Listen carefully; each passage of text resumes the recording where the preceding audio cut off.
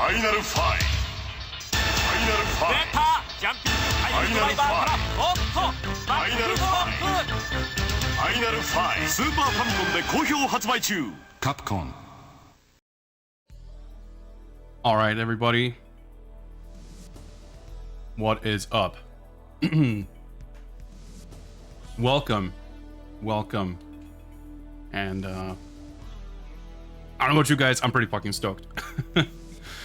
What's up, everybody? Today we are beginning our journey through the history of Final Fight. Got a bunch of people here already. That's what we like to see. Macaw, Trap, Mazanaga, Tom McGruder, Sanuj, Mr. Fui. Welcome, everybody. Lurkers in chat, VOD viewers, everybody else, of course, equally welcome. Everybody's welcome. Everybody's welcome to a nice treat of a stream, hopefully.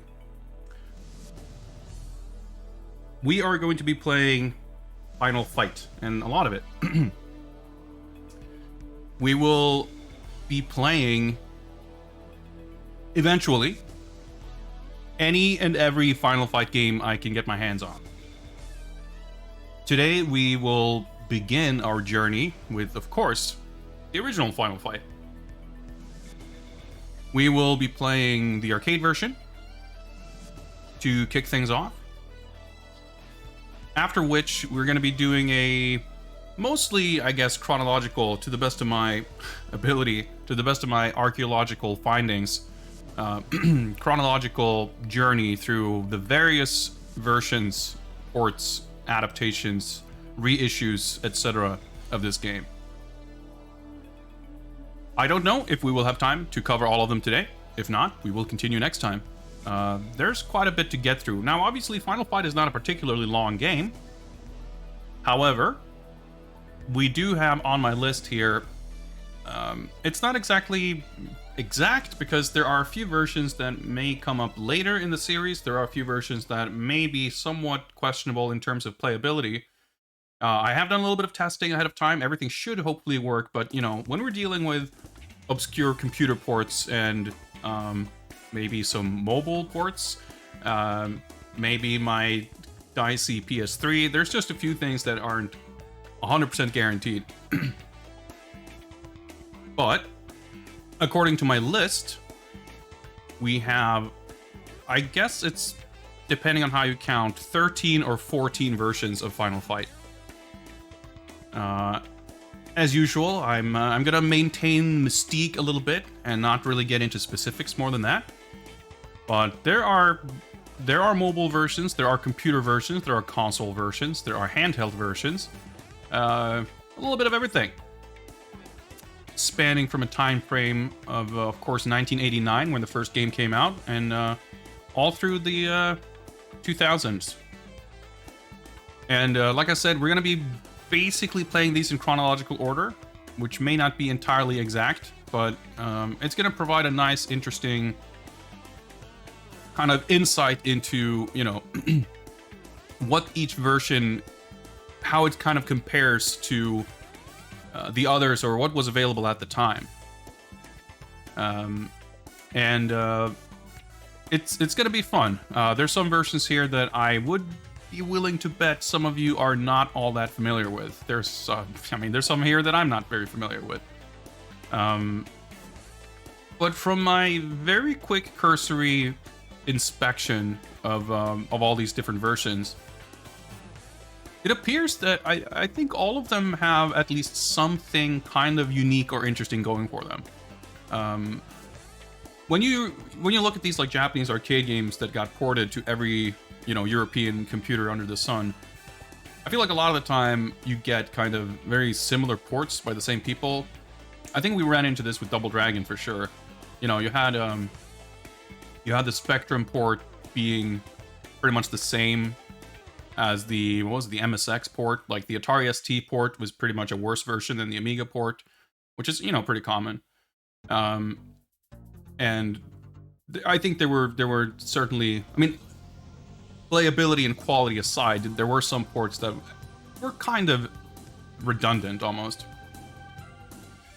But in this case, I think there aren't really any ports that are fully redundant. I mean, obviously, not every single port is maybe, you know, something that I would recommend anyone seek out in the year 2021. You know, unless you're like me. But from what I've seen, every single one has like at least something that like sets it apart from the other versions.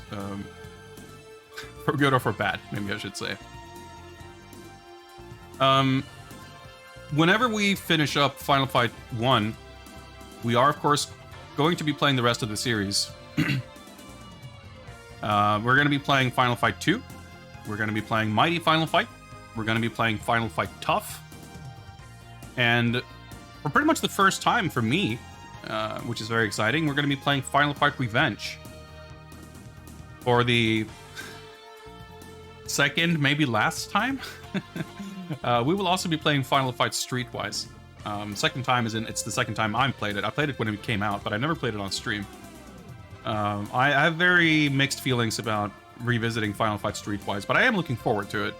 I mean, Lord knows, throughout all this history of Final Fight, looking at every single release here, I think it's fair to say that there's going to be more of them that aren't that great than, you know, than ones that are.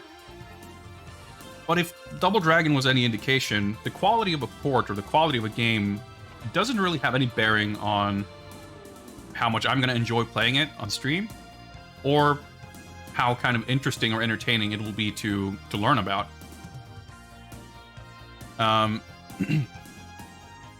Famicom bootleg ports of Final Fight 3 or the like.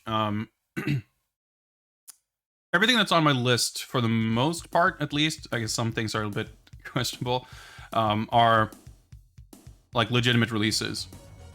I'll be honest and say I haven't really looked into bootlegs, but if the Famicom bootleg version of Final Fight 3 is worth investigating, maybe we will. All about insane Amiga ports that are outrageously good.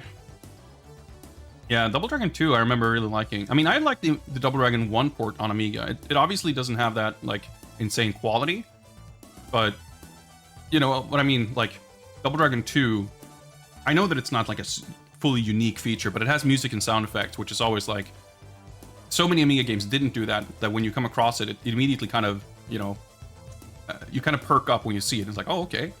As far as, like, enemy balance and stuff like that, I don't remember any of the specifics. But I do remember liking Double Dragon 2, and I especially remember being very impressed with it. Double Dragon 1 on Amiga was maybe not impressive in the same way, but it had, like... It was very playable, and I remember quite enjoying it. Of course, Double Dragon is quite different from Final Fight in that the arcade version was a bit of a janky mess. I mean, I kind of love it, but there's only so much room for, you know, a step down in quality when the original game is kind of jacked.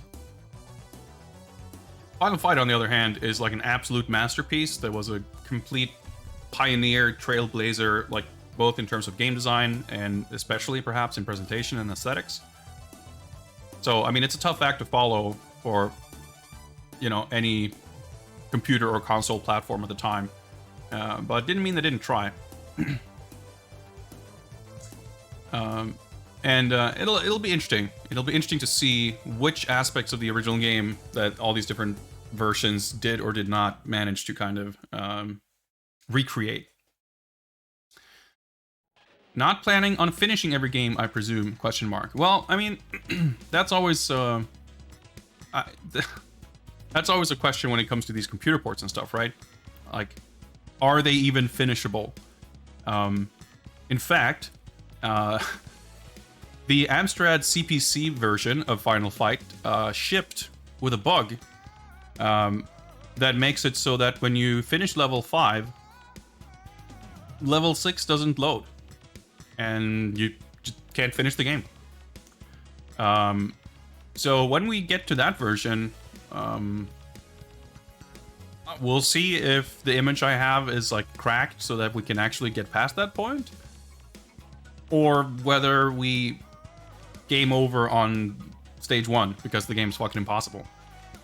Now, the cool thing, the convenient thing about all these computer ports is that there's almost always going to be some image, some disk image that has a crack on it, right? And we can use a trainer to get infinite lives and kind of stuff. So for every version that we're playing, we'll give it the old college try. We'll play it legitimately to see, you know, get a sense of the intended experience. But if the game provides a trainer that lets us play with infinite lives or that kind of thing, we'll probably play through it that way just to see the entirety of the game, right? You never know. Like fucking Double Dragon 3 on Amiga, right? It wasn't a good port, but it was worth playing through to see that for whatever reason, they redrew, what's his name? The karate guy. I forget his name, but for some reason in the ending of Double Dragon 3 on the Amiga, he is Mr. Spock from Star Trek. Like, he just has the fucking bowl cut and the Vulcan ears and the Federation emblem on his outfit. Like, I don't understand where that came from. And even more bafflingly, the Spock, like Karate Spock, made it into the Mega Drive port of Double Dragon 3, even though it was developed by a completely different team. I guess they must have inherited some art assets from the Amiga version. Who knows? But I mean, if we hadn't played through that game, we would never have seen that. So now, are we going to see Klingon Hagar in the Amiga version of Final Fight? It's doubtful, but we don't know until we check it out, right? So I will not be committing to beating every game in the sense of, like, you know, challenging over and over until we can 1cc the Spectrum version or whatever. But I will do my best to make sure that we get as thorough as possible a look into every single one of these versions. As you probably know, I have a penchant for, you know, a sort of educational bent to my streams, right? I want to show off things that people don't necessarily know about. I want to educate, and I want to learn. So I'm sure, especially when it comes to the arcade version and possibly some of the more well-known, well-played sequels, there's going to be guys in chat, you know, you people, who know the games way better than me. And if you can teach me strats, if you can show me Easter eggs, if you can, you know, if you can educate me, I will be very grateful. So, all in all, together, we can hopefully enrich in our lives by learning more and increasing our level of understanding and appreciation for everything Final Fight. That is my ambition, anyway. I'm not sure if there's much more to this preamble. Final Fight 1cc incoming. I mean, on an sufficiently long timeline, maybe. I played through Final Fight, the arcade version, not that long ago, because I did kind of an impromptu stream where we just played some arcade beat-em-ups, and I want to say I finished with like 14 continues or something. So if I can do better than that, I'll be very happy. But yeah, it'll be interesting to see some of these other versions, how forgiving they are in terms of number of continues or that kind of thing. So if I can, I would like to beat all these games, but if we play a game that I end up not being able to beat, as long as we get a good enough look at it, I won't feel too bad about just moving on. Are we playing through Streetwise? Let me ask you a question. Is Streetwise part of the Final Fight series? As much as I would like to say no, it is, which means we will. We're gonna be playing pretty much anything that has Final Fight in the title, at least if it's from Capcom. We're not gonna be playing Turrican 2: The Final Fight.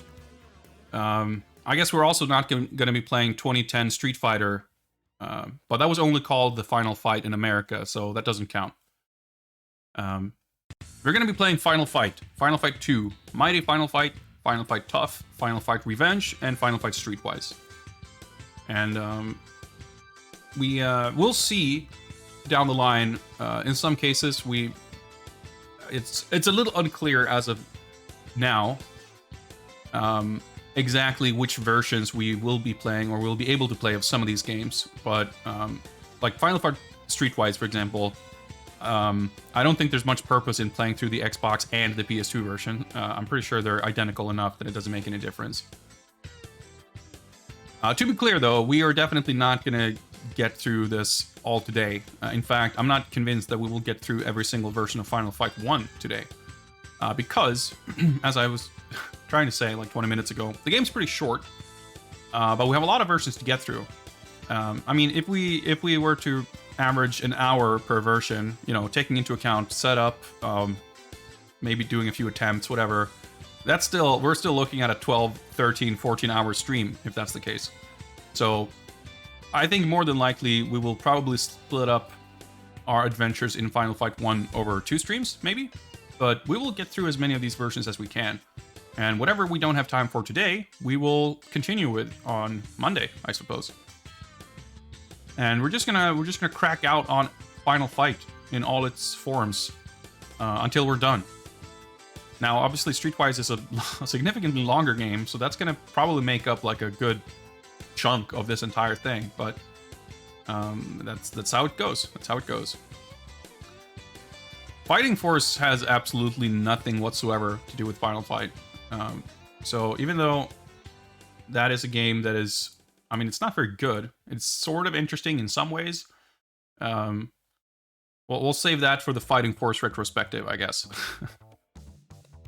I think that's probably enough of a rambling, confusing preamble, right? I think we should maybe get to playing some games. What do you guys say? Let's see if we can get this show on the road.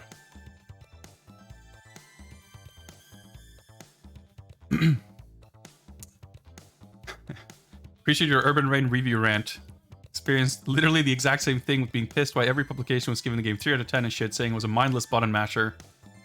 Literally proving that seemingly every reviewer that played the game does not actually understand what a video game is. Yeah, dude, that game is a fucking masterpiece. And it baffles me that anyone would give it a poor review.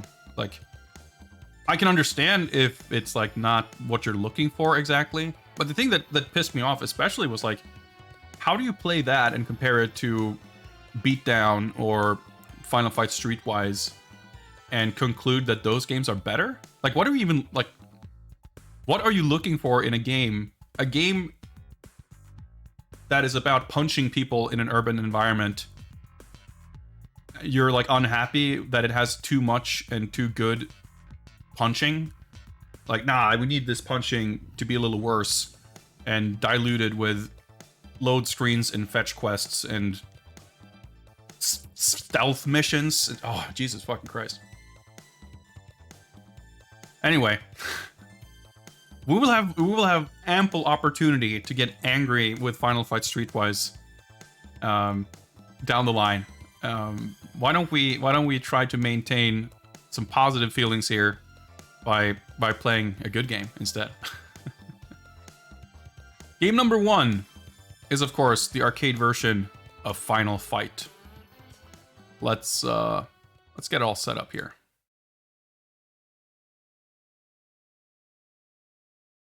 Whoa.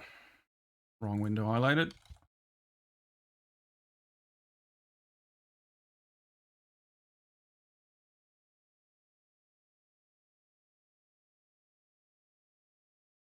I'm in a different scene collection here, so I can't fucking find anything in... There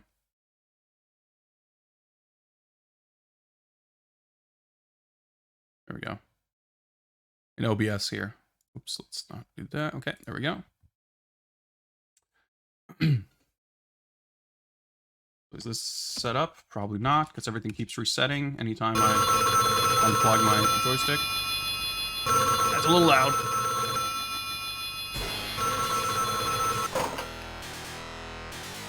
Let's we gotta get the full lore.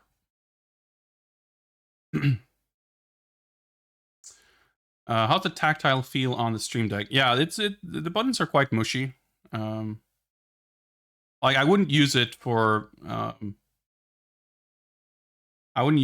like, I don't know, anything that's like where you need to press the buttons quickly or a lot. Works well for its intended purpose, though, in my opinion. Sometime in the 1990s. Dude, it's like impossible to read this and not want to mimic the voiceovers of the Mega CD version.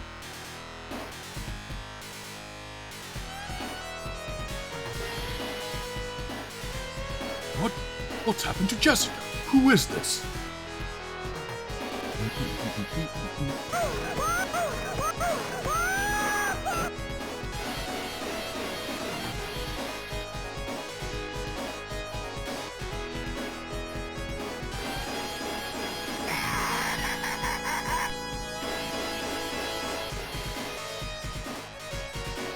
So sick, the fucking Capcom, like, in the middle of the intro.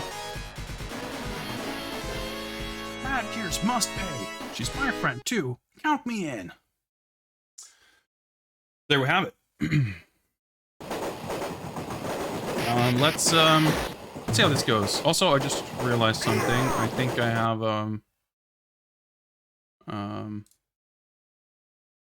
I have some stream challenge stuff. Oh yeah, actually, let me set this up before we get any further here. We'll enjoy the attract mode here.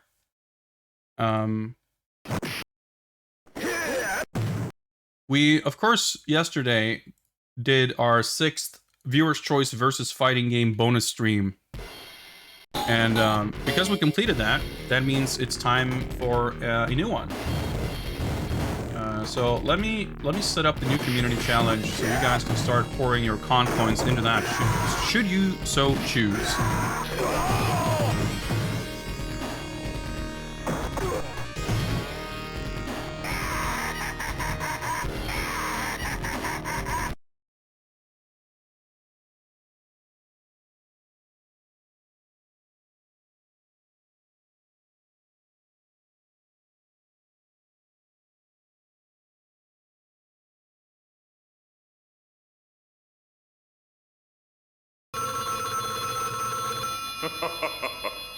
Unspeakable horror awaits you.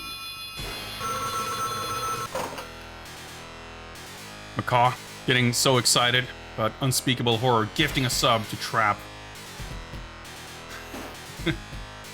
Something wrong here? Trap not subbing?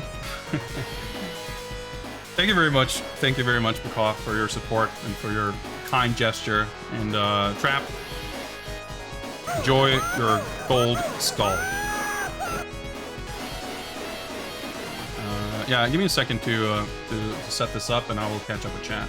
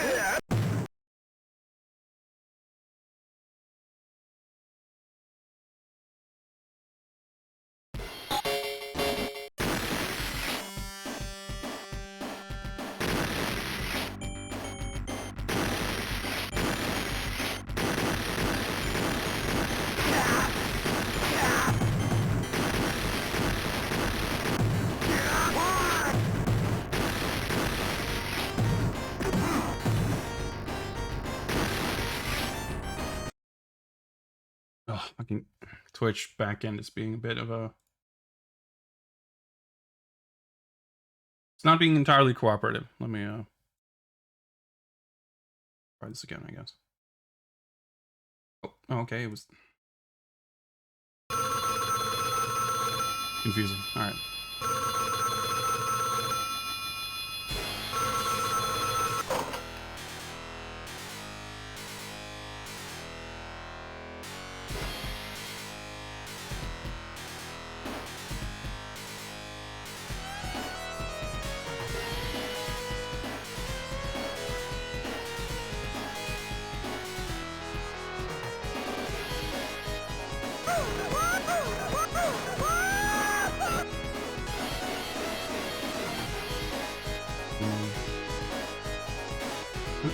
Alright.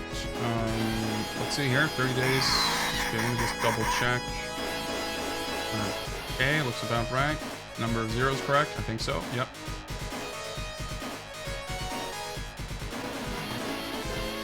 There we go. The community challenge has been activated. You are now free to pay your fight taxes and contribute towards an upcoming Friday bonus Viewer's Choice versus Fighting Game bonus stream. All right, let me catch up with chat here real quick.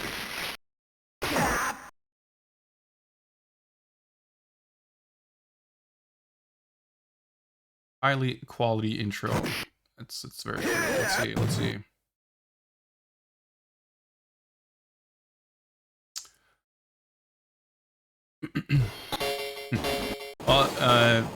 Dub Deuce Dalton. The whole thing with Gunloke and Guile being related is so fucking loud. That was invented whole cloth by Capcom USA, which means I will fully reject that notion. What's it even called? Of course, in grand Capcom USA tradition, they changed the names of like every character in Muscle Bomber. What is it called? Like Lucky Colt? Is that his name in Japan? Which is way cooler. Like every character in every Capcom game has a sick name. And then Capcom USA was like, well, what if we made their name way worse? What if we made it so much less cool? And yeah, like Alexei Zalasov became Biff Slamkovich, which is like, I mean, it's a quality joke name, I guess, but it, like, still bad. Intro is like so much quieter.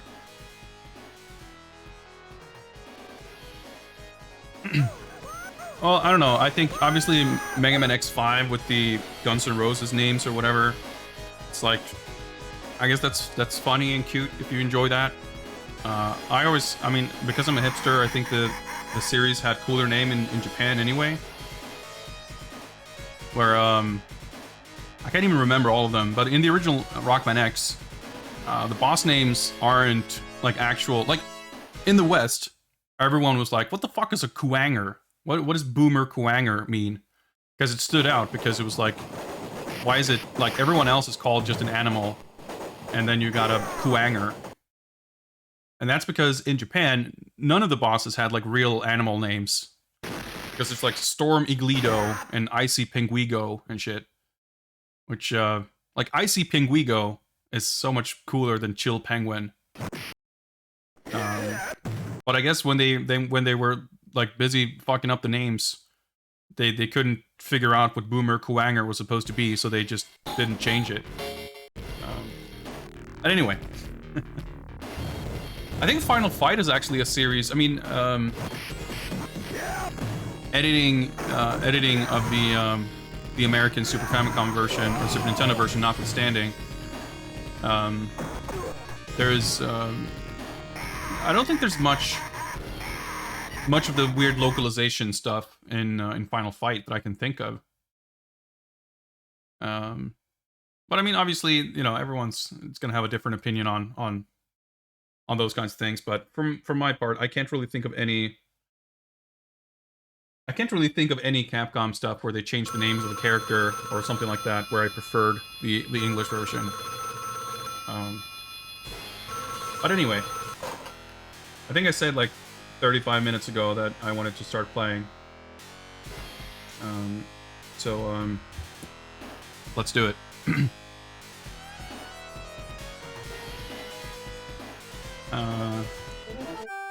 There we go.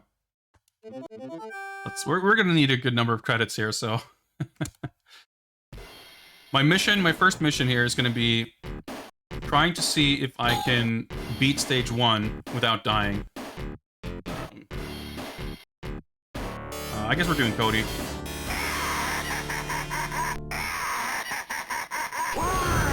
You know what? I don't think I've ever noticed that the sign here says danger. 30 fucking 1 years later, 32 years later, we're still learning new things. We'll have plenty of opportunity of making Hagar.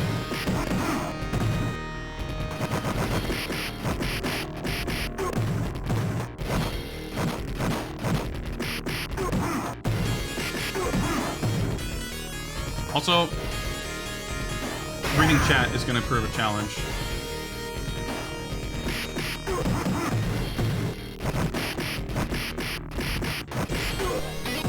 I wouldn't say I'm particularly good at it, but I always enjoy getting to practice the infinite.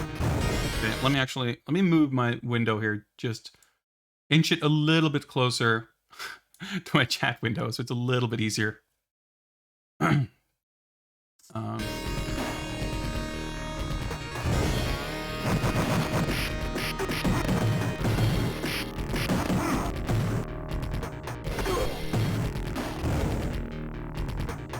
Nice dinner. Alright, so here's where the game starts. Fucking Bilbo and Horriber.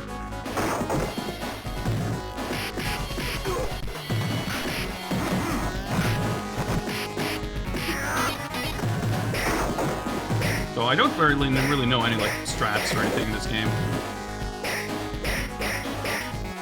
Much less do I remember where any enemies spawn or anything outside of like this first level maybe.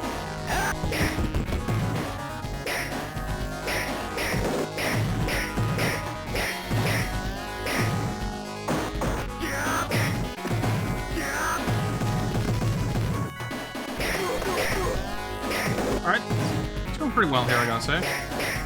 Hitbox, please. Alright, there we go. Please let me know if audio levels are fine. I'm trying to look at the waveform in OBS, and it's like, it's really going all over the place.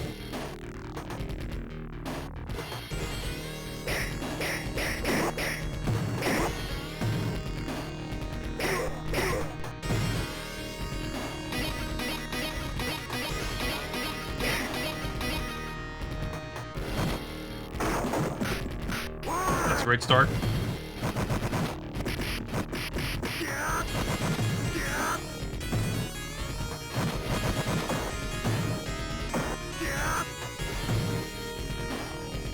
Fuck, okay. So I wanted to get the infinite started on him because obviously you can stun lock damned. Dude, I was trying to throw. Well, so much for beating it on one life.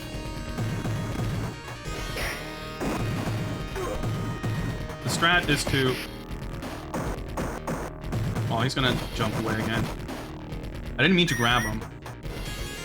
But you can prevent these enemy waves from spawning.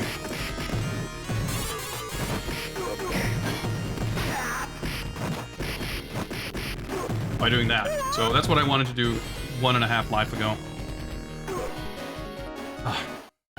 But yeah, this game is not easy.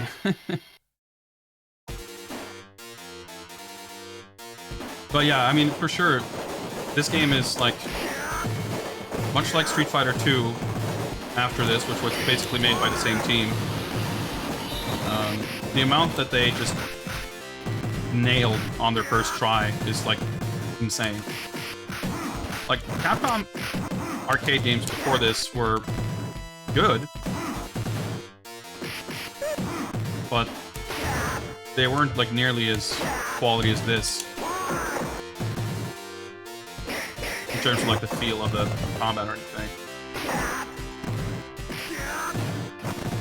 Like this move right there, being able to throw out of a combo is like the sickest shit. Right, that was bad. I should not have thrown there. Okay, I got a little lucky there.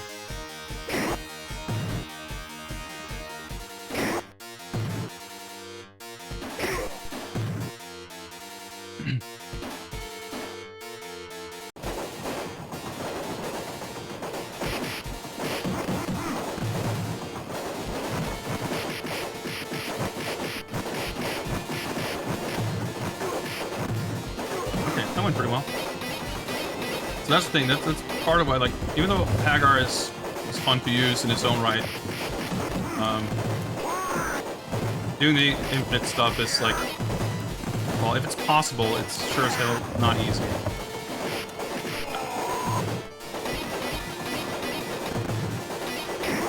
because his combo is so weird. He's only got that 3-hit combo.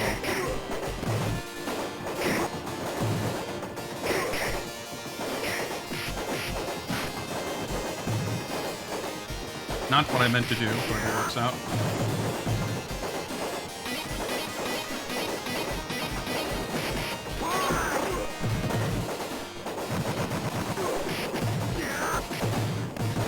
You kind of want to, or I mean, I should be careful to not try to speak too authoritatively on this game, but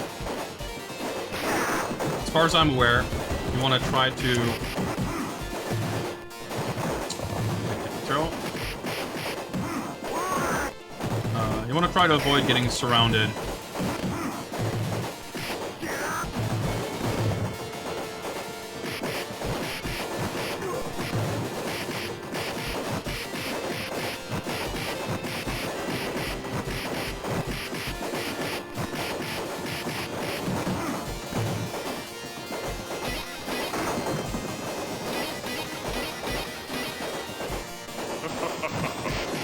Unspeakable horror.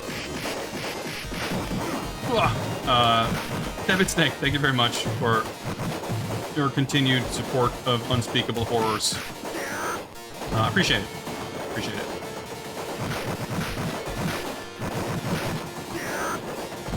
It's so satisfying to be able to use that, like the throw combo, to break the guard of Axel Smash.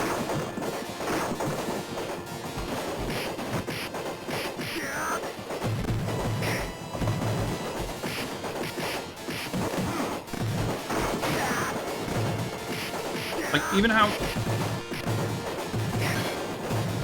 like, everything has, like, a use in this game. Like, the moveset, I used to think when I was a kid that Final Fight was kind of lame compared to Streets of Rage. Largely on account of Final Fight being so much more limited in terms of the moveset.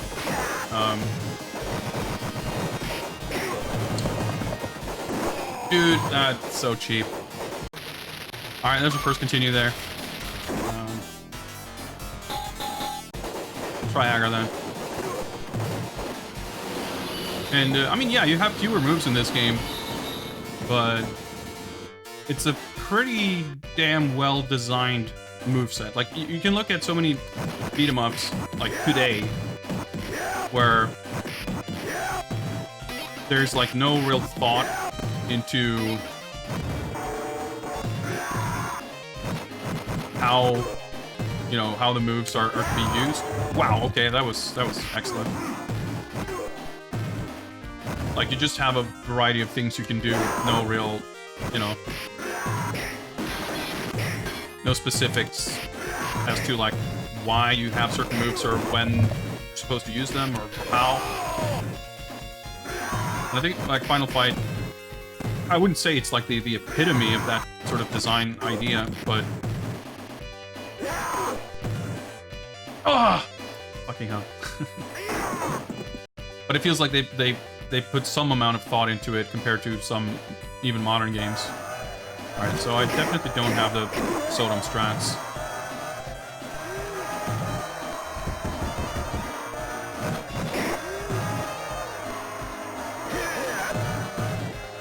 I just know you want to, like, there's something you can do to bait his run, like into a corner or something.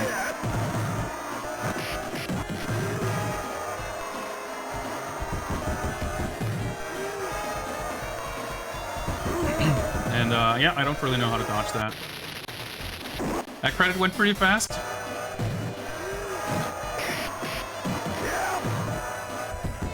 I held down, but alright, we got him. So, Hagar has some very strange mechanics. Aside from the fact that he can carry people, which is, like, kind of neat. The amount of time he gets to carry enemies is, like, random.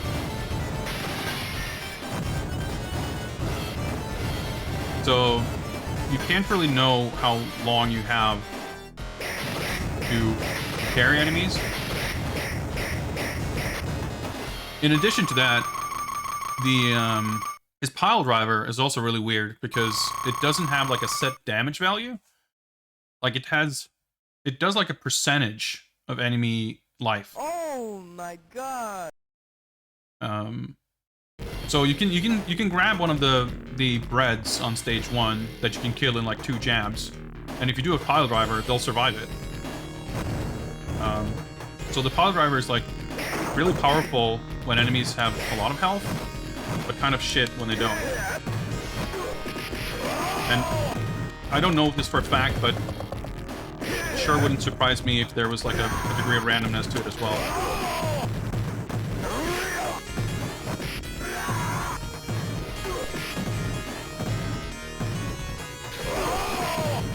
It's such an interesting mechanic too that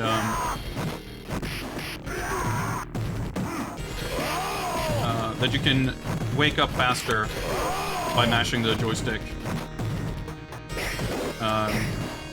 Which I'm not sure if it's like super important in general, but when you're fighting Andre, it's crucial, because if he knocks you down and you don't mash to wake up faster, he will butt stomp you and you take a bunch of extra damage.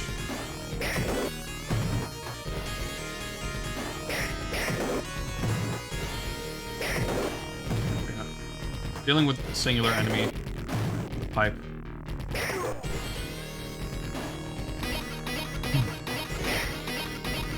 Yeah, the throw combo with Hagar is really good for sure.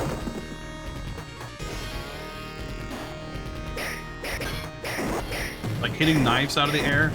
Like there's so much cool little shit in this game that seems like crazy that they would have like sort of invented while also inventing the rest of this genre pretty much. Obviously not in a fully literal sense, but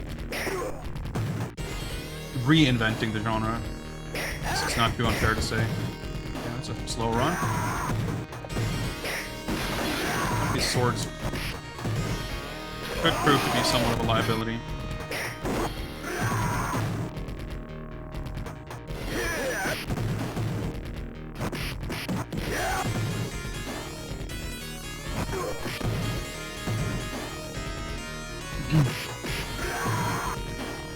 Yeah, very slow and casual. Wong Hu.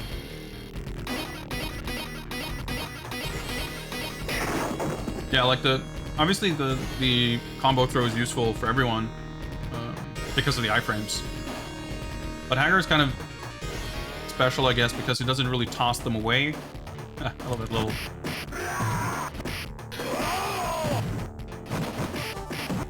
So I don't know if I just do this, basically. It seems to work well enough. Let's not mess with it. But Hagar is a little scared to use because his jab is so slow. See? I mistimed it. Not just compared to Guy and Cody, but just like compared to what you kind of expect. Oh! That was great. Oh, I guess I didn't need that 30% HP anyway.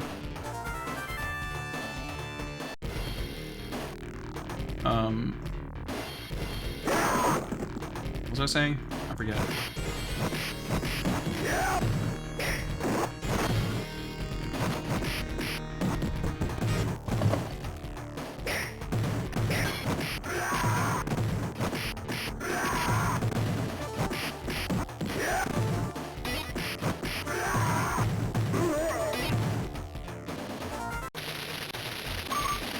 Jab speed? Right. Let's try Guy. It feels weird. Like, it makes sense. I think it's like good balancing. Gives character more personality. But it's... You feel very exposed. What is combo so long?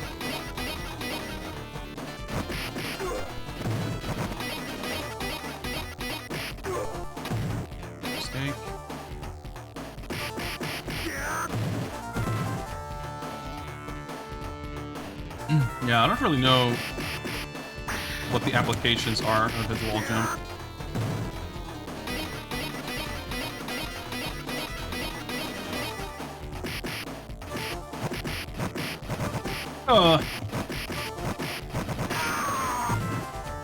That was kind of weird. weird kind of hitbox situation going on there. Yeah, it's interesting. Like, I can tell right away that guy's combo is essentially just a liability.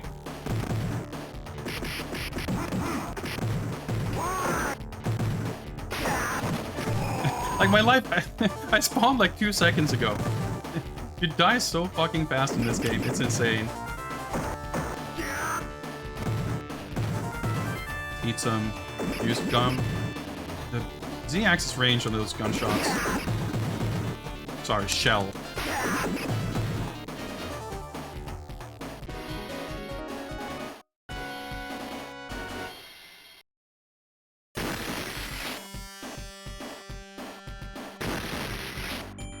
Oh, this song.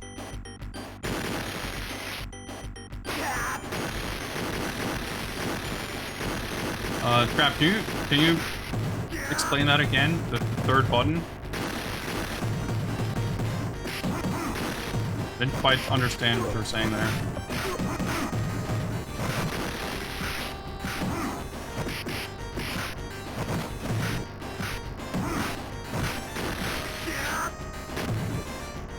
So there is like a sweet spot on this stage where you can avoid...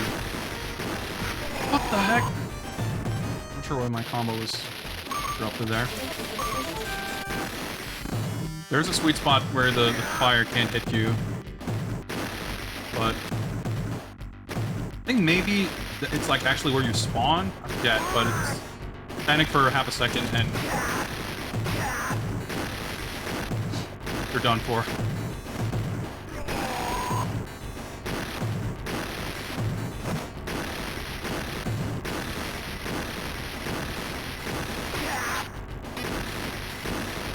Third button. Okay, so let me just check. I'm pretty sure this, like... Whoops. Okay, wow, it is. I didn't realize it actually was. Okay, well, why don't we try mapping it? So, I'm trying to think, like, as you mentioned it, I got confused too, because who even can grab you? Like, Andre and Abigail, I guess? Do any of the normal enemies do it?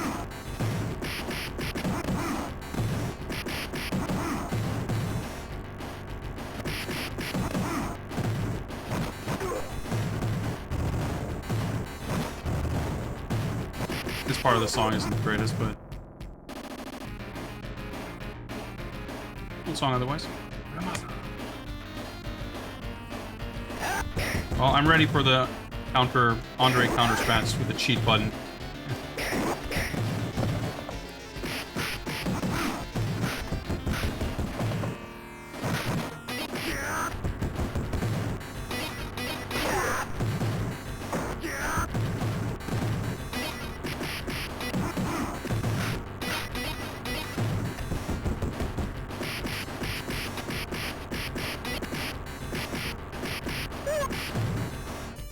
A little bit there.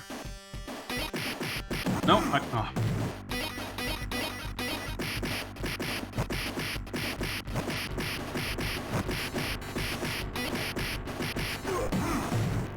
Satisfying when you get it, but it's not easy against like multiple enemies. I mean, obviously, if you have people surrounding you, it gets tricky just from that, but.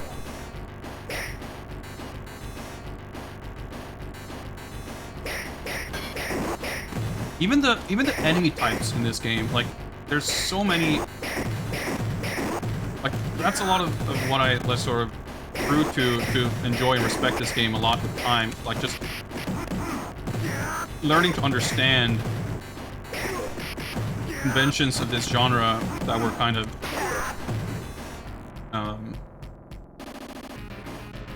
that I wasn't primed to like appreciate at the time. I mean, not that I played this in arcades in 1989. I would have mostly played the Super Nintendo version, and a few years later played the arcade version on emulator. But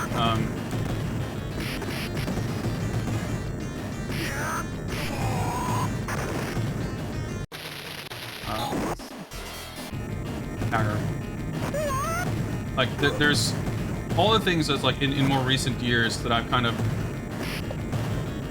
come to learn and appreciate about like game design.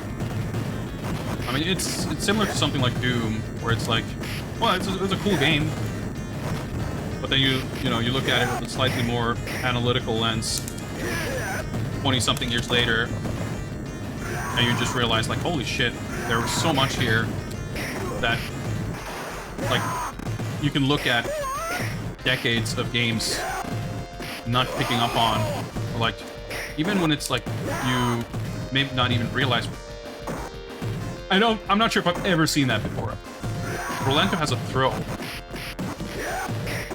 I did not realize.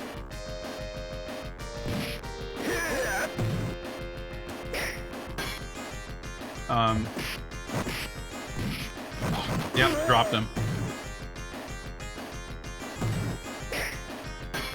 But like there's maybe things you can't put your finger on it exactly, but you just know that Doom is more engaging than, I don't know, whatever other 90s shooter. And then as you like listen to people more knowledgeable speak on why that is, you just kind of realize, like, damn, they just fucking nailed it. And that's an interesting example too, because you can certainly look at a lot of comparisons between Doom and Wolfenstein.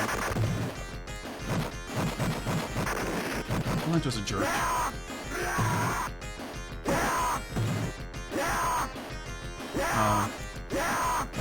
And how a lot of, like, it's not really just that Doom is the same game but better. Like, there's a lot of very distinctive and specific changes to the formula and like additions. Like a simple example would be the fact that in Wolfenstein, like, except the dogs, I guess, every enemy is just a hit scan. Oh, I don't think that can hurt you, but and that's actually something I think that that Doom and Final Fight has in common, or at least like good FPS design and good beat 'em up design, just on account of good action game design, I guess. Like having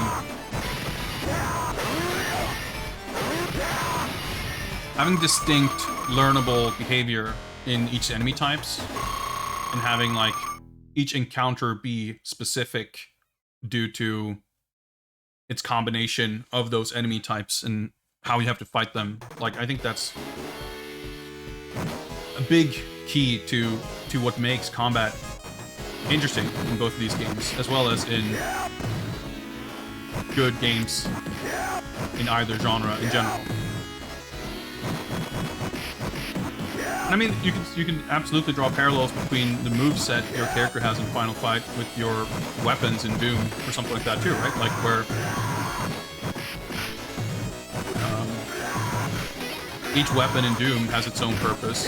And I mean, you look at the most recent Doom games, and that's like really dialed up to 11, where the enemies have like specific weak points and stuff, and it's all about like managing all your resources and like strategizing around when to use which of your tools. It's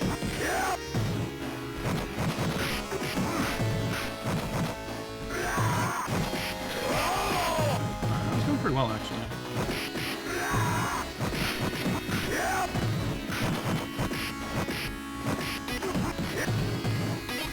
I mean, obviously there's a lot more going on, but I think those are definitely some key aspects.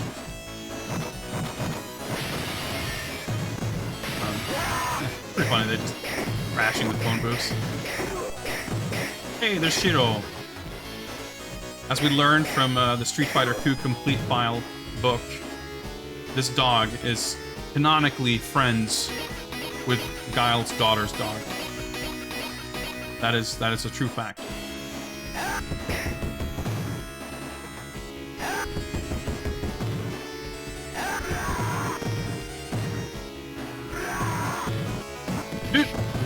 So the thing about the combo throw is that it has a limited range. And if your hits are connecting from too far away, you won't get the throw.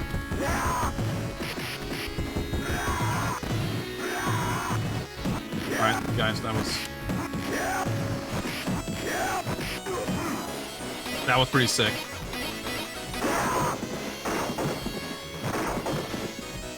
delicious sushi saved my life. I cannot believe I actually clutched that out.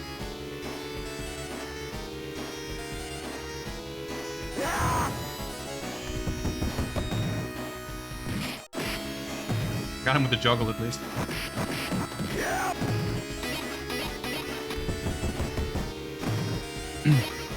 Yeah, you know, way forward to learn a thing or two about beat-em-up design from this game, I feel like.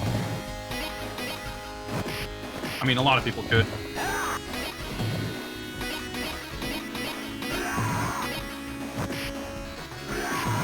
Dude, I was so scared. I had to time the button presses so carefully to try to get that pixel of walk in between the punches, and I mistimed it like 3 times. But I wasn't killed.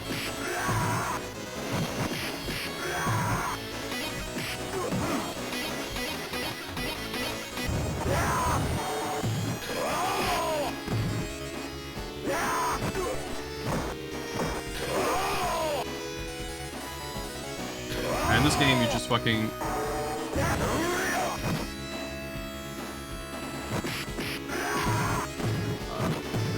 just fucking lariat everything. Like, as soon as you get touched, it's like, nah. There's no such thing as, like, saving your special move. Because literally any hit you will take from any enemy in the game will damage you significantly worse than the life you'll lose from using your special.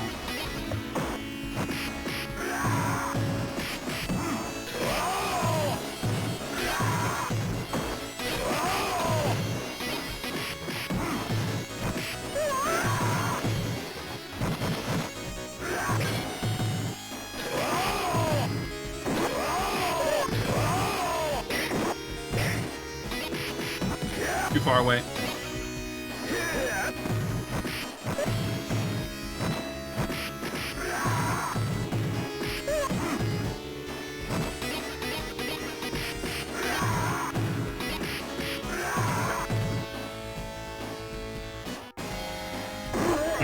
I should have just fucking suplexed.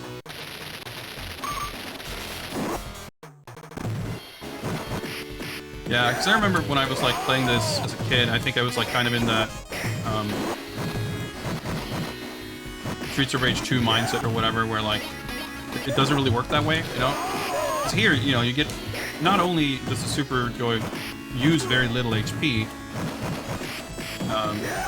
every enemy attack deals a lot of damage, but more importantly, any attack will like stun lock you.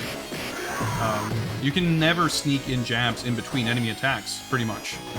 In a lot of beat-em-ups, you can. Like, you just kind of...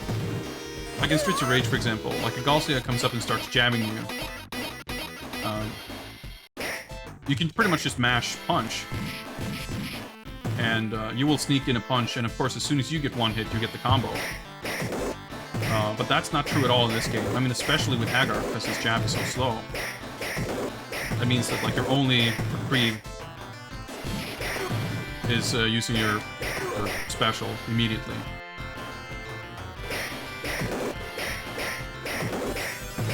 And it's like, it's cheap, but it works. Because, I mean, your special move is really fucking good, too.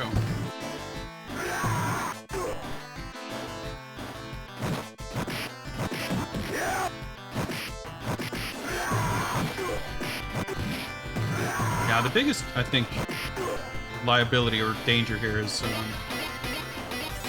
spacing, like, positioning yourself correctly to have the reach of the combo throw. Because if you're out of reach and you expect to be able to land it and you don't, that's dangerous.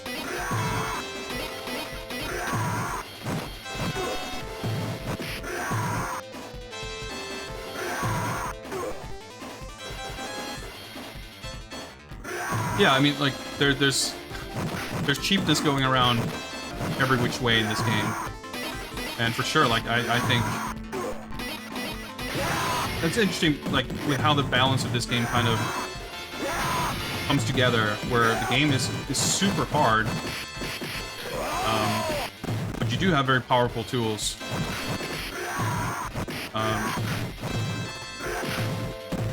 and you need them. And the cool thing too is like the sort of cheese that's in this game, like whether it's a Cody Infinite or whatever, like it's all fun to use, and none of it is like the double dragon elbow, which not only trivializes the combat, it makes the entire rest of your moveset completely redundant. Like in this game, you still really need to have your wits about you, and you still... Oh, I didn't realize the flame was coming that way.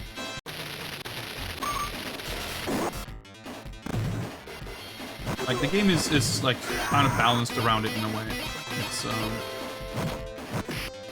It's incredible how well designed this game is, even for being so incredibly ruthless. Break a bottle there. But it's interesting too, because normally whenever anyone says that anything is like a quarter muncher, I usually just scoff and sigh, because it's usually not accurate at all. I mean, when people say it about Gauntlet, sure, yes, absolutely, or NBA Jam, whatever, American games, basically. But it's like so different from the design philosophy of Japanese arcade games. Yeah, I knew there was no way I would make it the power pile. Or higher pile, rather. But in the case of this game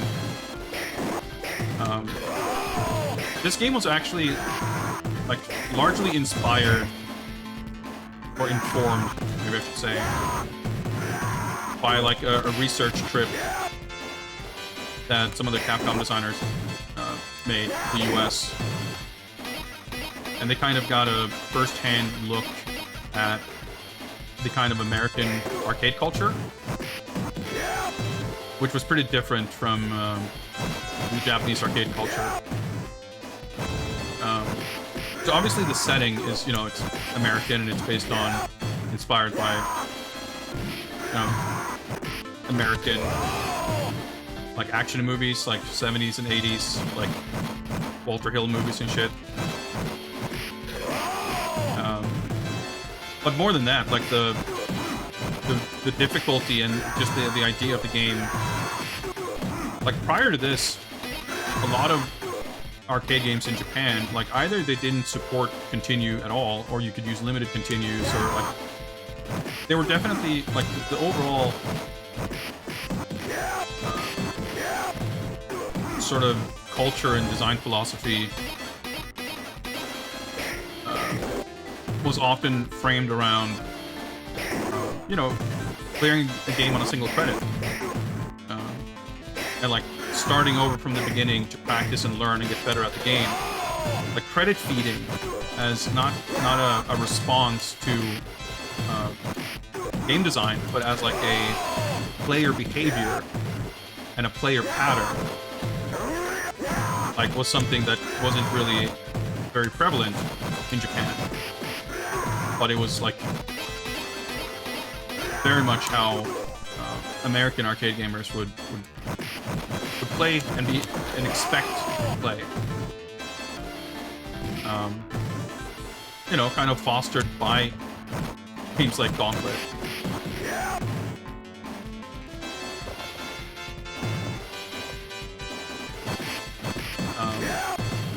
So this game was kind of designed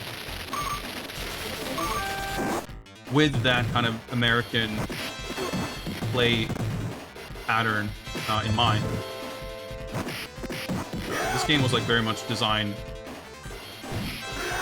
for an international market. Why did that not hit Abigail?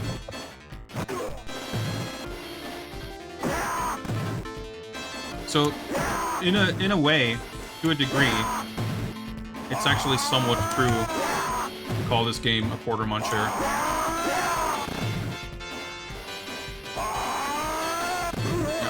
Trying to get a throw to get some iframes there. It didn't quite work out.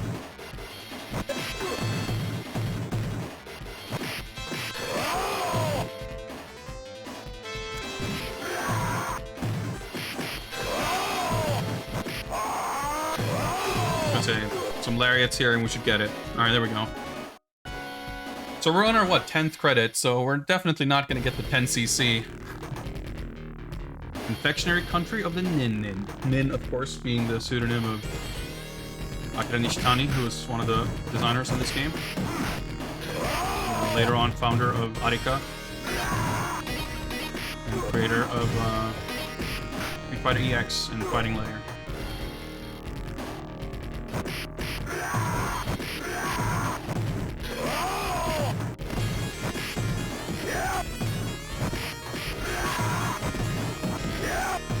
Well, the thing is, when the term, you know, quarter muncher gets thrown around, my feelings on it have really nothing to do with the merits or lack thereof of that style of game design. It's more about how the phrase is used and when it's used incorrectly, because it's excellent time. Anytime someone uses that word, it's usually not a compliment, right? Holy shit, I could literally not have gone any worse. Holy shit. There we go. It's our 10th continue. You know, people use it as a kind of derogatory term, right? And that's why it's frustrating to me when people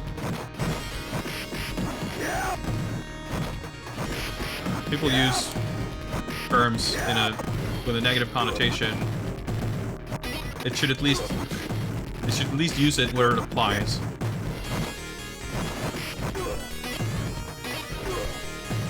I thought there was something hidden behind here, but there's definitely items hidden here behind some of the pillars.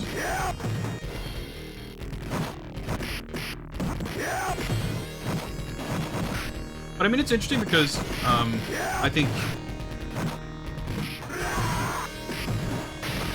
Well, I just saved by hits on that somehow. Because on one hand, like, in terms of describing the play experience, I think most people would say that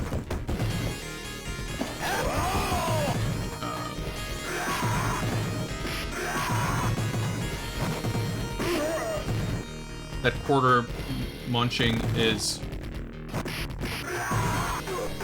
like bad design, essentially. But at the same time, like, Gauntlet and NBA Jam, which were like, you know, in their own way, like pretty much peak, like unquestionable quarter munching design. Those games were not only incredibly popular, they were also like hailed as masterpieces and like super innovative. Like Gauntlet was a huge hit that kind of. It's interesting. I feel like it was maybe, you know, maybe not from a game design critique standpoint, but like, I don't know, maybe, you know, arcade operators love the games.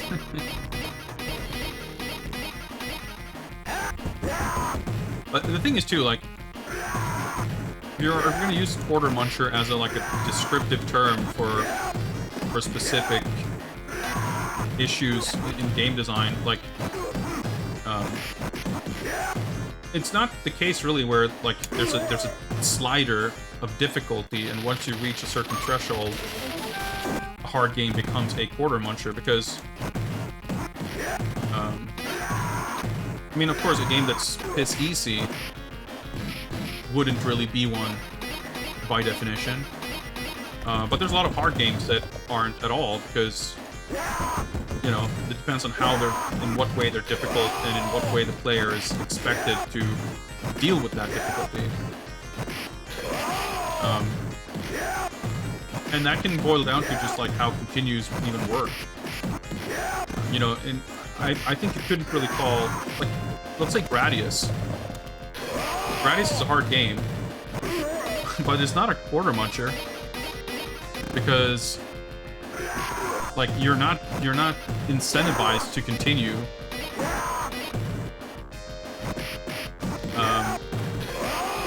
Really. And I mean, any game that has like checkpoints where you have to like replay stuff, if you have to like replay a level after continuing, I feel like that can't really count.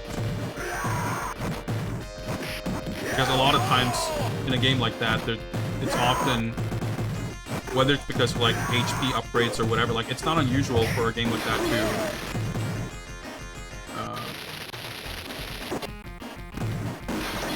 to become harder the more you continue. Like, I mean, Gradius is like the clearest example of that, right? Where your ship becomes super weak anytime you die.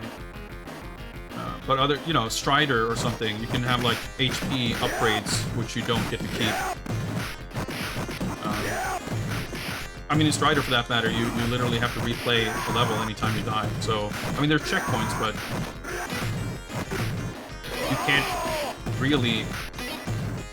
There's, like, you can't insert more coins as a substitute for overcoming skill checks and obstacles in the game. I mean, and yes, I think the usage of the term comes from ignorance and unfamiliarity, which I think is completely understandable. The thing I think that I take the biggest issue with isn't necessarily even the term being used, but like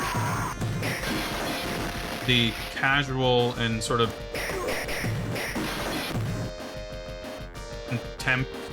contemptful, I don't know, like attitude with which the phrase gets thrown around. There we go, gold bar. Diamond. Emerald.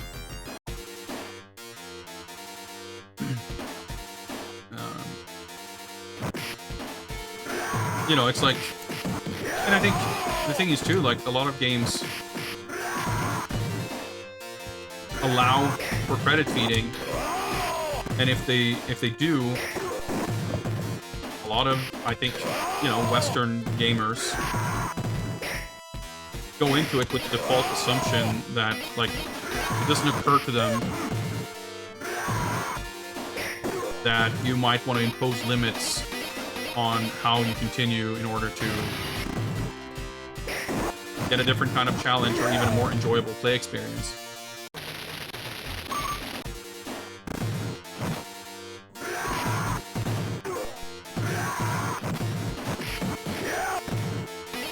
I think, you know, ideally you can have games that are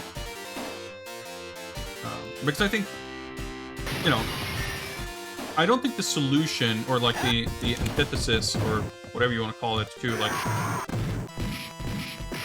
a quarter muncher that encourages credit feeding, like, I don't think the response to that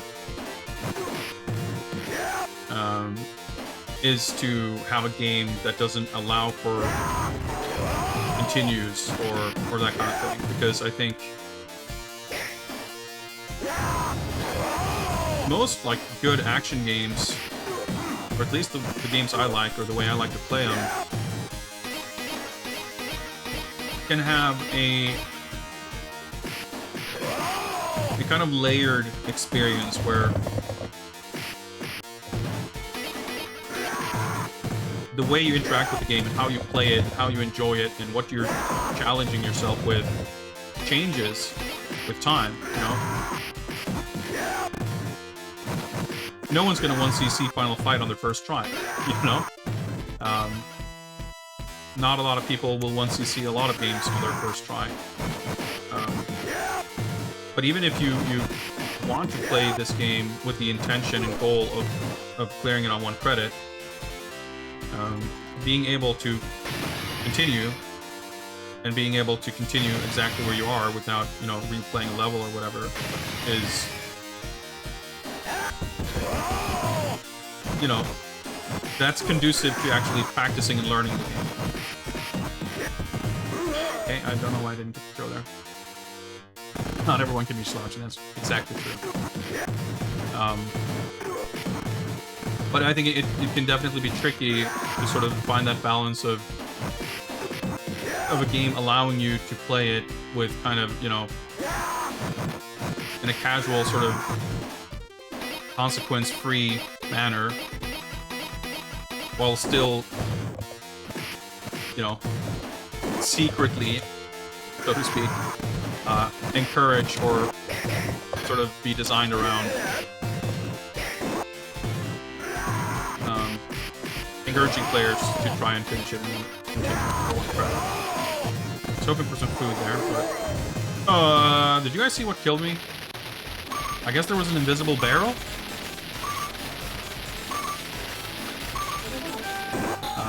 Let's mix it up for a bit. Yeah, see, because there's a barrel there, but I've just got such a giant fucking crowd and 50 knives over here.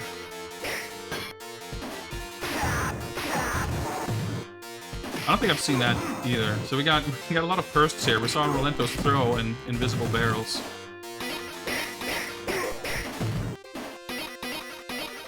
Yeah, like, it makes perfect sense. I just don't think I've ever seen it before.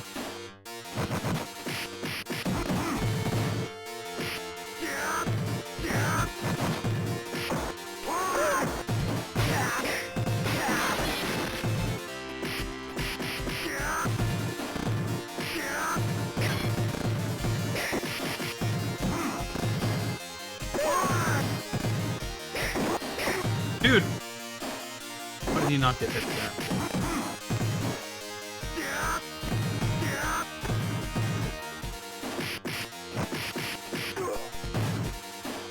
This stage is fucking rough. We're on what? 14 continues? And fucking hit these stationary barrels. What luck do I have with rolling ones?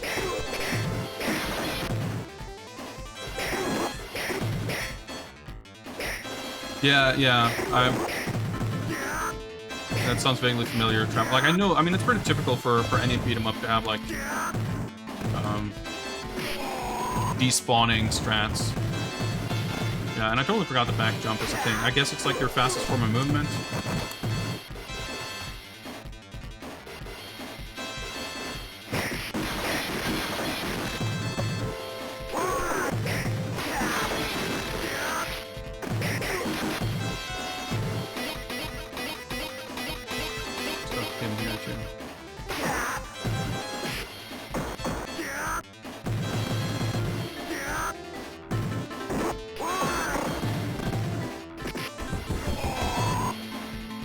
Alright, that's a big pile, good clumpage.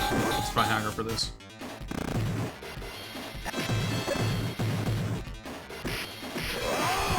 We're getting a little too much clumpage. Look at my life!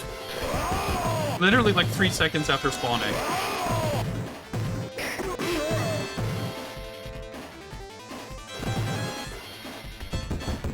Yeah, I know these stages. Like, I've watched like Murph, I think, and some other people do like 1cc attempts, and this game is... I mean, 80s... I mean, it's funny, I guess Strider came out the same year, and that's a lot easier than this, but 80s Capcom games in general, like, they were not fucking around.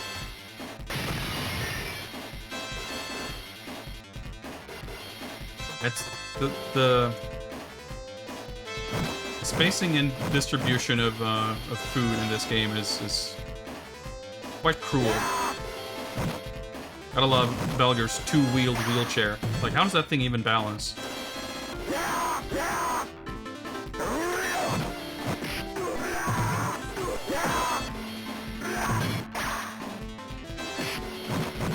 Dude, I was trying to fucking lariat.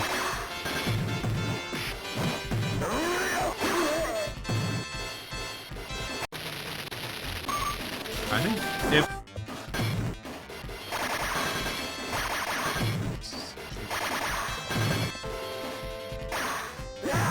Ah! I have a time jump.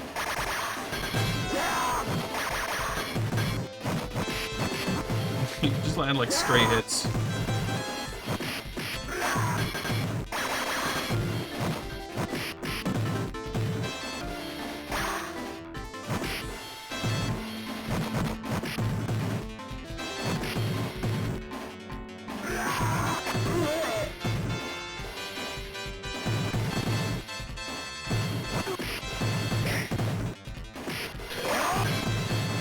Yeah, it's kind of interesting, like, some of the bosses have, like, unique themes, basically, in this game, but... Okay, this is kind of an interesting strat.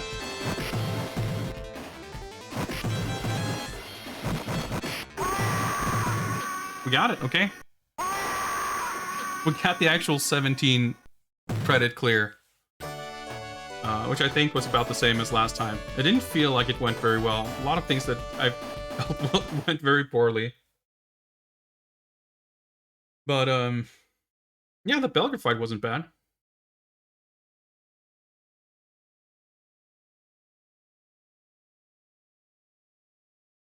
Yeah, first try, every try.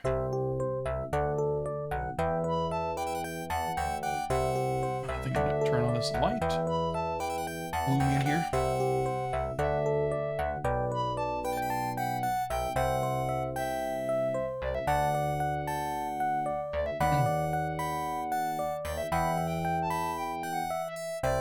We got Lord Nin, Lord Akimon.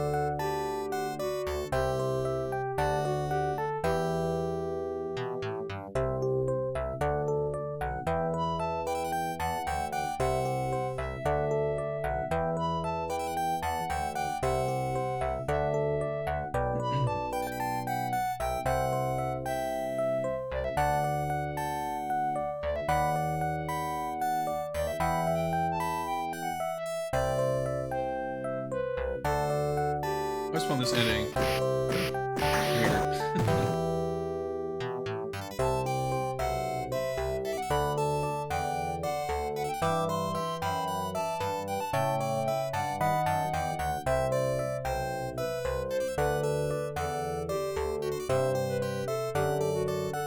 Well, I rescued you, I guess, but evil still stalks the streets, you know? It's gotta punch dudes. Just live for punching dudes and nothing else.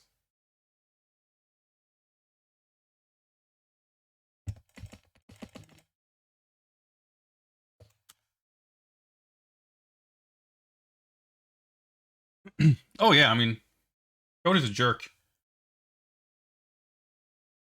Whew. Man, I'm getting sweaty here. I think it's partially the game, but also because it's like hella humid now. We're supposed to, like, it's been raining, and we might be getting some thunderstorms later, and let's hope we get some more gaming going before everything explodes due to thunder. But yeah, Arcade Final Fight. It's a fucking banger of a game. An absolute masterpiece. It is still every bit as fun to play as it always was. I think it is, like, if there is one kind of complaint I guess I would have with the game, or like something that I think could make the game more enjoyable, is like, yeah, maybe it is. I mean, it is hard as hell, and I think it's. I mean, the only thing I guess you could say for certain later Capcom beat 'em ups is that some of them are really long, or at least much longer than this, which kind of contributes to difficulty. But otherwise, it seems to be the consensus that pretty much everything that followed this was made a lot easier. I mean, for sure, if you look at stuff like Punisher, for example, I think it's considered a lot easier than this. Like, Punisher and AVP give you... I mean, they're different types of games in a way, but you have a lot of offensive power, you could say.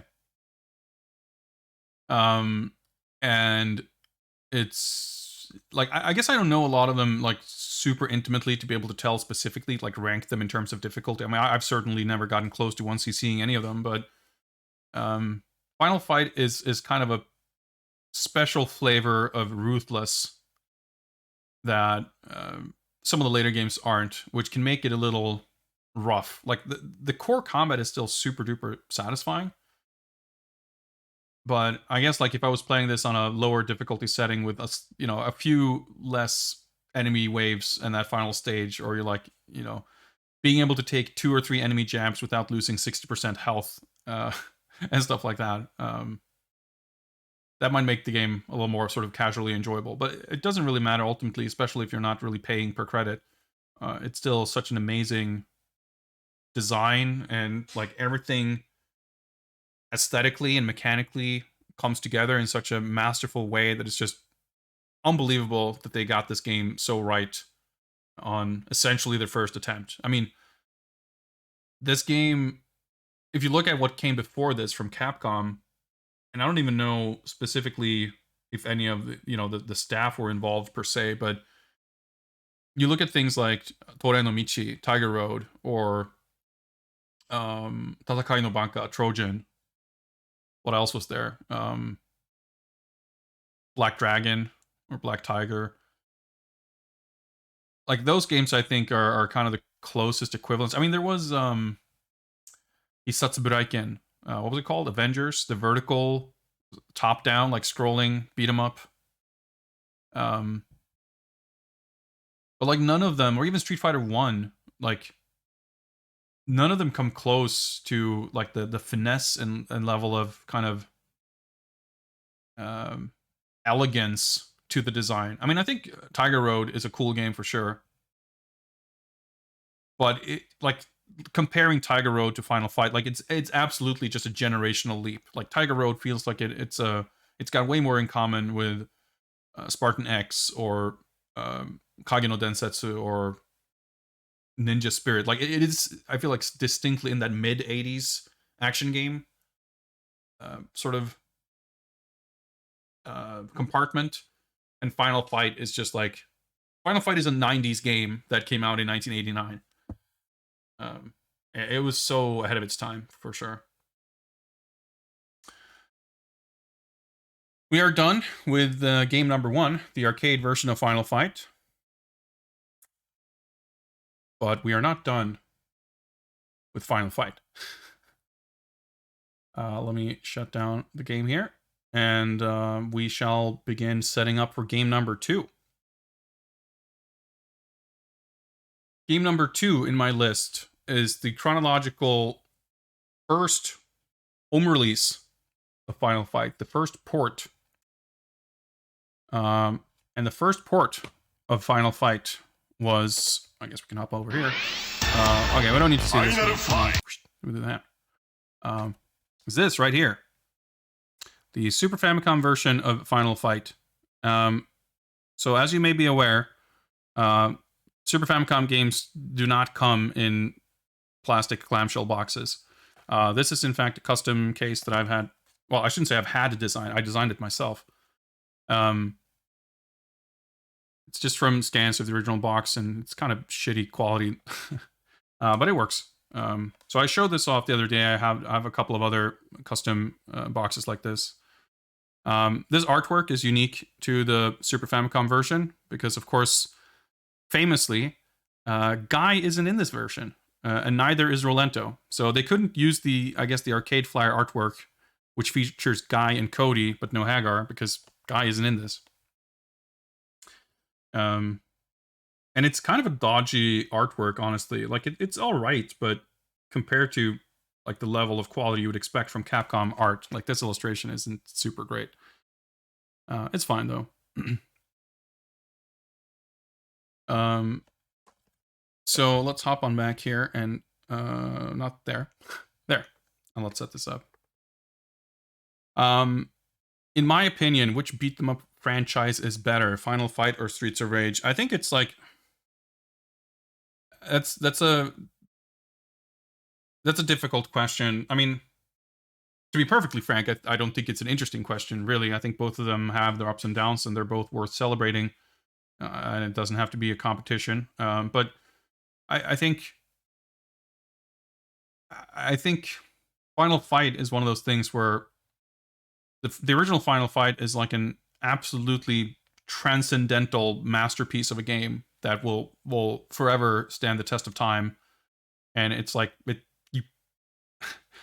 you kind of can't improve on it almost. Like, is it my absolute favorite Capcom arcade beat 'em up? Maybe, maybe not. There are parts of it that are, parts of it that aren't, but because of its time in history, because of its like absolute,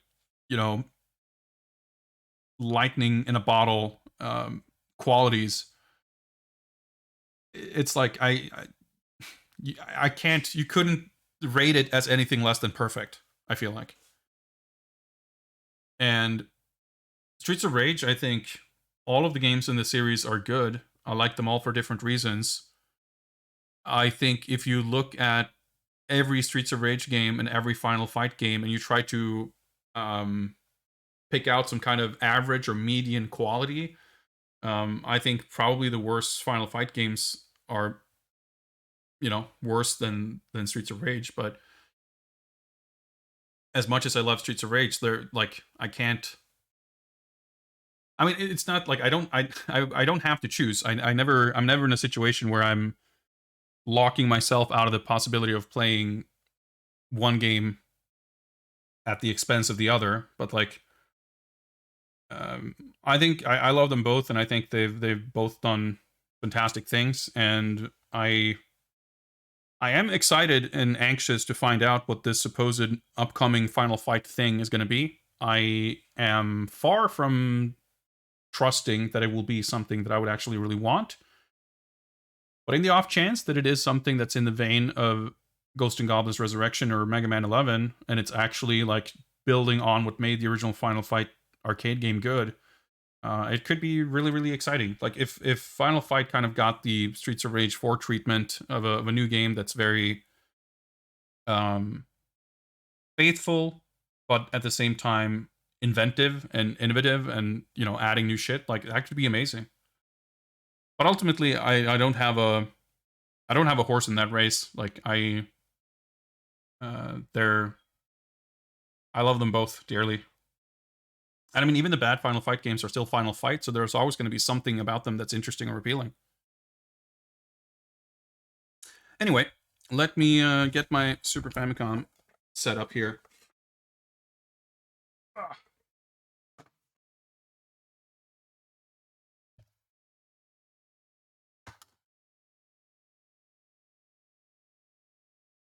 Oh yeah, so this is different.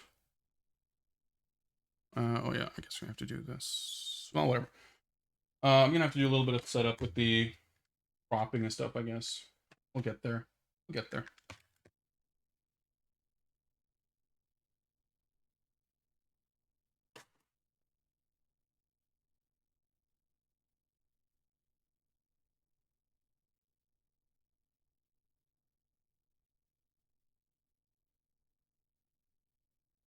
Which input? This one, maybe? Or this one? There we go.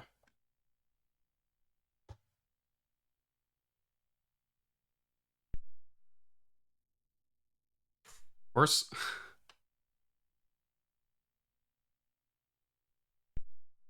Found the right short cable. But actually having the game boot up. Hey, there we go.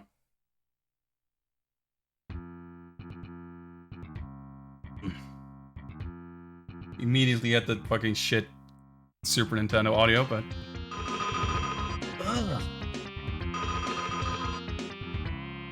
fucking Super Nintendo sound hardware, man.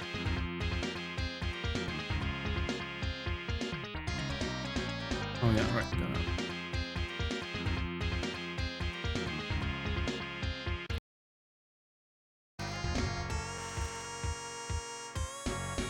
Okay. There we go.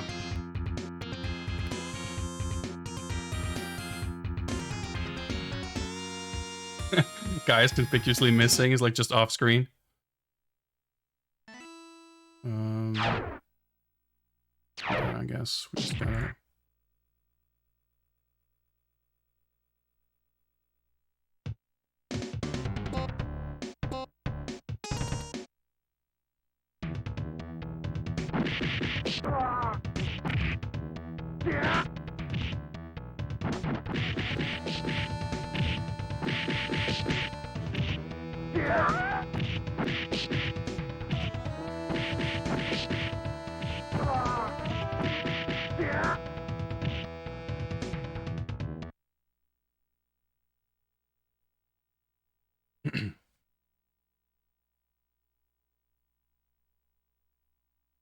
I think this sounds like shit. Wait until you get to 3. Yeah, dude. The third game with the fucking dial-up modem theme song, it's shit haunts my dreams decades later. Let's update the information here. So this game came out in 1990, not at, but very close to the launch of the Super Famicom, and you definitely get the impression that this was quite rushed to make its release date.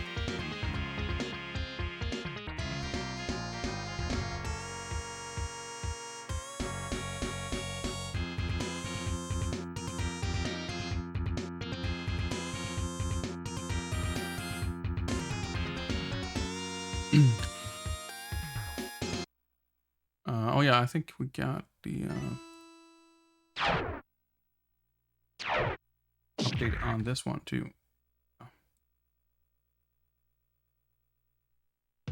I mean, I'm sure rushing the game to market was probably a success as far as their bottom line went. Like, I imagine this game probably sold well.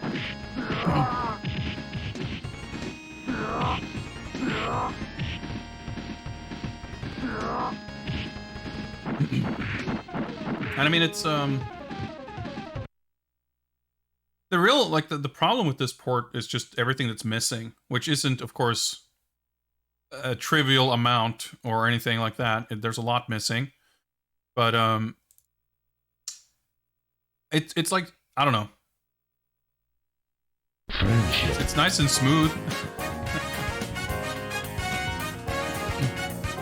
Give me a second here. What's up, D? Thanks for that friendly jaxophone. We will get started with Super Nintendo Final Fight in just a second. Just gonna move something over here from the monitor. Trying to get the fucking camera set up looking halfway decent here. That'll do. Yeah, I mean, I certainly didn't have access to the arcade version until, well, I was gonna say way later, but I guess it was a few years. Mid-90s when CPS1 emulation became a thing. But the Super Nintendo version was for sure the version I was first made familiar with. And whatever complaints I would have had about this game in comparison to Streets of Rage, which I was at the time more fond of, wouldn't really have been the things that were like specific to this port. Space Hopper Copter, what's up? And Dan Fan, thank you for the follow. Welcome, welcome.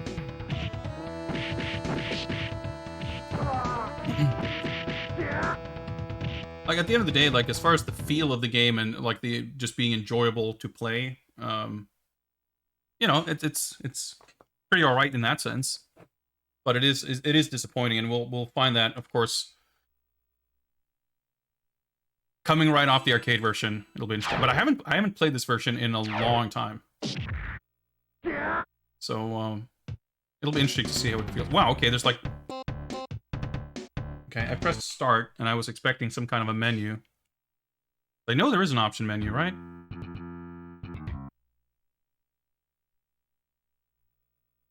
Select. Is it like a cheat code? I don't have the manual, unfortunately.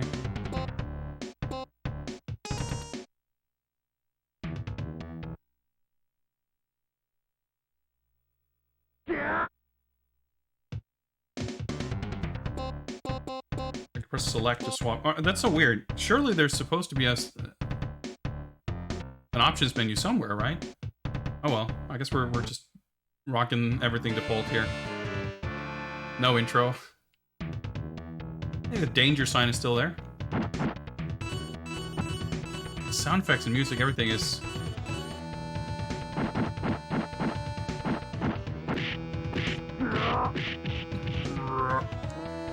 I'm sure there is a sword bam. Unfortunately, I do not have one. Making use of the screen space there by putting the enemy health on the top right. If you have it on hand, feel free to look it up. I'm sure we'll be fine, but if you find anything worth sharing, please do. But, like, you don't have to go through the trouble on my behalf.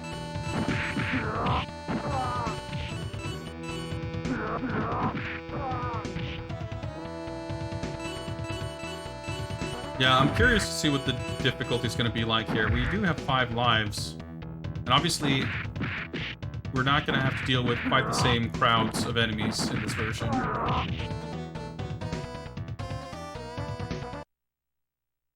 Party Super Nintendo trumpets there.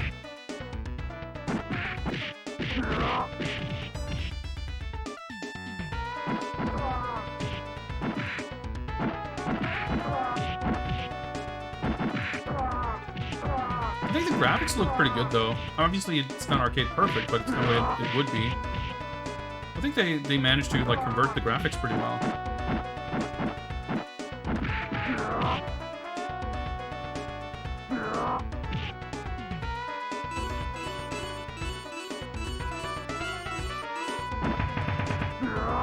Nobody likes Guy. I don't think that's true. I think he maybe kind of sucks, but he's a ninja. So, like, that's pretty cool. I mean, I definitely liked him a lot back in the day. But for sure, if I'd rather play this version than Final Fight Guy, I guess we can put it that way. Well, I guess it's also fair to say that I like Guy, but he's never been more superfluous than in this game. Alright, so we lost our first life, actually, way sooner than in the arcade version. I just realized. It's kind of funny. But we'll see. I'm curious if, like, how the escalation of difficulty is going to feel in this one.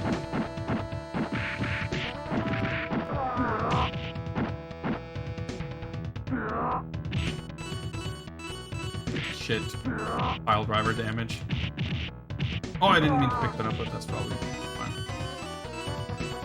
The music is like dissonant. It just, oh, it sounds terrible.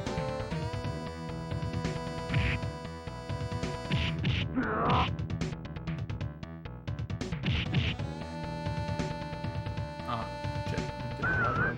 I love that his hair, like, when he does his whistle, like, when Damned whistles, like, he gets completely fucked up.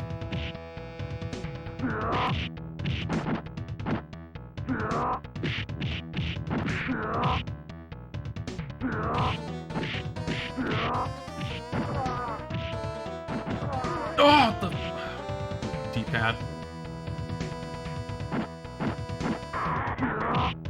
Wow, you even had the laugh.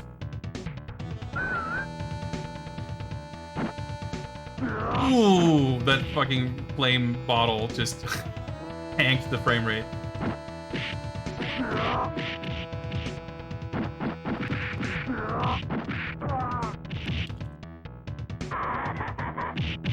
Enemies dying before you can combo throw them. Yeah, the American version, again, in classic Capcom USA tradition, changes everything.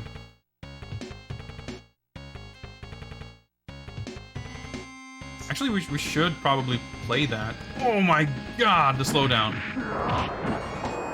Like, we don't have to play through it or anything, but I haven't prepared for it, but like, it might be interesting just to, in case people haven't seen it. You see, they changed a few enemy names. Damned became Thrasher. Sodom becomes Katana. And of course, Poison and Roxy are replaced with Billy and Sid.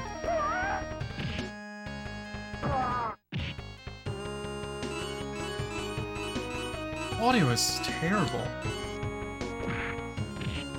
Like, you don't have to dig too far into the weeds to find prime examples of, like, Super Nintendo games that sound like shit. Yet people insist on proliferating, perpetuating the myth that the Mega Drive is somehow inferior.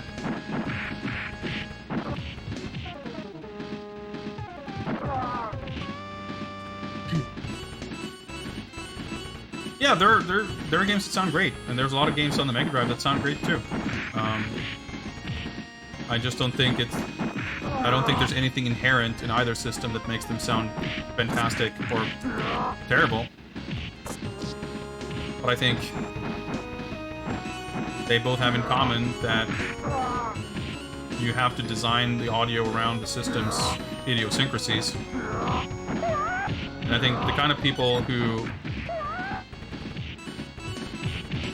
like to perpetuate that kind of, let's say, worldview don't tend to acknowledge that. That's all. Like, in my personal taste and opinion,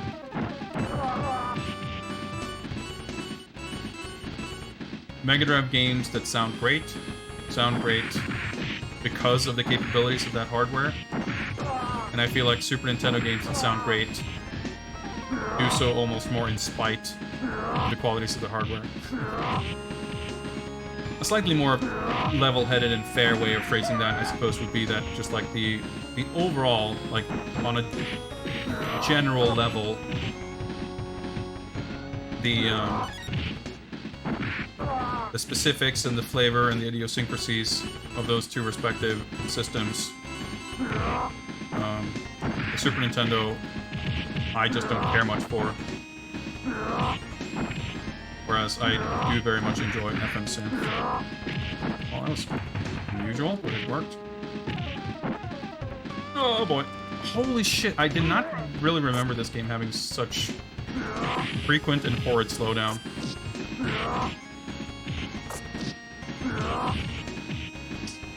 Hello there, Pixel Brump. Welcome, welcome. Did I just get an extend? I heard some weird chime.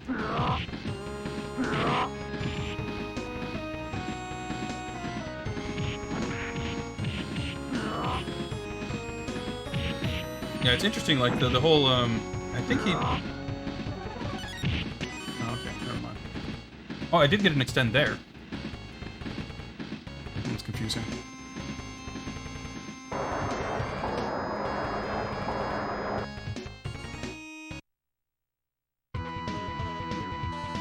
Yeah, I mean, I think just, you could sort of reductively summarize it by saying that, like, the sample-driven design of the Super Nintendo sound hardware has its strengths and weaknesses, much like the Mega Drive hardware, you know.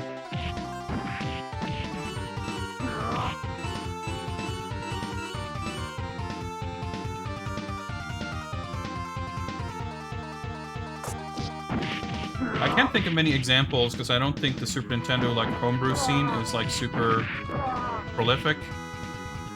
But I imagine, you know, if you made a modern game like where you wouldn't be as limited in terms of ROM space. It's like there's no transitions between the scenes. Crowd is static. There's a lot of those little touches that are just missing here for sure.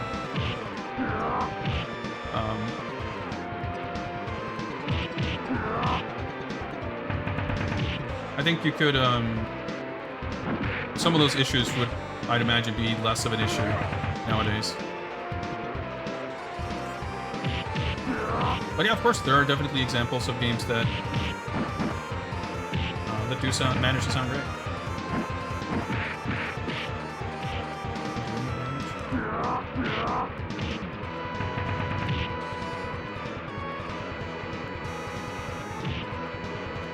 I was missing some sound effects there. I survived, at least. We're still on the first credit. And yeah, there's no industrial area in this version, so...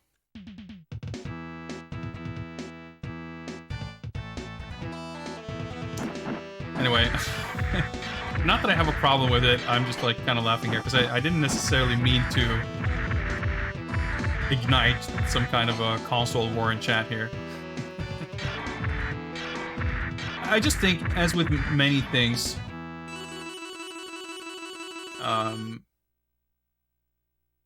discourse on the internet, on the English-speaking internet,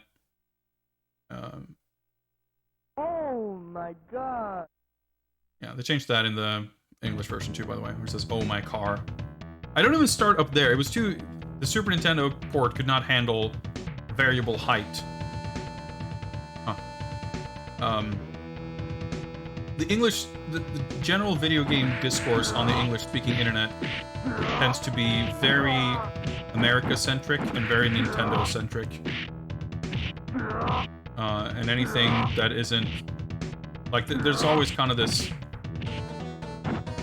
It's taken as a given that anything Nintendo is the default and anything not is like the other. And that, as someone who is not from America and someone who is not like typically favoring Nintendo, that can be kind of frustrating.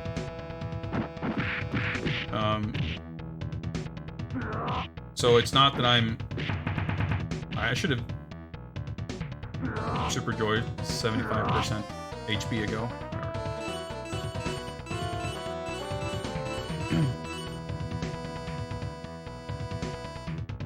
So, like, it's not that my opinion is that I think the one or the other is that much superior or anything. It's more, what I take issue with is much more about how the conversation tends to be framed. And regardless of how you feel about your preference with regards to FM synth over like this kind of sample-driven music, or what, maybe you prefer Game Boy music, I don't know, like, doesn't matter. The issue I have is, again, how conversation is framed and how frequently you hear, you know, whether it's said in a jokey way, I still think it helps perpetuate the myth, you know, when people say that, you know, Genesis sound chip is ass, or like, you know, I feel like it's a really annoying thing on, like, you know, retro channels on Twitch or in speedrunning or whatever it is. Like, I feel like you have a whole generation of young people who have never even played a Mega Drive game. The only thing they know about the system is like, oh yeah, it's that system that's famous for bad fart sounds or whatever. And I think even having a humorous attitude towards it, like, it doesn't prevent that kind of perception from being perpetuated. But because of that, I feel like there's... I didn't mean to do a backwards jump there. You hear that kind of parroted very frequently, and I feel like I've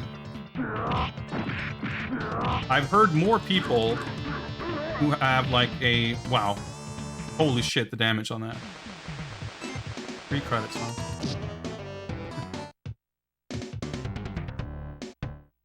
Let's try code. It's like more frequent to hear people have like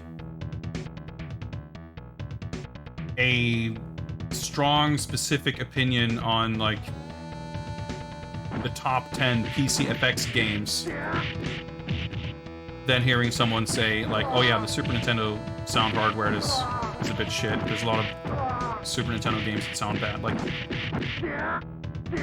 saying Super Nintendo sound hardware is bad is like reductive, of course, and it's not accurate per se. But given how many people are perfectly willing to be that productive when it comes to the Mega Drive, it's like annoying that you like never ever ever hear that kind of attitude towards the Super Nintendo, in my opinion.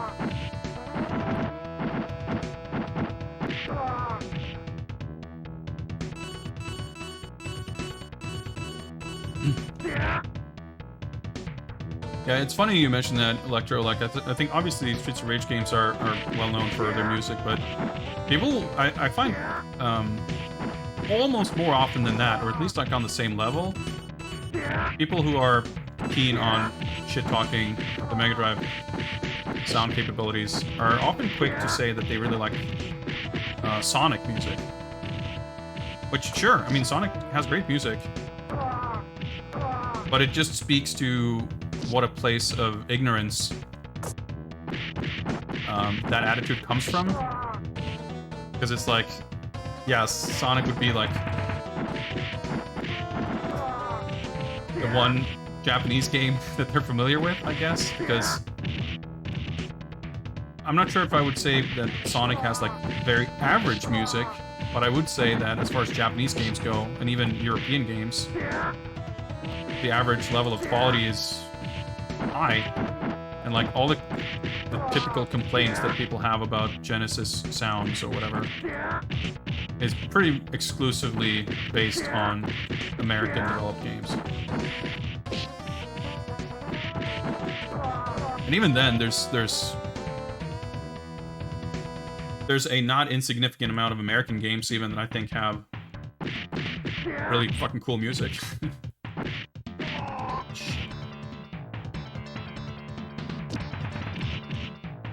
I mean, there's plenty that sound bad, obviously. But... Dude, why is this section way fucking harder than in the arcade?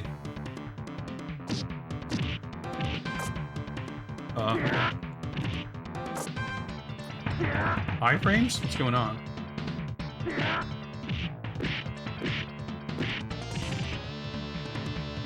Anyways, Storkman, thank you for looking into the manual. I wasn't expecting there to be much, maybe, but... Like, I don't know if it's slowdowns or frame drops or what, but the infinite's... I mean, maybe it's just a D-pad thing, but... An infinite way harder to do here. Yeah.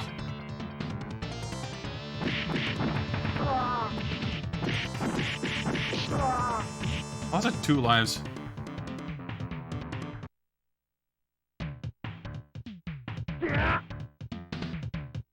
Yeah, starting a level over when you continue is definitely a bit annoying. Lucky there.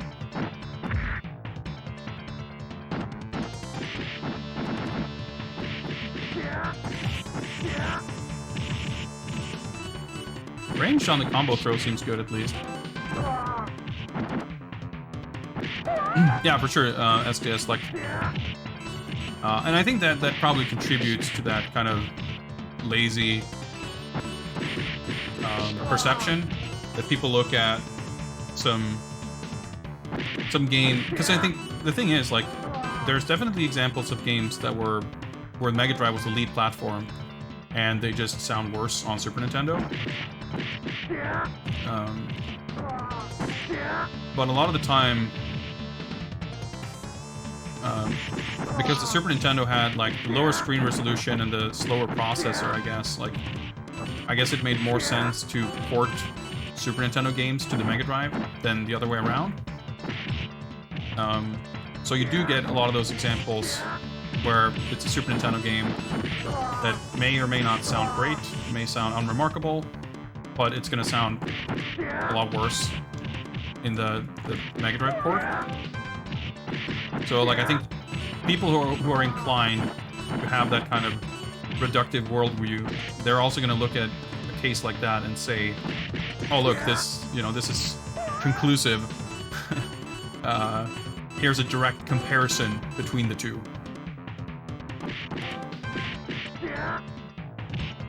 Let me see well, I should be able to beat this level. Oh, let's hope.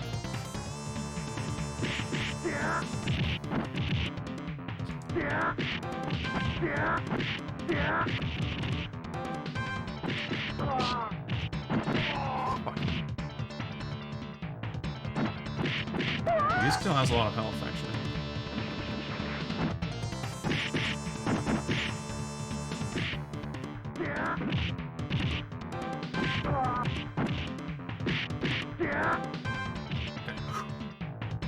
But at this rate, like, I guess I'm better off restarting. But maybe I'll get some extra points. Dude, what if you get another extend at 70,000 or whatever I'm at?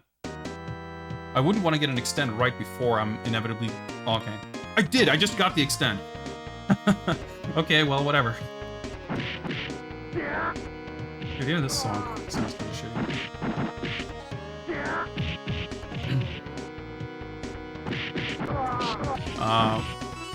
What is the best sounding Super Nintendo beat 'em up, I really have no idea. Like, I don't really think...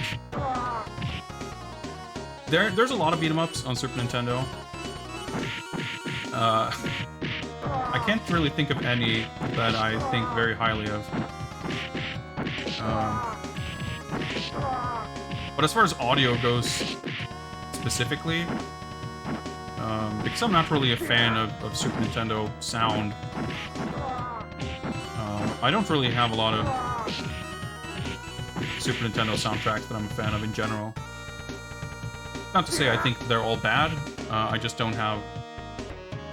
I couldn't name drop any specific favorites. Like, I guess the Goemon games have good music, because Goemon games on every platform have great music.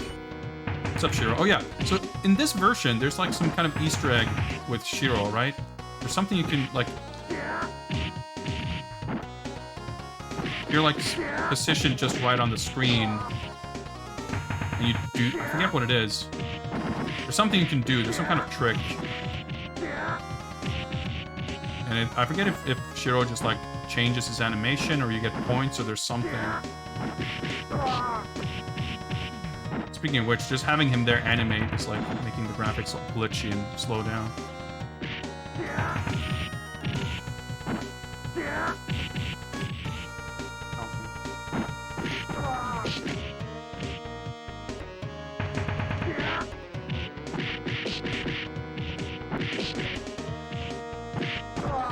But yeah, I feel like I could name more examples of Super Nintendo games where I don't like the music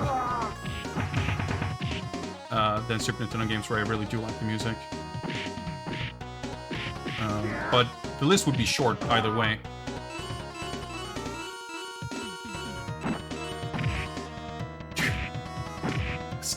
It's funny. Like, I just did not really remember the slowdown being such a big thing in this port.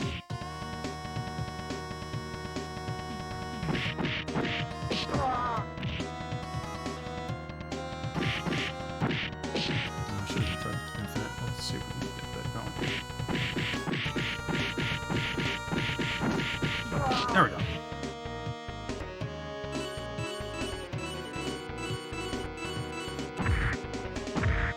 No rolling barrels? Question mark? Oh boy. Oh, that's a well-timed burger, though. Yeah, I don't think I made it this far in this stage without losing a life in the arcade. I'm trying... Dude, I was mashing both buttons. I guess the slowdown ate my inputs or something. I was trying to super joy the barrels, but...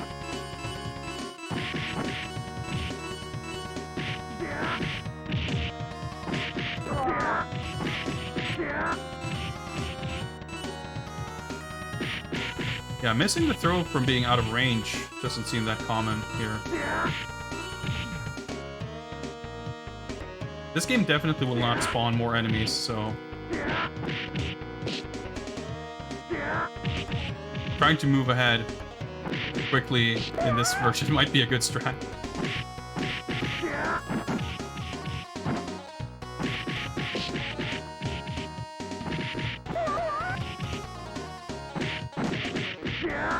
Oh shit, I was trying to infinite, but... Yeah, I mean, the reverb is terrible, right? But I still think... That's not something you hear... You don't even hear that referred to that frequently, I feel like. Dude, maybe it's just Cody has less of an issue with the range thing. But I think it is a little bit different from the arcade here. These portraits look so funny too.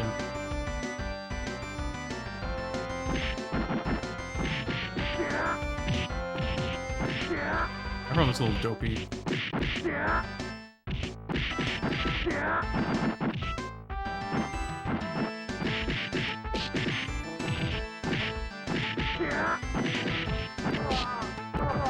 I didn't want to whip the uppercut.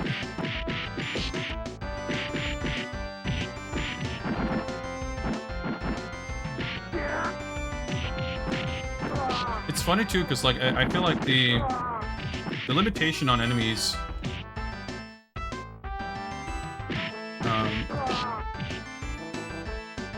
I feel like to make up for the lack of simultaneous enemies, to a degree, they have enemies kind of come in waves instead. So I guess you kind of stay a little bit longer on each. Like you have that issue that I've talked about before, where like you're just stuck on the same screen with new enemies spawning. It's not too bad though. I wouldn't say the pacing's terrible or anything, but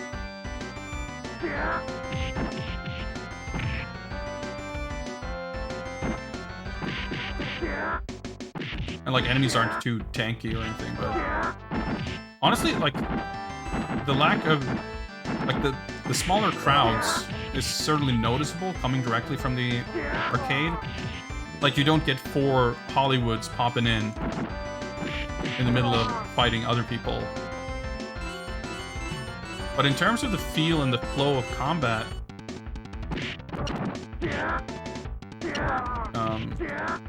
the effect isn't as bad as you might expect. Like, I think it's probably more common in like original console beat-em-ups to try and make up for the lack of crowds by like longer and more waves.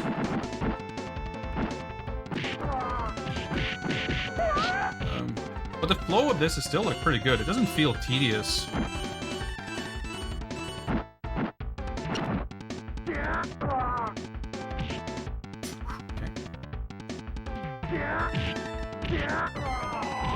Damn, that did good damage though.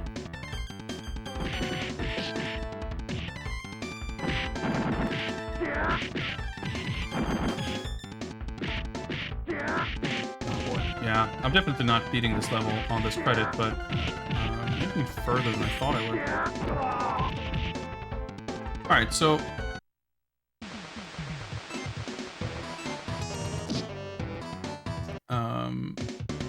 let's rock code here.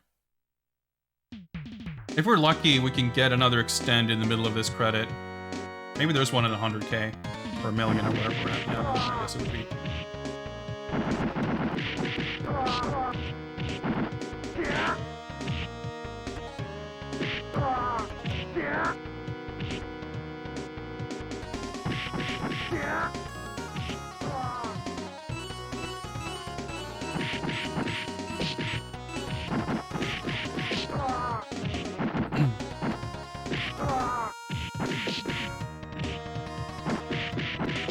Neo's key.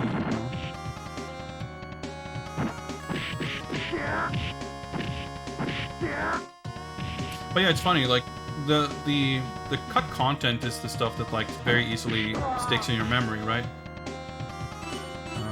And not to say that it's insignificant or anything, but wow, okay, it was fucking way faster than before for some reason.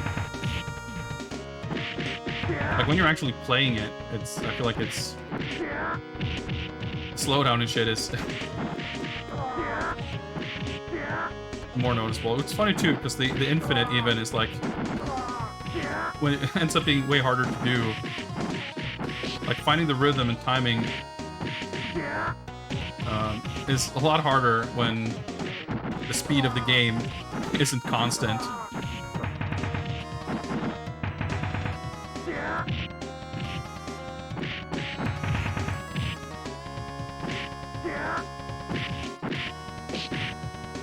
Even speeding up your wake up is... Did you see me walk down there? That was me jumping and then holding down to do the knee. My jump input was just eaten.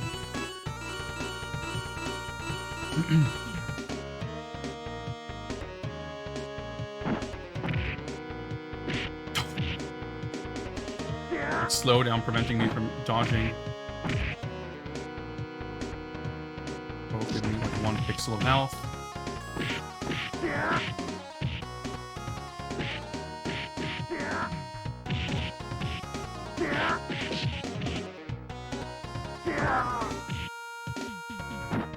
Ah! Badly timed jab. Enter infinite when you're standing inside.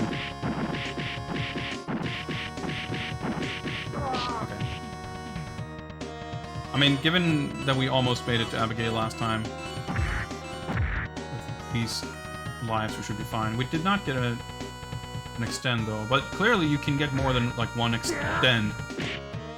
So, there might still be more coming. Well, as far as the Mega Drives,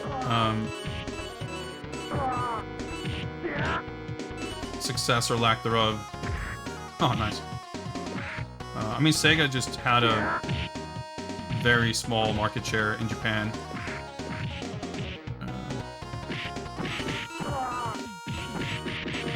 And, like,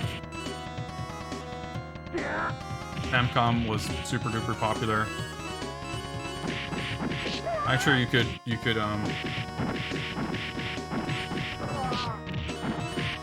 point to a lot of different factors.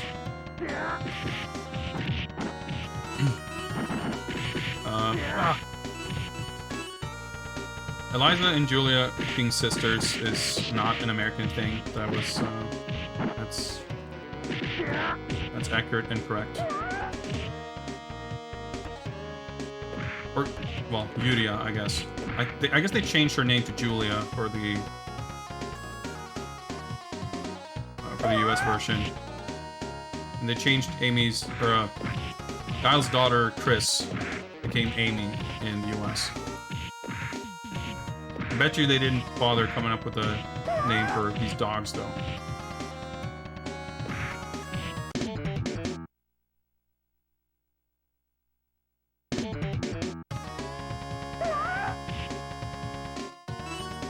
It's so fucking warm and stuff. It's like the weather, it's like a few degrees colder today than previous, but if it's so much more humid, it feels awful. Gotta like add some more air and see if that helps. Although I guess that's probably only gonna make it worse. Anyway, it's giving us the dank bathroom atmosphere. Well, I just got an extend right there.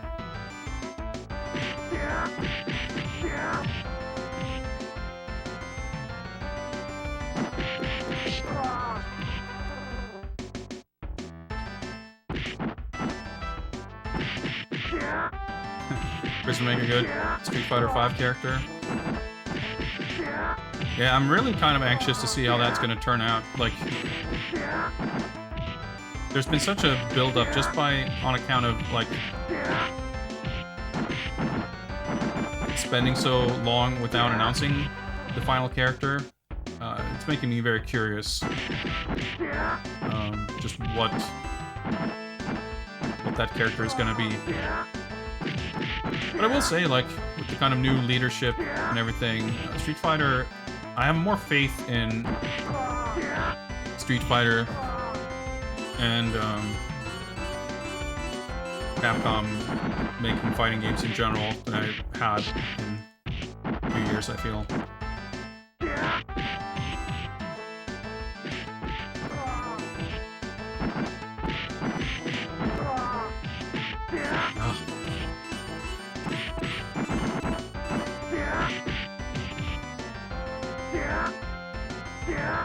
Nope. Okay, so you can stand on top of things, but still couldn't get that platform at the beginning of stage 2, huh? Slow down is surreal.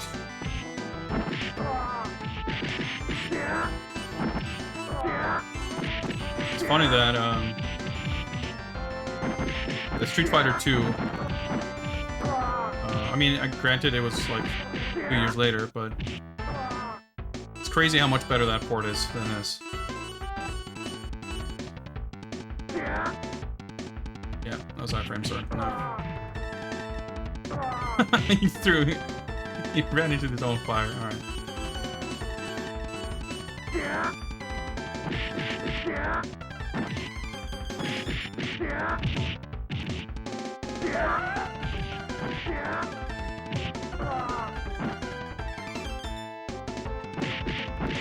Oh, I should just say infinite. Alright, whatever.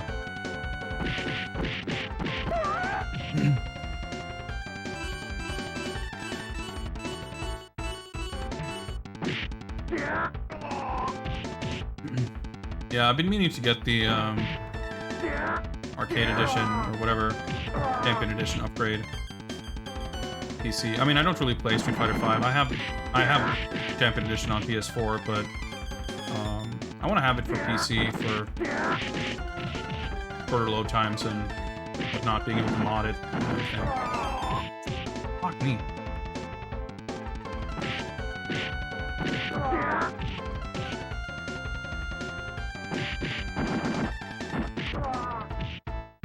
Well, I guess we can just scrape by.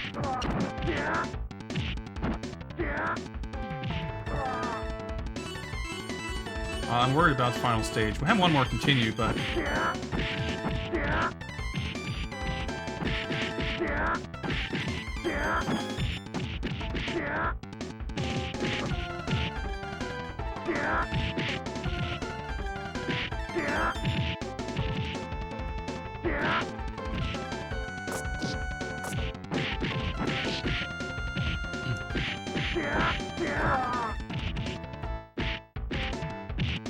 Jesus. No! What the fuck? Mashing both buttons, but... Yeah, it's funny. The slowdown is, like... kind of wacky. But the dropped inputs are, like, the real problem here. Dude! I pressed the button, like, 4 times. And couldn't throw the knife.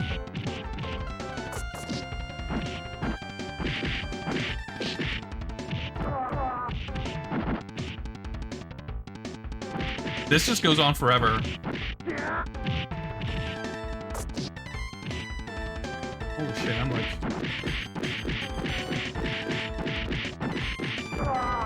not as close to Abigail as I thought I was. Barrels. Dude! It's unreal. Oh, yep, barrels. I'm just pressing the button like 4 times and no attacks come out.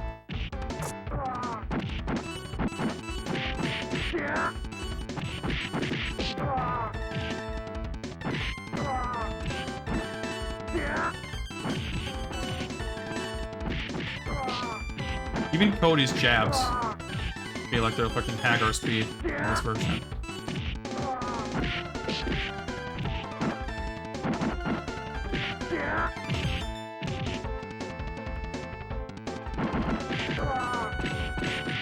Crowd control still like pretty fun, but a key to a game like this being fun is like the controls being responsive. And they really kind of aren't in this version. Oh, yeah, we haven't even gotten to the Statue of Liberty yet. Well, we're coming up.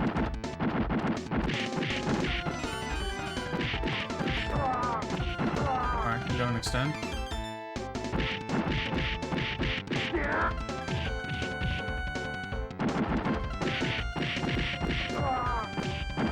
Of course, the like flickering glare missing.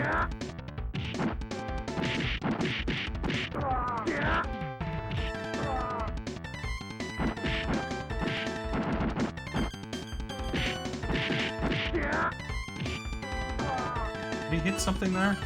Oh, I hit a barrel, I guess.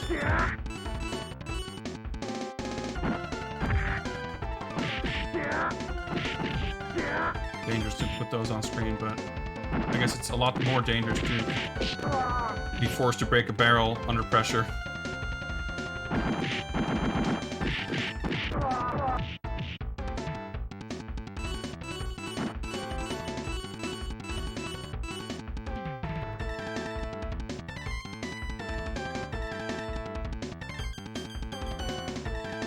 Way out.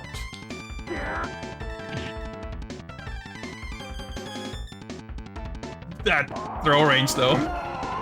Okay, well, that's one way to lose life in 2 seconds.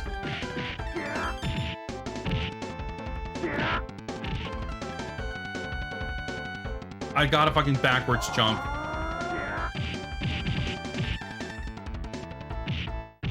How the fuck do I deal with this?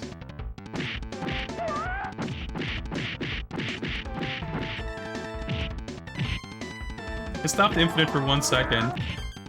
Wow, that still traded somehow. Jesus Christ. Okay. Well, we're definitely not beating the game.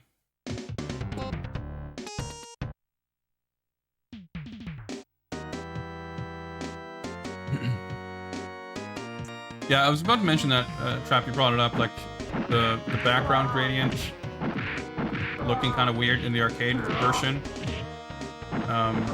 Like, it's been a thing forever. Like, I know when, Konami arcade games, I feel like, are especially, susceptible, guilty, I'm not sure what word to use, but, like, the gamma levels, like, if you play Contra or whatever in MAME, like, it looks super strange. It looks, like, ultra washed out. And, of course, like, any official re-releases on, like, Xbox Live Arcade or whatever have, they don't adjust it at all. But, like, I assume, you just look at it and go, like, well, this can't be what it's supposed to look like, right?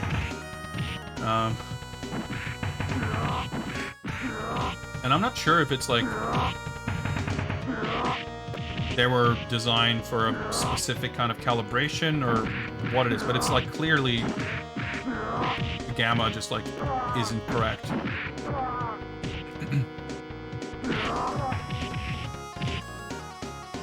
Yep, we got Shiro back here. Cheering us on. Man, I really was hoping I would beat this game, but it's pretty clear that we won't.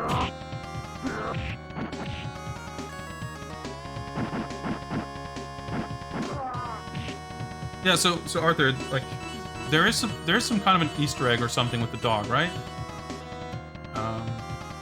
I can't remember what it is or how you trigger it or what it does, but I know there was something, and I think it's only in this version, or I mean, it's in the Super Nintendo version. It's not in the arcade, but I can't remember what it is.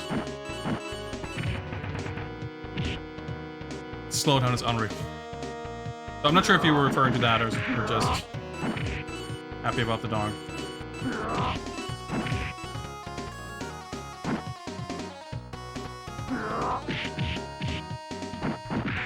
Alright, that's pretty good.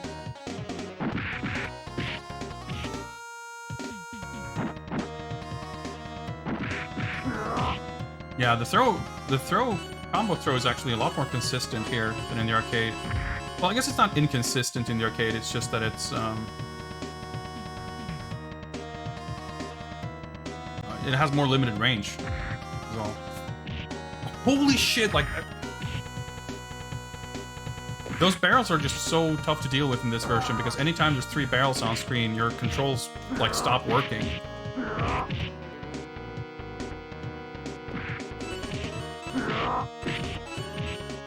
Kind of goes for the pipe in general. Dude, the Super Joy fucking doesn't work.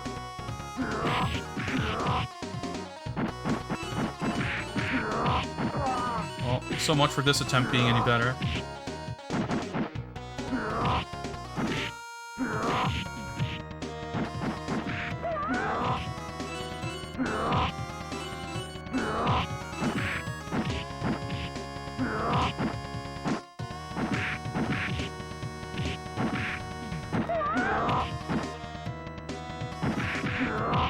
Wait, how did I... Whoa, okay. Come up there.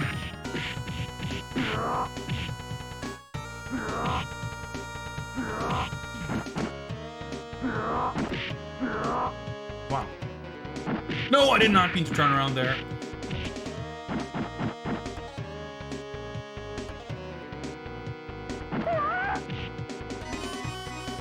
Stand in front of the dog to gain points. Oh, I need a drink anyway. I think you have to be in, like, it's like a specific spot you have to stand. Dog thing works in the Game Boy Advance version? Interesting. What's up, Dan Almighty? Yeah, they changed a few things in this game for the American release, including the removal of Poison and Roxy.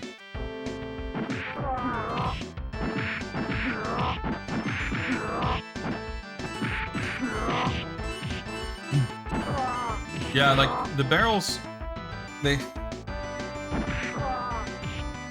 seem to, for the most part, be somewhat respectful about where they place the barrels. But yeah, sometimes you get the 3 barrels. Like, it seems like even the 3 barrels by themselves are more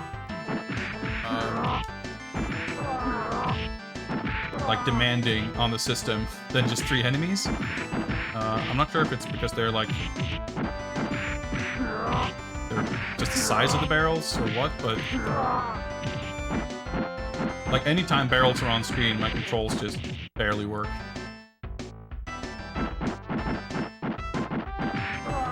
I don't know, Trap. I don't think this song sounds very good here either. Or this. I don't think this song either is good. Can I speak? I don't know. At.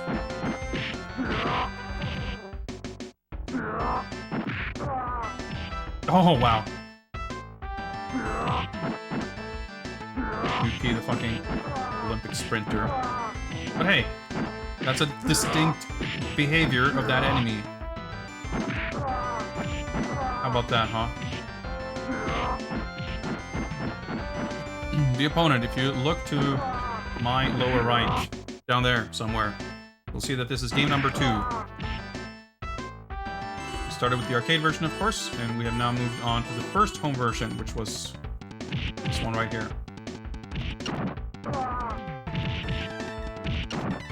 We gotta fucking snipe the bottles. So these guys are pretty bad too, because you get 3 enemies and also their projectiles.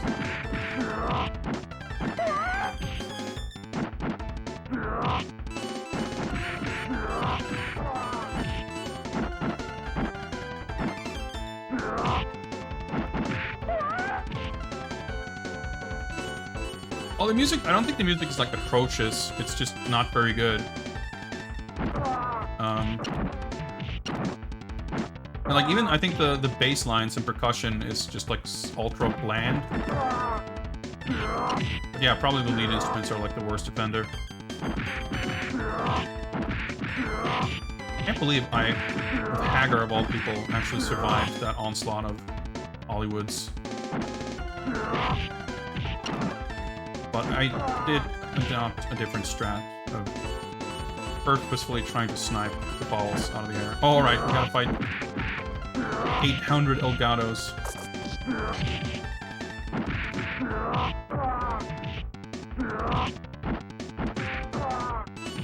These are Hollywoods, but whatever.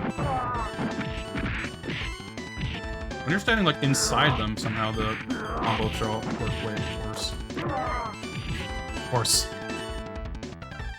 One time I pick up the knife, so I get destroyed.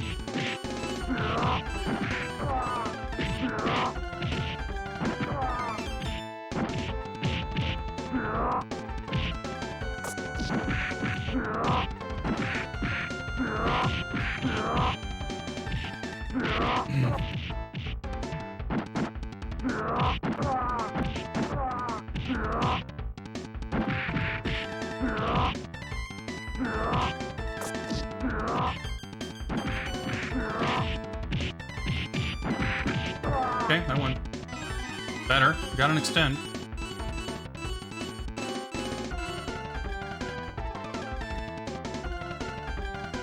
Oh, barrels!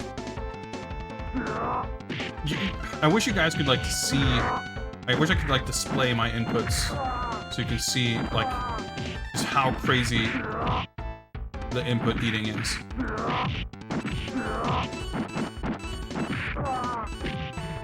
Like literally just pressing a button like 5 to 8 times over a second and a half with nothing happening. It's funny because like it doesn't feel like walking is as impacted. So I wonder if there's like some kind of priority to the inputs or what, but punching, like attacks just don't come out, and like don't even think about trying to use a super joy, because that means you have to have 2 buttons work. I guess there might be a super joy button. I haven't really investigated. Alright, we got 4 lives here.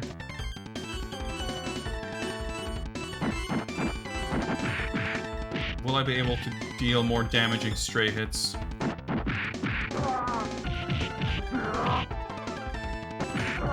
On Abigail, playing as Hagar.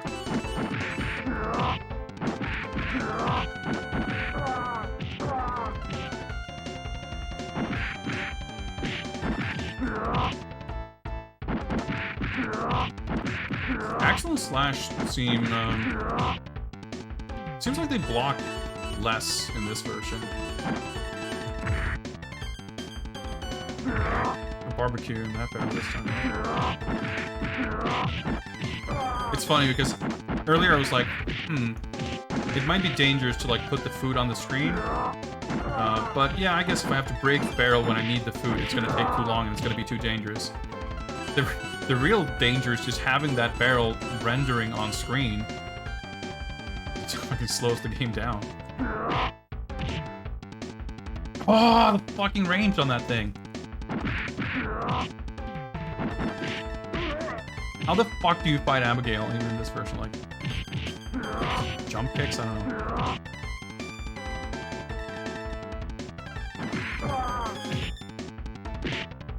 Oh, even that's pretty slow.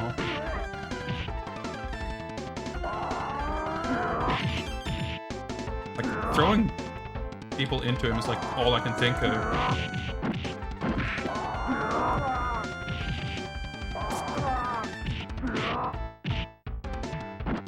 See, I can't even approach him.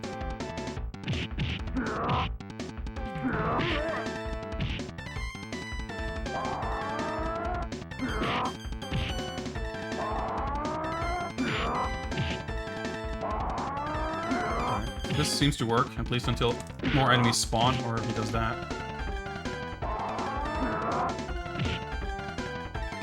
Dude, I was pressing the attack button like 4 times in that jump, and the jump kick just doesn't come out.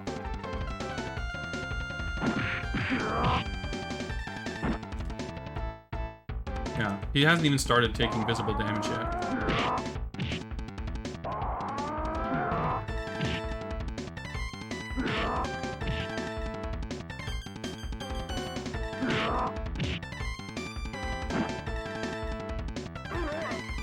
Fucking hell. It's funny, I do remember like playing this as a kid, finding Abigail to be a brick wall. But I didn't remember it being quite this. I mean, I guess there's gotta be strats, right? But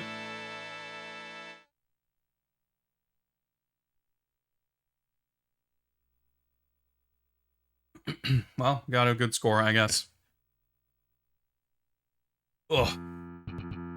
Well, we're gonna have some kind of shot at revenge when we get to the guy version. Yeah, I'm pretty sure I've beaten this too, but not in the last 20 years or so.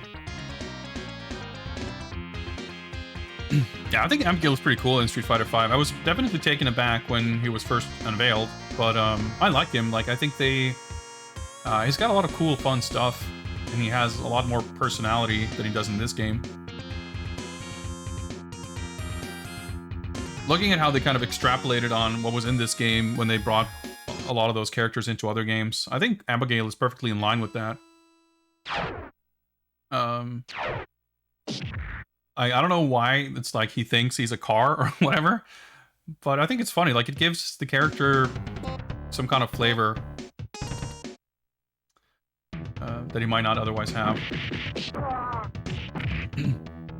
Man, I feel like exhausted playing this, and we're only getting started. For a while here, the upcoming ports may be increasingly exhausting for one reason or another.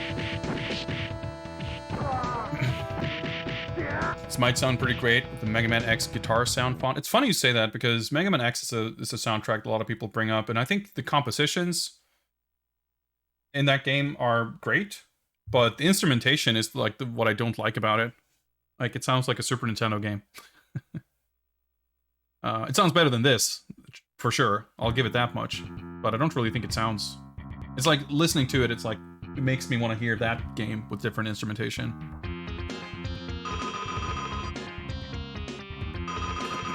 Very decent in Final Fight. Well, I'm not sure I feel that way, but we're trying our best. We're trying our best.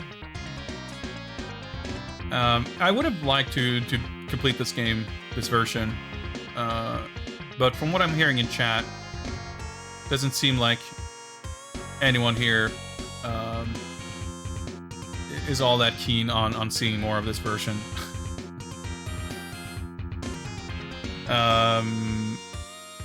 SDS, we'll be playing a bunch of different versions. I'm gonna keep it a bit of a mystery exactly what versions and in which order. But you covered some ground there, but there's a few more. We will move on from this version. I need a break. I need to get a snack. I need something to eat, I think. And when I return, we will be looking at a series of computer ports, which were the chronologically next home versions to appear following this version.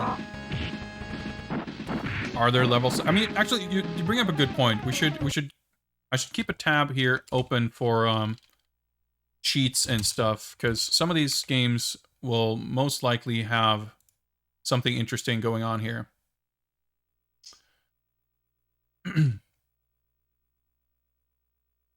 Okay. Whoa. There is an option mode, but there's a fucking cheat code for it. Hold L, press start. There we go. Okay. Should have looked this up first.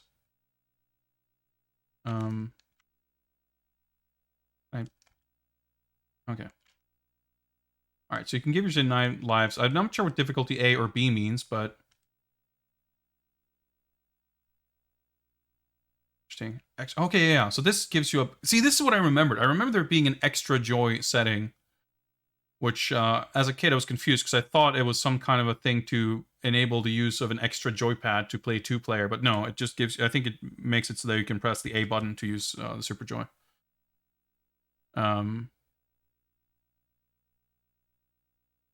Yeah, I'm assuming the difficulty here is something to do with rank or difficulty scaling or whatever. But, well, don't worry about that, Sword Fam, because by the time you would have looked it up, we were already knee-deep in the game anyway. So, yeah, it also says you can... It's funny, because, well, I guess we don't have an option for credits here. We can set lives, but apparently if you enter your name as Cap, Com, or Guy... actually, no, it says, if the player initials entered for the top 3 high scores are Cap, Com, Guy in that order, you will begin a new game with 5 credits instead of 3. So you have to get it's a little tricky to get that set up, I guess. But 9 lives per credit would certainly help.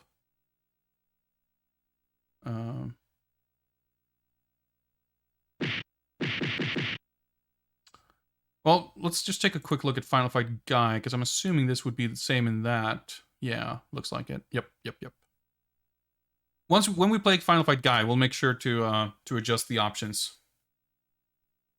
Yeah, it's funny. The extend setting is actually the most.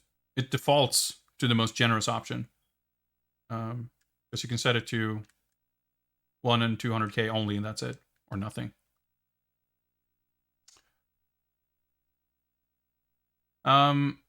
Actually, let's just crank that up to the highest.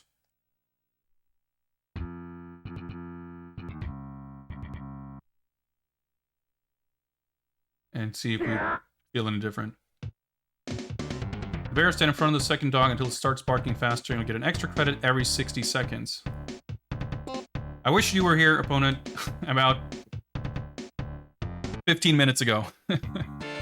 When I asked if anyone remembered the dog trick.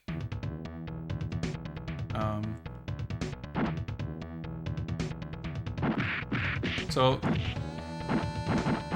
Is the time different?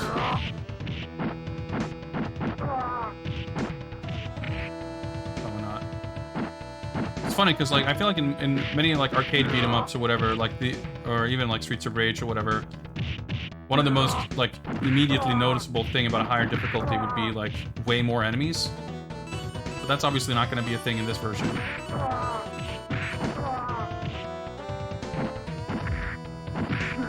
But they're not going to like put later stage enemies. They're not going to put like Andres in the first screen or anything. And even if you cranked it up to max, like, I guess it probably would be a while until you to notice. But I mean, maybe, I guess these guys maybe have a bit more health. Yeah, I can press the A button to do the lariat now.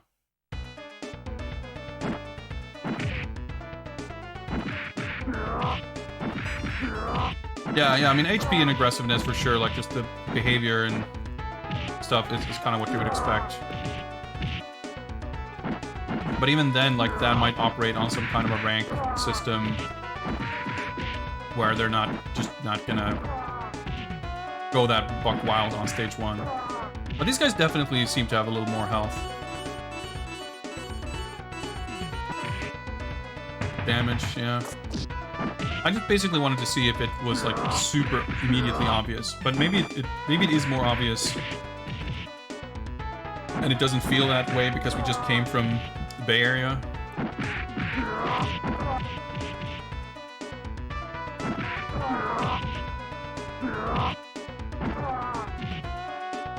Stand in front of the third dog, you'll get lives.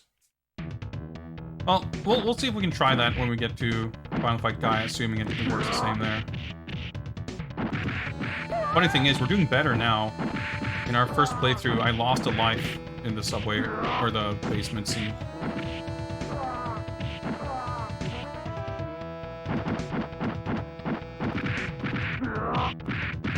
Yeah, Dynamite, we were looking through Street Fighter 2 complete file on yesterday's stream.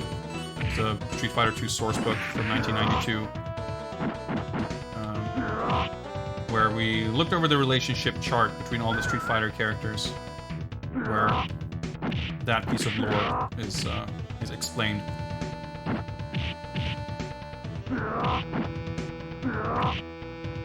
You know what? Even a shitty port like this, it's still Final Fight, and once you start playing, it's like kind of just want to keep playing.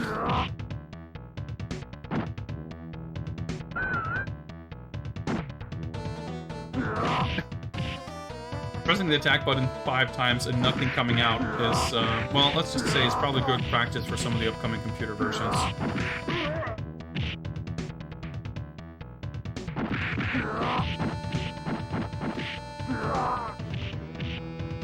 Oh, he's dead. Nope, he's not. Ugh, I'm like covered in... I'm not even covered in sweat. I'm just like... moist. Ugh. He's disgusting. Anyway, speaking of feels disgusting, I think we're done with Super Nintendo Final Fight. We'll come back to Final Fight Guy. We'll give it a second shot. But for now, we're going to shut this off.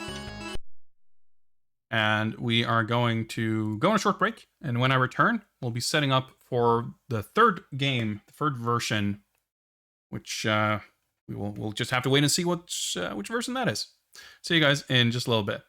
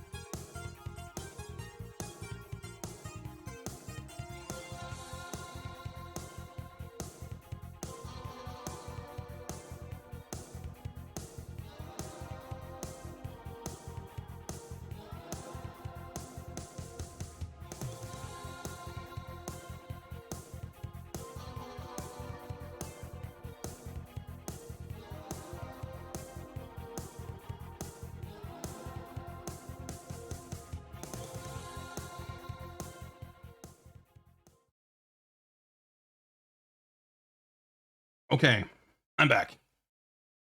I like to say that I'm refreshed whenever I'm back from a break. I'm not sure if I am. Fucking humidity is still killing me.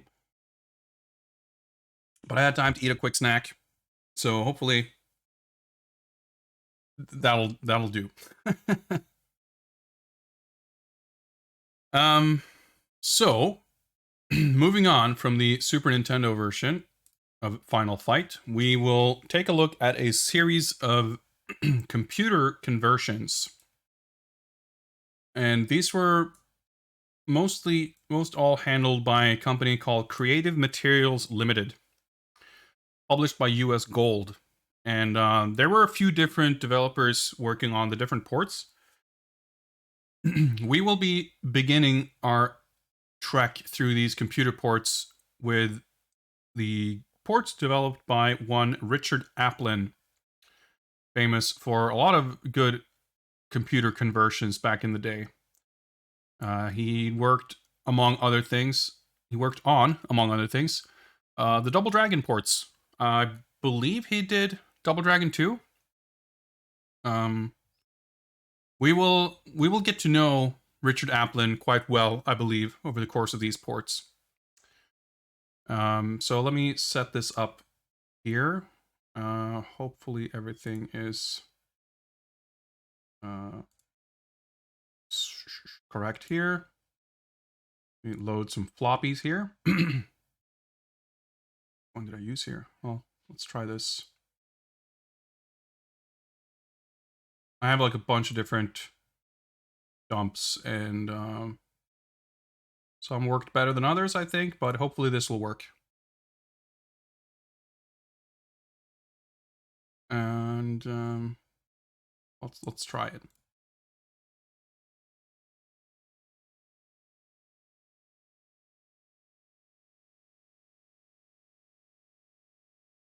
All right, let me set up the info here.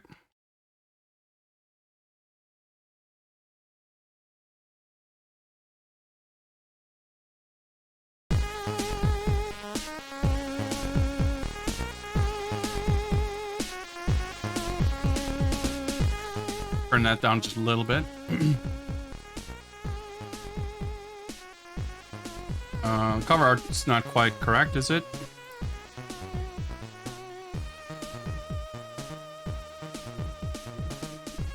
There we go.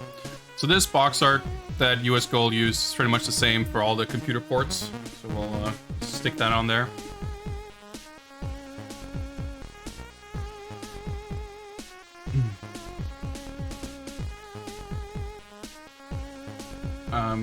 So I think a lot of streamers who are like focusing on C64 and Amiga games and stuff, I think they prefer to stream or play like original versions or uncracked dumps and stuff for the kind of true, pure experience, which I perfectly respect. I think that makes perfect sense.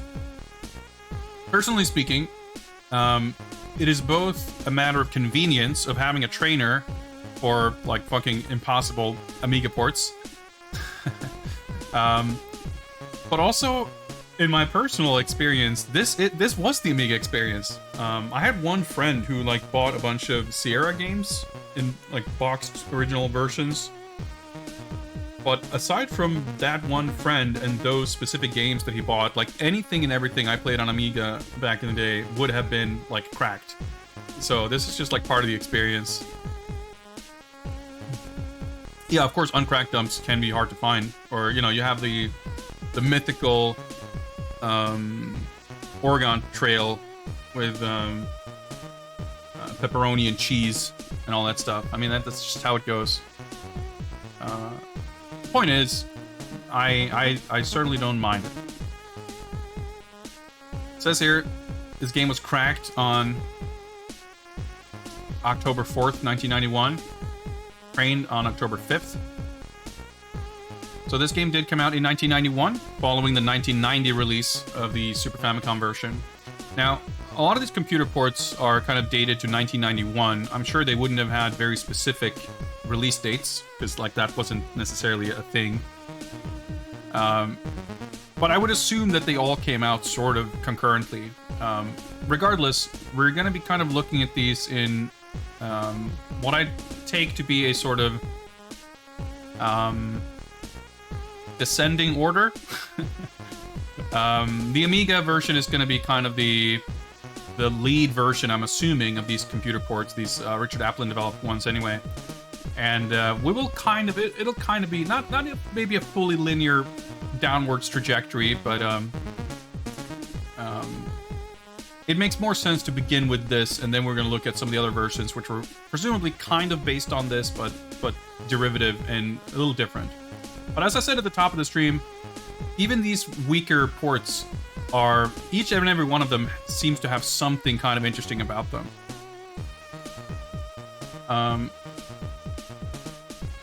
So right-click for the training menu, and we can set all kinds of unlimited things here. I could restart, or, you know, we could try the game properly first, and then do an unlimited credits run or something, but at least the training here, giving unlimited credits, I think isn't gonna ruin the experience or anything, so I think it makes more sense maybe to just actually enable the infinite credits and hop into it. I think that's what we're gonna do. So F2, unlimited credits on, and let's press LMB to boot up the game. And we're gonna get some more sweet Amiga jams. Don't you worry about that.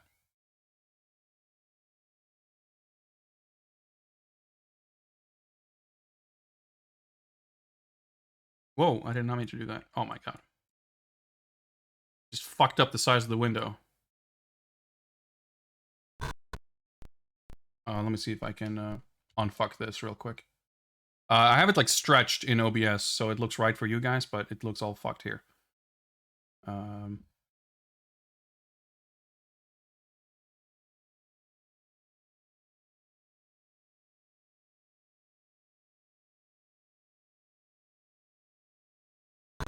Whoa. Okay, I entered some kind of weird full screen mode. I did not mean to do that. Windowed is what I wanted, thank you. What the heck? Now it's like super widescreen for some reason. What the fuck just happened?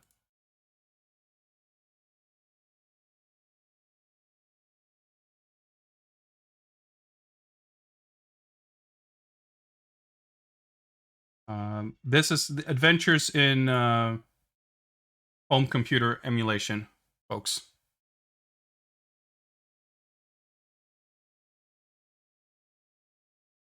I think it's loading. I definitely was able to boot up this game before, but it may have been playing off of a different dump. I'm not sure if my window resizing shenanigans have broken anything. We'll give it a minute. Yeah, I think like some trainers are very aggressive with like making you fully invincible and stuff like that, and that can still be super worthwhile as a tool to help you get through the game, to see it, just to have seen it. But obviously it doesn't give, like, you don't really get the experience of even playing it properly if you if you're not actually fighting. But infinite credits I don't think makes much of an issue. All right, the Amiga emulation expert squad is here. I'm running WinUAE. I don't play Amiga games very often, so I haven't felt the need or desire to set up any like HD load stuff or whatever. So yeah, I'm just playing off of disk images, which it's worked fine. But I'm gonna we're gonna restart this, and I'm gonna try a different dump. Like I said, I know I booted up before just fine, but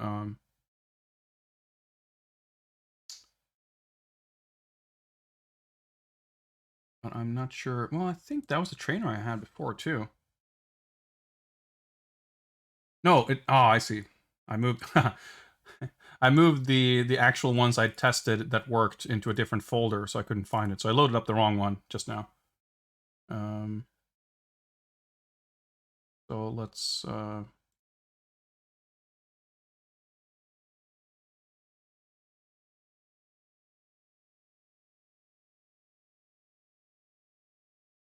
It should work.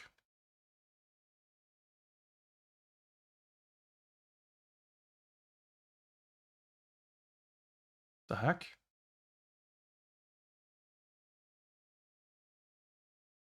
Just booted up something that I don't recognize at all. What? Did I get my disk images all mixed up anyway? Well, we'll see if it works. I don't know. I've had very limited success with anything RetroArch. I find it to be a complete nuisance to set anything up. I mean, it would be different if I was playing Amiga games with any degree of regularity, maybe. But this is literally the first time I'm playing anything Amiga in a year, when we did Double Dragon on Amiga last summer. So I'm okay with it. I mean, as long as I get it to work. So I guess this is a different trained version. So I think the one we booted up previously is the one that I got to work before, but we're back here. Hopefully this will work. I'll try not to resize the window or do anything weird with the emulator. And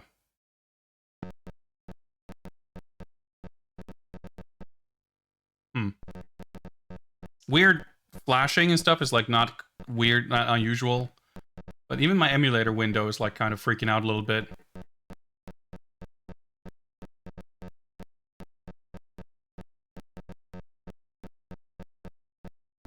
So we'll see.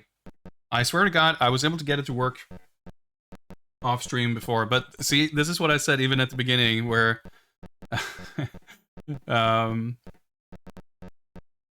you never know. It's hard to predict how long something will take here, because dealing with computer emulation can be quite something. Yeah, this just does not look right. It's, again, not even the flashing, but okay, well. There's like a little info bar at the bottom of the window, which kept like flashing as well, which seemed really weird, but...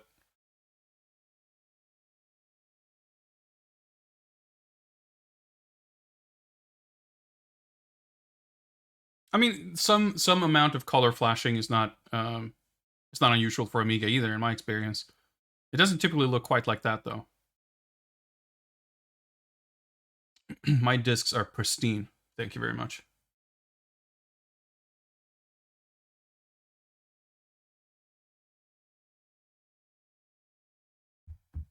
I'm trying to remember. There's like a hotkey for like speeding up or whatever, but man, I know for a fact that this version that we're trying to boot now is not the one version that I did get to work before. I put it in a... yeah.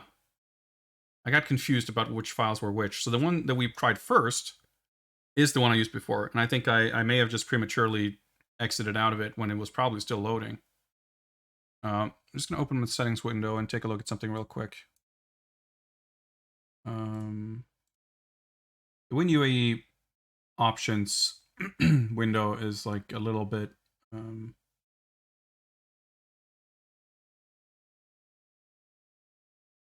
set flop... oh yeah, I probably did. Okay. Change floppy emulation speed to turbo, which, if it's loading, should hopefully load things faster.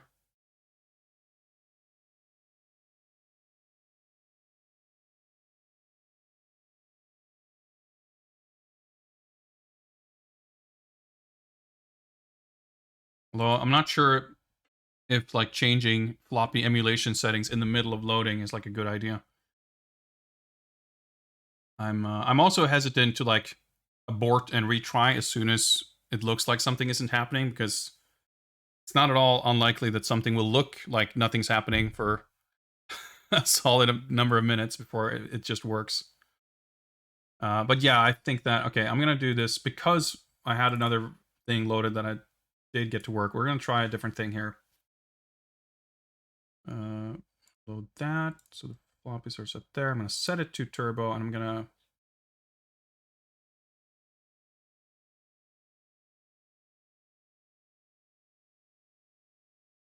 pick this other version that we tried before, which should work. But even if I have plenty of other images here. I just should have everything set up here and not have to change anything in the middle of loading it.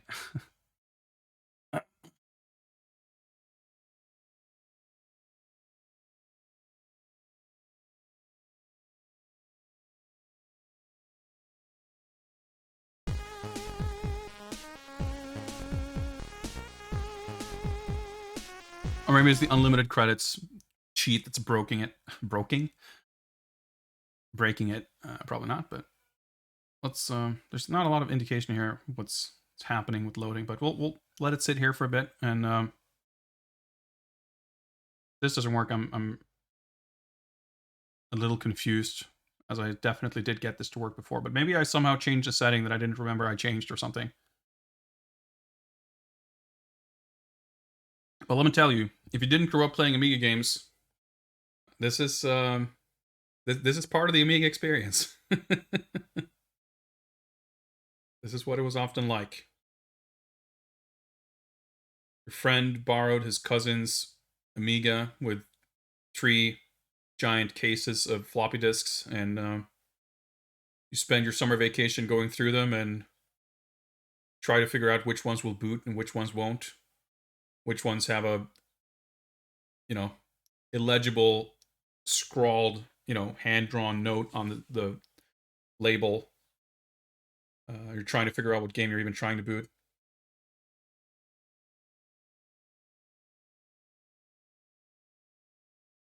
Yeah, I'm curious. Well, the thing is, like, there is some kind of indication here in the emulator window that's like cropped out of your guys' view. I just can't really decipher what it's what it's meant to say. But I will take a quick look. I'm not even sure where or how I would set up that any kind of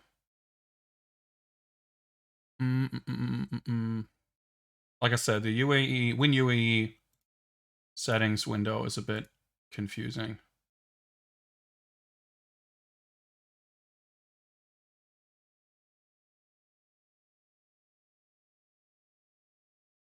We'll see. Yeah, well, I think there is actually an actual in-game cheat menu as well. Mostly, I'm just like confused because I obviously definitely got it to work before. So I'm just confused as to why it doesn't seem to work now. I'm going to try a different image here. And we'll see if that works any better.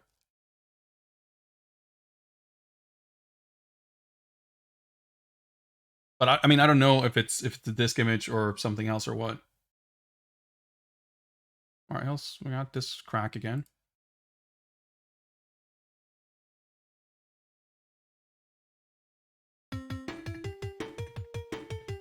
All right, we get to see some nice trainers and cracktros.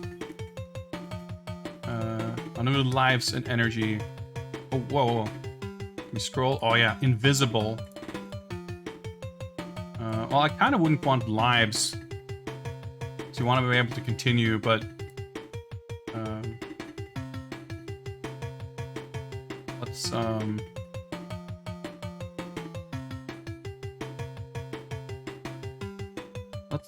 let's try without it and see if we can at least get the game started.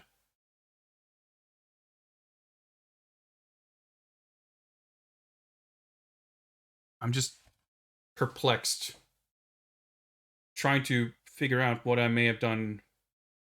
I definitely didn't play this version before, but like, could it be that I just let it sit loading for longer than I am now because I like booted it up while doing something else? I don't know. I remembered it as, I mean, it's not like I did this a long time ago. I did it literally today, a few hours ago. And my memory of it was not that I let it sit for like 10 minutes while I was fucking making lunch. Like, I booted it up and it like worked. So I'm a little bit at a loss as to why I'm having this much trouble. I mean, the images you have, McCaw, feel free to hook me up, assuming they're a format. I don't know if it, like, call them IPF. I don't know. Is it a different file format than the ADF disk images? Wrong. I mean, that's the thing, Raccoon. Like, I have everything set up the way it's set up this morning, and it should be like a super vanilla Amiga 500. The settings I had saved from when I did this before with Double Dragon that worked just fine. Set up. All right, let me. Well, I guess we can wait to see if this is going to load while I investigate that and see if that helps me in any way.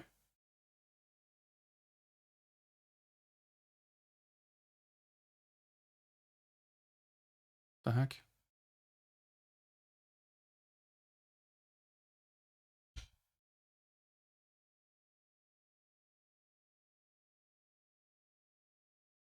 Save it as. Okay.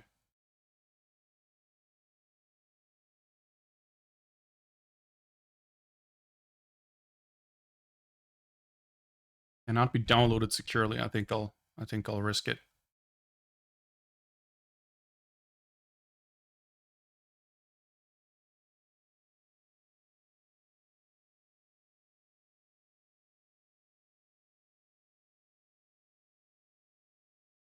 All right, I have those images. Well, I'm gonna again open up my options window here and see if anything seems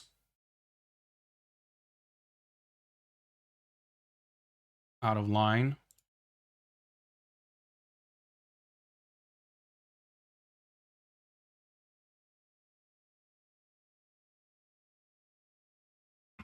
I guess I can try those images I just got and see if they work.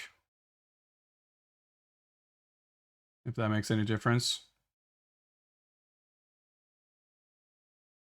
I need a plugin to use the disk image, so it won't work. All right. Well, I'll just go back to my other images. And see if I can figure out.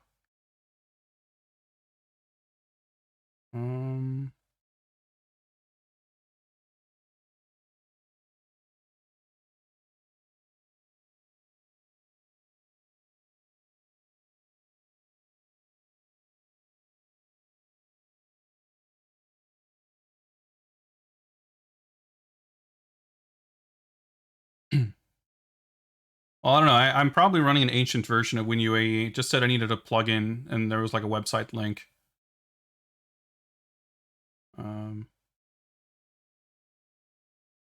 Let's see if this other image. So I think this image may not be cracked. It doesn't have a description of one in the title, at least.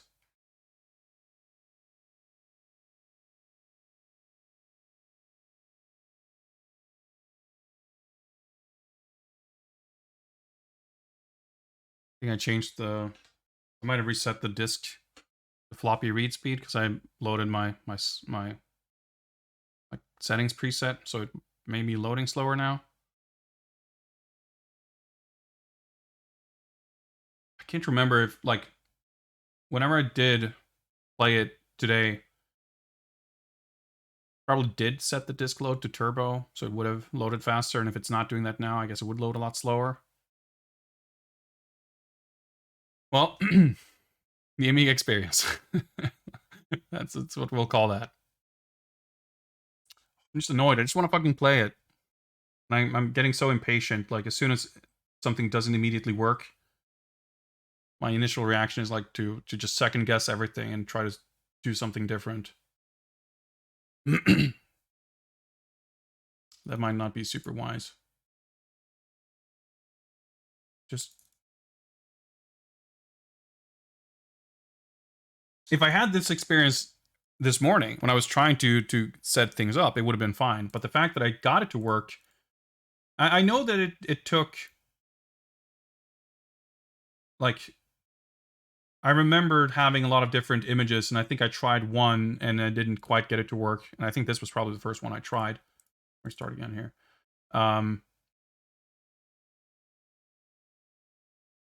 But then I'm super confused as to which one I did eventually use.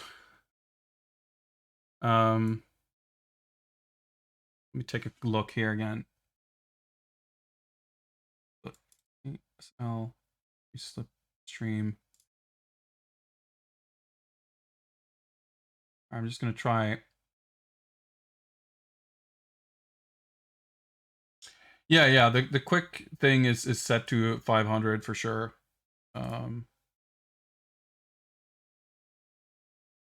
Quick start model A500 configuration 1.3 blah blah blah most common default config, like everything is kind of set to default. I guess I can put it to best compatibility over required CPU power.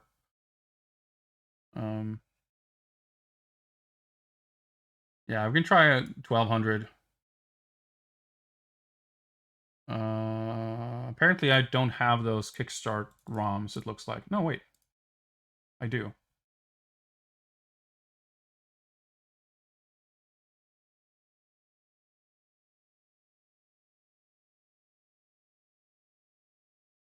I just gotta find the... I don't know why it felt like it didn't want to find it, but okay. Got that. Floppy drives. Set floppy to turbo. I guess I am trying a different image now, which I don't know if I should, but okay, fuck it.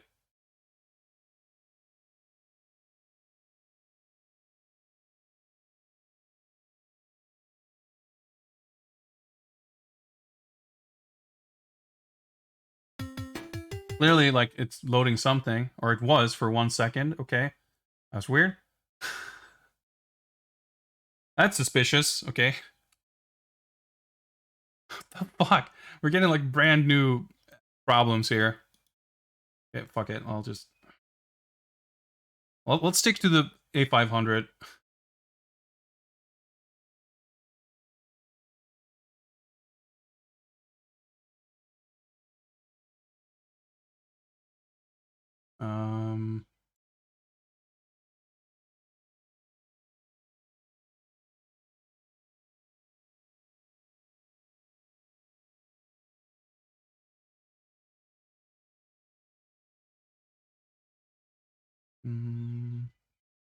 Okay, and I stick these in trust that maybe I did actually put the correct files in this folder.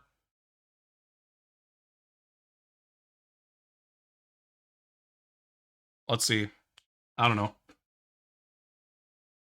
Yeah, this is a screen that's confusing me because I thought for sure I didn't get this. So we're getting this when I'm booting up the disk image that I set aside in a particular folder as like, yeah, these are the ones that work. But I don't think these are the ones that I did get to work because I don't remember this being a thing. But when I did boot this up last time, how far did we get? I don't know. We probably don't want to format our floppies here. Okay, I didn't press anything. It just turned black. What's up, don't call it? Yeah. Man versus Amiga.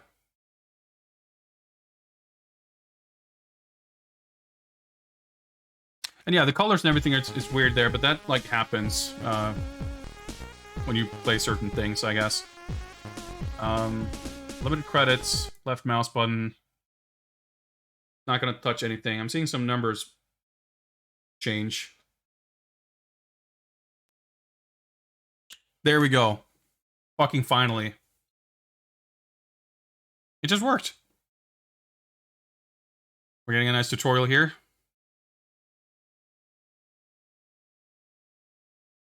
And we're getting some hot Amiga jams.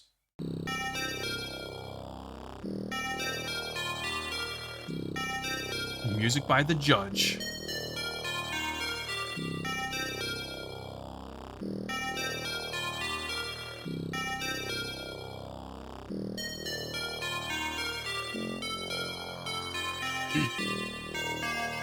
I think this music actually, it's different, but I think it captures the Final Fight vibe pretty well.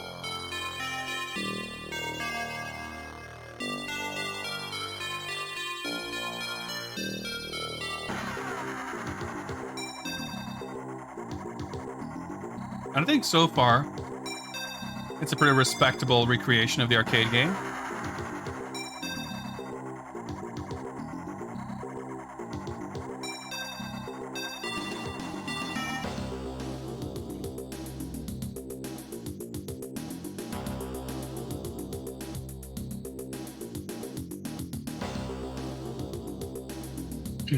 Yeah. The intro is to be enjoyed here. The fact that it is present, let alone so nicely presented, because it definitely will not be there in its full glory in every version.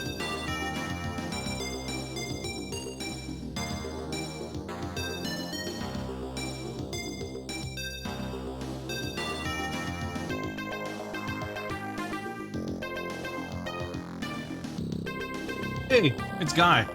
Everyone's here.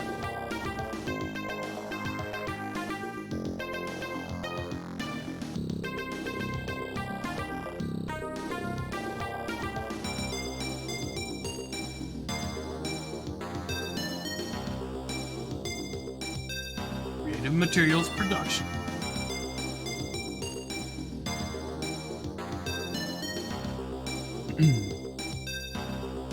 We even get the William S. Sessions FBI director screen.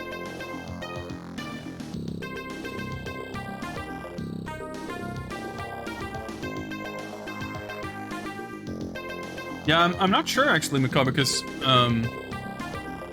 like the graphics are definitely not. You know, some ports, like let's say Amiga Double Dragon 1, the graphics are clearly like fucking redrawn by hand.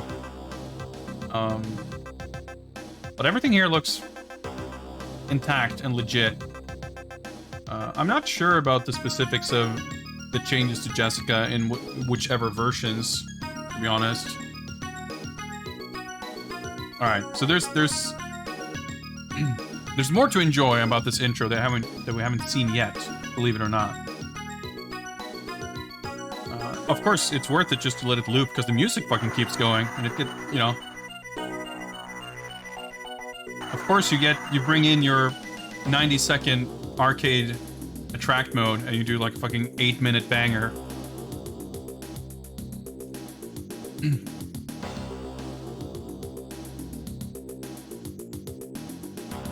And yeah, for sure, Pixel Front, like, there's a lot of versions that don't look this accurate.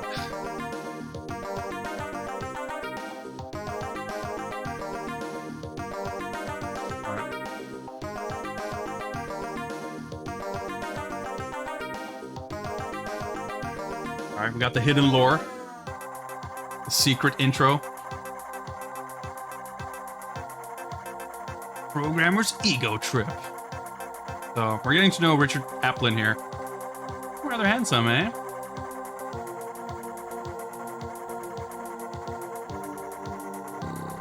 Programming some of the most awesome games around.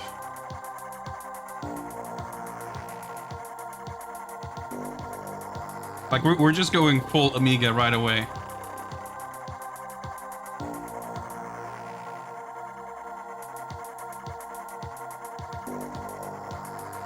Okay.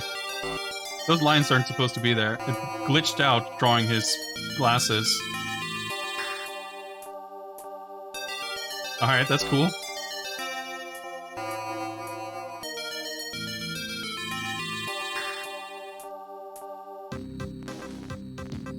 Yeah, I'm sure this was all done under the strict supervision of Capcom.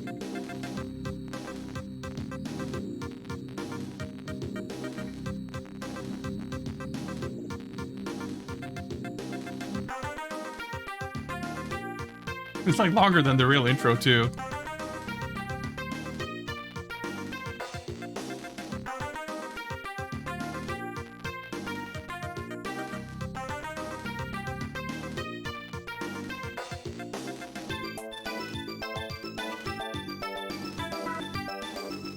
There we go. So when you do that, I think you get, yeah, as it says, like you get cheat mode. And I forget exactly what it does, but I think it's something with like infinite credits or something. Hopefully it doesn't like ruin the entire game, but yep, this is Final Fight at maybe its most British. Yeah, so to trigger that hidden intro, you watch the opening, and when Damned starts talking and asks Haggard to turn on his TV, you press the help key 5 times.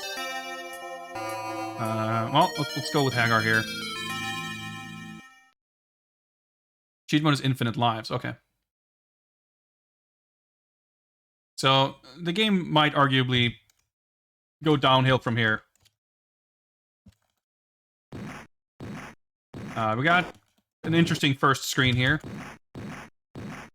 Also, we got single pixel damage punches.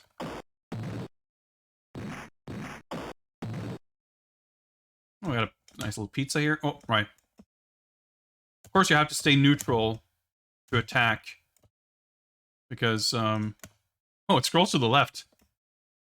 Forward, as we saw in the opening, fire and forward is a jump kick. Fire and up is a neutral jump, I guess. Fire and down is supposed to be the lariat, which I guess you can't do with a pipe. What's up alone? Yeah, you missed the arcade version and Super Nintendo versions.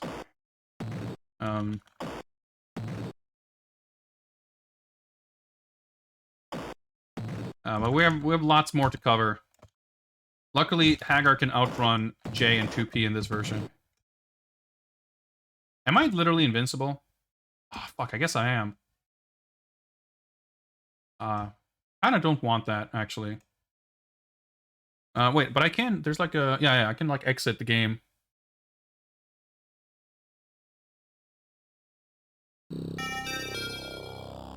So if I start a new game, I wonder if cheat mode is still on.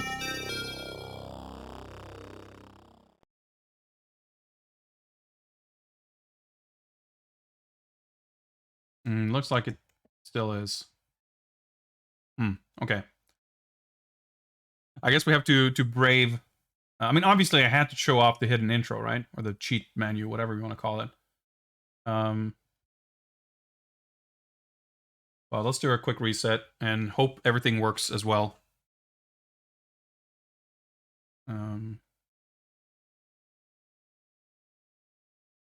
F7 to quit instead of waiting. Hopefully that doesn't break everything.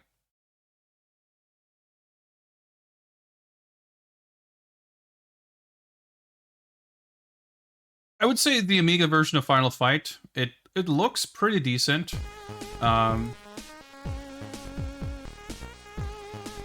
It's pretty fast and smooth.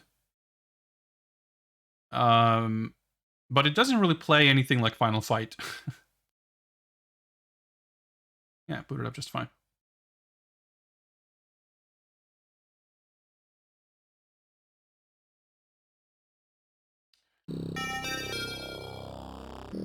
Like, the enemy placements are very strange, and obviously there's a lot of stuff just missing.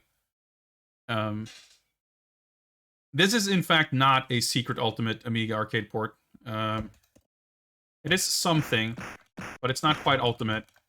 Holy shit! I was convinced that this game didn't have grappling. This game is kind of its own thing. It's like Richard Applin designed his own beat-em-up using Final Fight assets. This is like the hidden open bore from 1991. Got like fucking unique mechanics.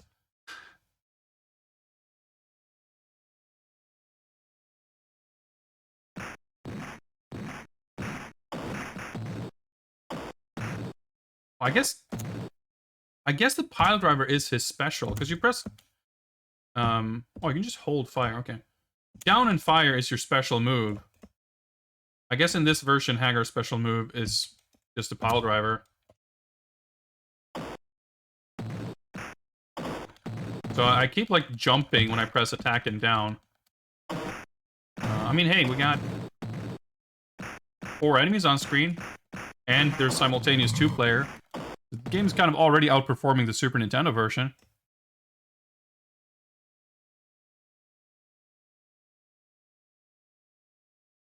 Oh. I instinctively pressed the other button. There is no other button, is the problem. The game speed is it's a little bit too variable for my tastes, but...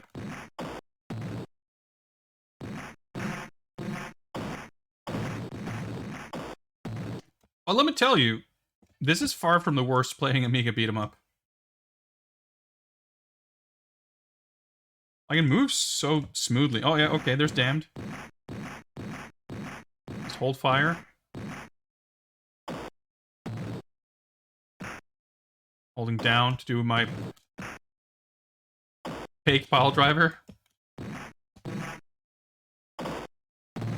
Jump on him instead. Pretty good move. Got him. It's like pretty sad. Like it's pretty civilized. The fact that you can beat dudes, but like no Elgatos, no poisons here just yet. Anyway, I actually watched Hazemaker play this a few weeks ago. So I was. Did you guys see that? It did some fucking. That was some fucking knuckle bash shit. I just drop kicked a dude and bounced off of him and kicked the other guy.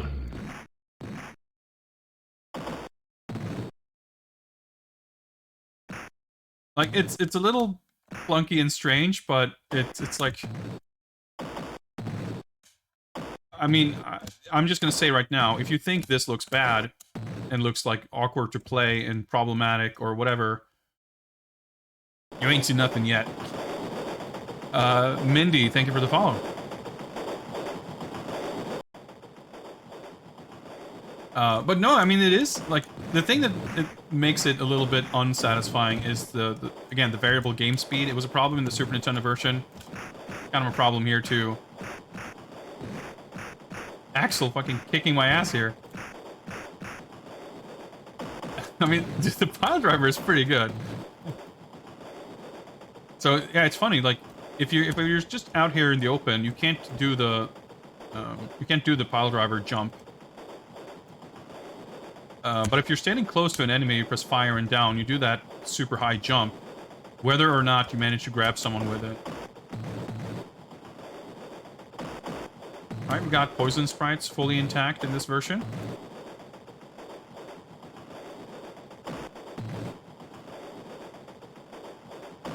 Pretty rapid pipe attacks.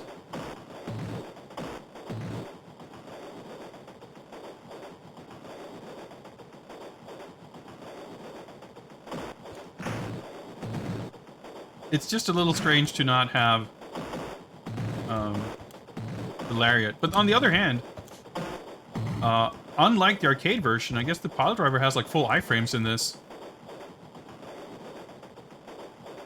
Yeah, we got the nice train sounds. Everyone's like super sped up walking animation is so funny.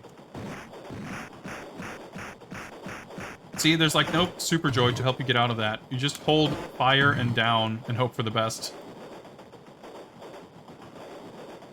So, no Elgatos, no Hollywoods, no Andres.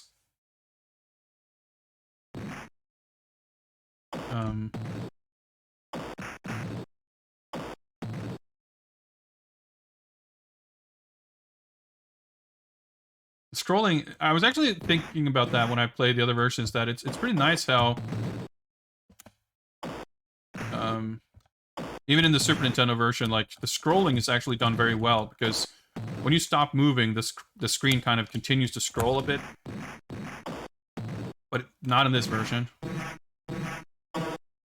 Ah, the sound effects stacking on top of each other. Oh.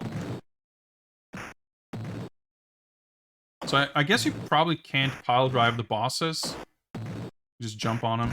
They have iframes, but unlike other versions, they actually flash, so you can tell that they are invincible on wake up. See, like, there's stuff like that that makes this surprisingly civilized. I'm just holding a button, by the way. And I have to walk over to the right after killing the boss to clear the stage, I guess. Yep.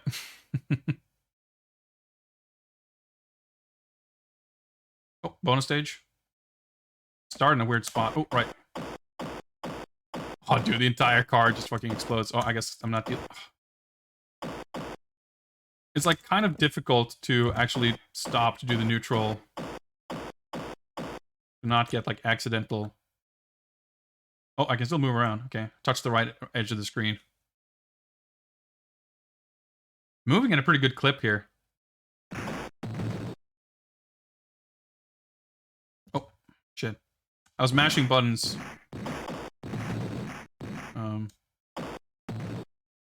While continuing, so I accidentally switched characters.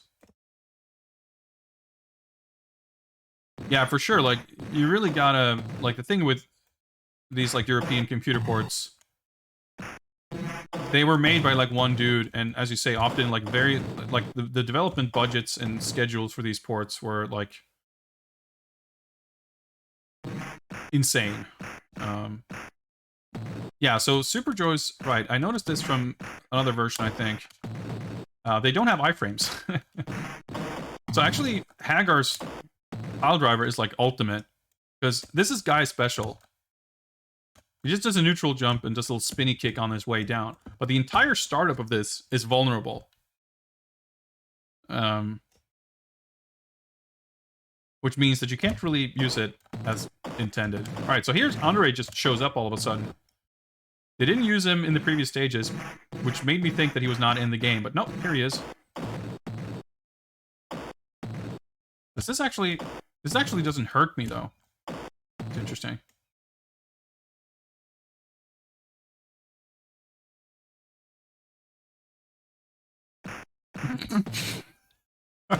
Oh shit, Abigail just hanging out here.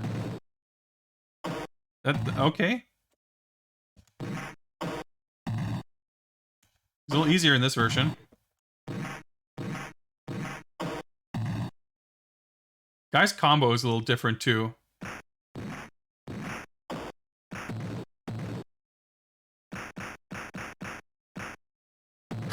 See, even when I can't get the iframes or like the actual attack out of my Super Joy, jumping and getting punched in midair at least lets me get knocked away.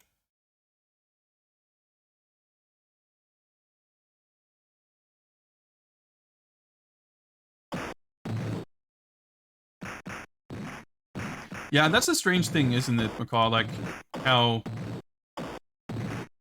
US Gold is gonna, like, put up this, like, super smash hit arcade game. Like, alright, let's get 3 guys to make 6 versions of it.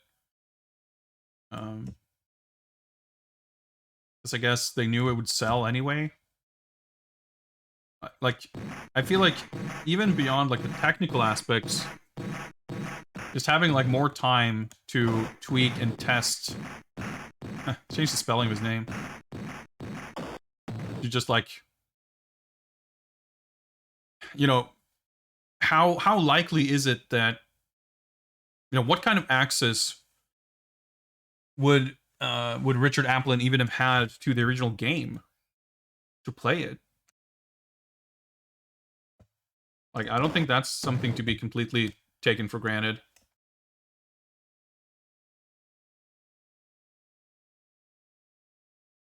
This stage looks pretty...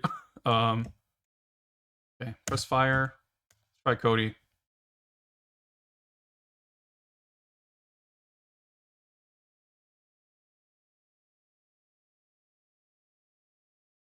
Am I losing a life from that? I was like, hey, my life bar doesn't move. But now I have 1 life. Yeah, I like that Abigail is just an enemy in this.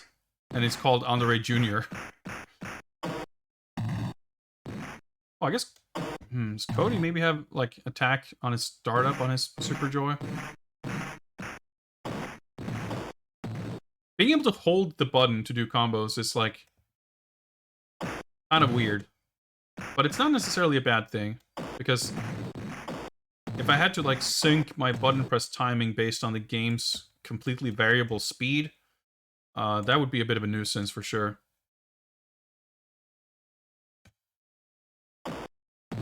Well, you say that, like, Japan didn't care about the Amiga market. I mean, I think that's true in a sense, but I think it's, like, the gaming industry was not globalized anything like it is today. I think they just didn't have any insight. Like, you have companies like US Gold, or Ocean, or whoever else like licensing these Japanese arcade games, and I'm sure, you know, once that licensing deal was done, there wasn't really much oversight or care. And I think you could say probably similar things about okay, this is just, did we beat the industrial stage without the second half of it and no Rolento, or is this just in the middle of the industrial stage?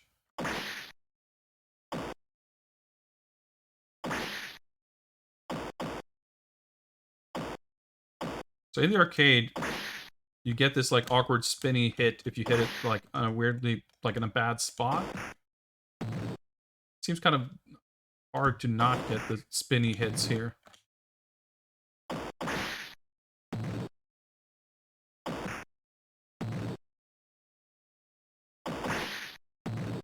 Well, we got 14 fake seconds to get it. Perfect, okay.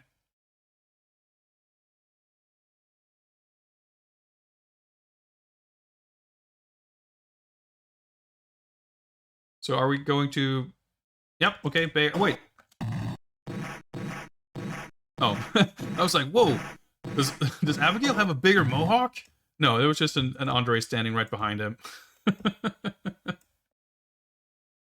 Ralph. Okay, so we get different text on the benches here. We're gonna find Shiro in this version. The sped up running and walking animations are so funny.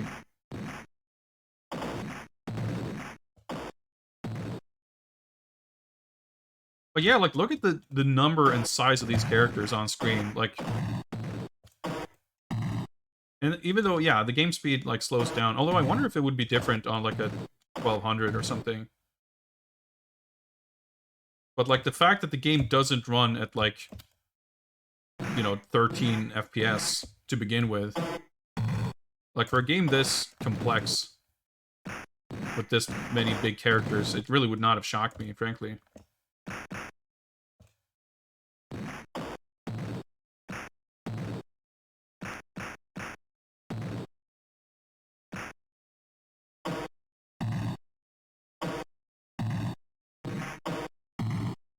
Alright, do we get a little doggy over here? Oh, we got a pineapple. Oh, hey, there's Shiro. Luckily, their attacks, the damage isn't really like the arcade version. I bounced off of him. Okay. Let's go back to Hagar.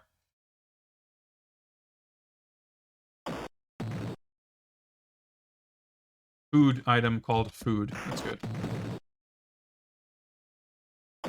Funny thing is, like, Hagar doesn't really feel any slower than anybody else. Yeah, I can, like... Yeah, I can break out of enemy combos by holding fire and down, and once I get an opening... Okay, I've got a 5 pixel health burger here. I can just break out the pile driver. It's not even a pile driver, it's like a fucking, what is it called? From, like, fucking Kinnikuman. Where it's, like, holding his legs and standing on his arms.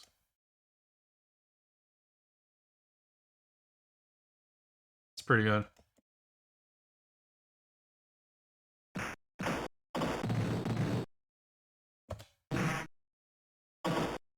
I love that when you can't get the actual pile driver, he just does a big-ass jump and lands on him, and it still deals damage.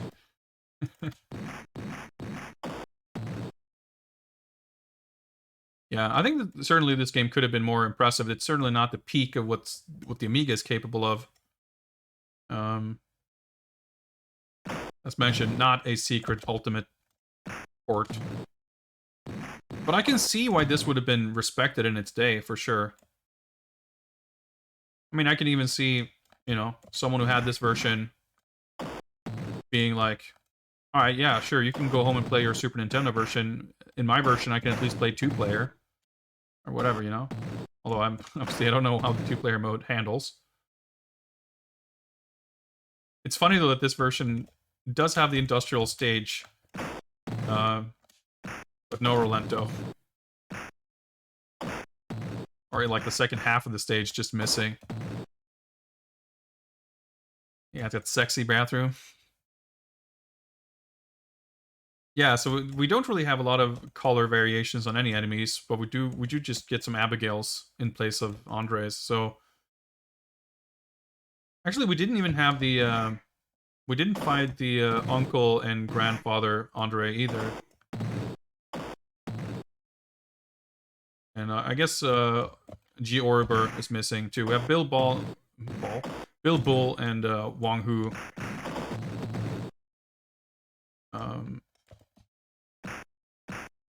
I'm just curious, like, are we just gonna get another Abigail? Or maybe that fight is also missing.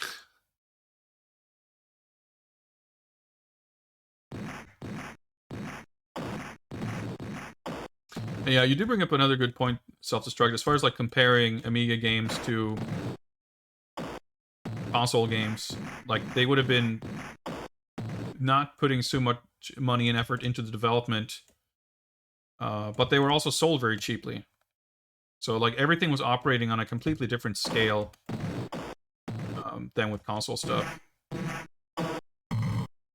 So looking at the technical capabilities of the hardware is really only, you know, half the story, if that. For a second, I was like, can I do, like, the backwards jumping strat? And I stopped for a second, and it's like, well, I can't press jump and backwards because there's no jump button. There's pressing fire and a direction to jump. Dude, I can't get over the fact that there's backwards scrolling in this.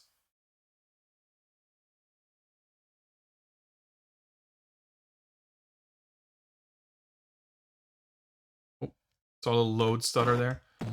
Dude, the file driver is so fucking good. There's like zero recovery on it either. Oh, okay, we got the transition here a little bit jarring. Of course, you got some limited color palettes and stuff, but way out. Signs in there. Oh, okay, Abigail is still called Andre Jr., but he's a little more orange. But I guess that maybe that wasn't Abigail. Dude, the pod driver does good damage.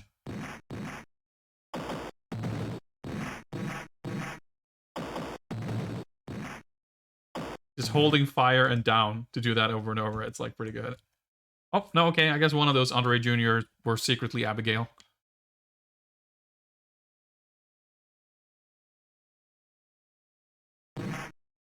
Confectionery country of the Nin Nin.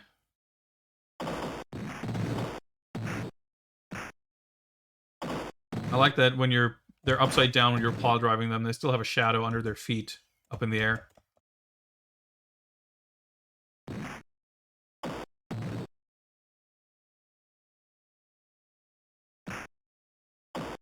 The file driver is so fucking good. See, like,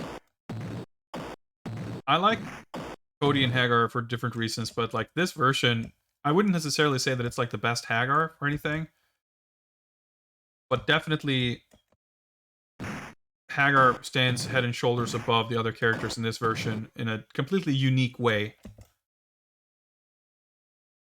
Because that pile driver is so fucking good.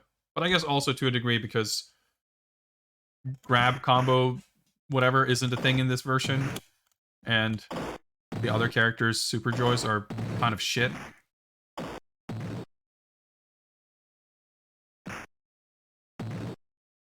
I love that he doesn't even get knocked down, he just fucking lands on his feet.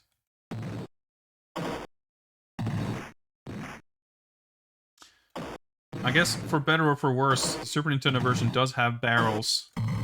Barrels appear to have been completely missing in this version.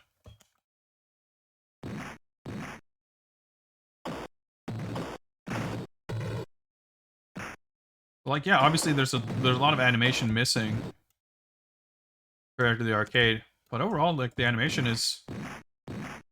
I wouldn't say that I have like that much experience playing other beat 'em ups on Amiga either, but I can say that like I've certainly played a lot of action games. Excellent.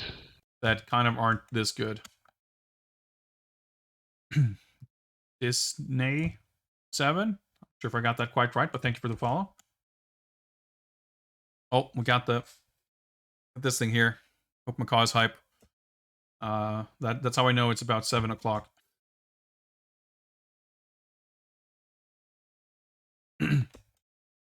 Illegal 4 enemies on screen. Hey, illegal on Super Nintendo, maybe. Amiga, no problem. I mean, we get a little bit of slowdown, but... Well, we don't get that many enemy waves here. Yeah, having music sure would be nice. Oh, well, we got some enemies here.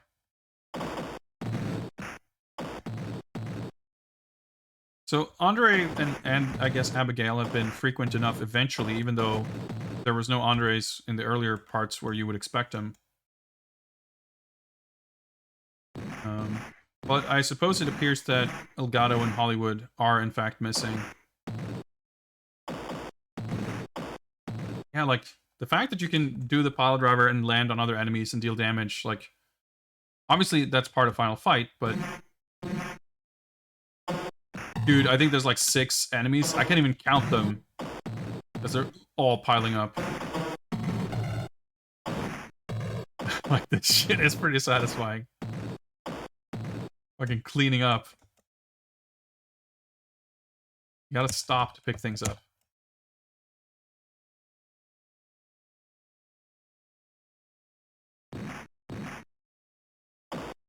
In fact, I mean, granted, the sound effects, I think, do help make the pile driver and punching feel a lot chunkier.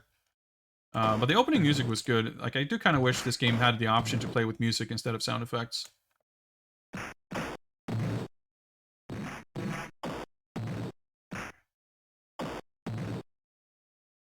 I mean, it's true, don't call it, like, the Amiga was, you know... obviously limited in some ways, but...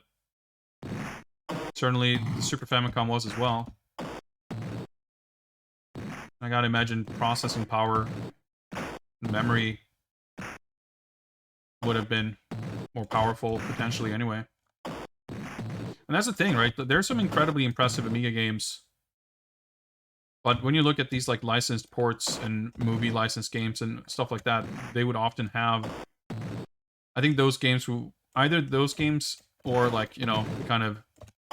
sort of indie, if you could call it that, sort of one-man projects, would often have those sort of limited conditions for the development. So these wouldn't have been the type of game where you saw the most impressive work. Except, of course, from, you know, within that context, because I think that this is kind of impressive for what it is. Like, if I had this on Amiga back then, like, I played Amiga a fair amount as a kid. I didn't have one, but I had a lot of friends who did. I never came across this game. But, I mean, I remember really enjoying Mortal Kombat on the Amiga. And Lord knows that's not a very faithful port, you know?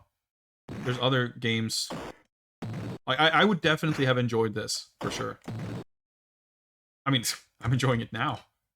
I don't think there's any reason to believe I would have enjoyed it any less back then.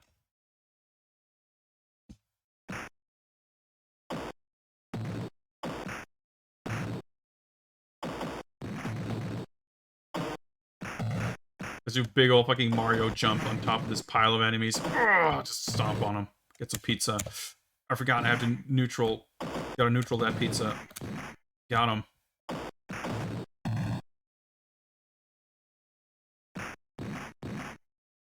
It's good that Abigail can come running and he just passes you by. Like, final stage, we just grab dudes and kill them with one pile driver. Like, cleaning up like this, like, it's so fast. Like, again, there's no recovery on it. That shit is satisfying. You can, like, do pile drivers faster than you can do suplexes in any other version. Slowdown notwithstanding.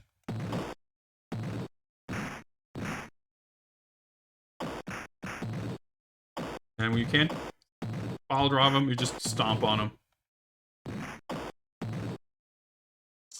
I would say the Amiga was pretty popular here, sure. At least in my, like, very limited, like, anecdotal experience. Screen scrolling a bit far here. Got stuck in the wall, but that's fine. I mean, for sure, the Amiga had a presence. I never heard of anyone who had a Spectrum or a CPC, or even an Atari ST. But Commodore 64, definitely a thing.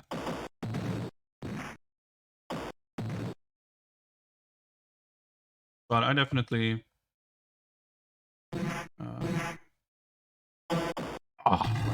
that feels good. I mean, I grew up in like a small community,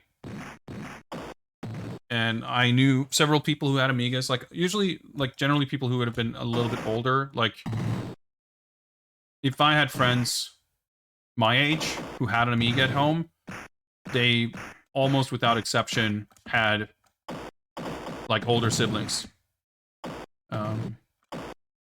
I mean, I was born in '85, so I would be playing Amiga games mostly like around, you know, let's say starting around 1990 and a few years following that.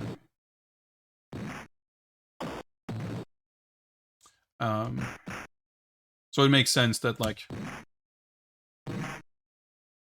probably not a lot of people would have maybe bought an Amiga in the 90s, but people would have maybe had A500s sticking around from the mid to late 80s somewhere.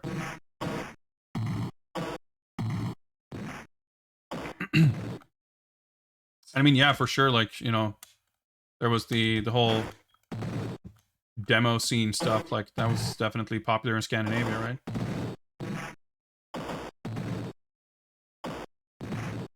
So C64, I think, and Amiga both, but it was frankly a little bit before my time, so I got to experience it through a little bit of, you know, hand-me-downs in a way.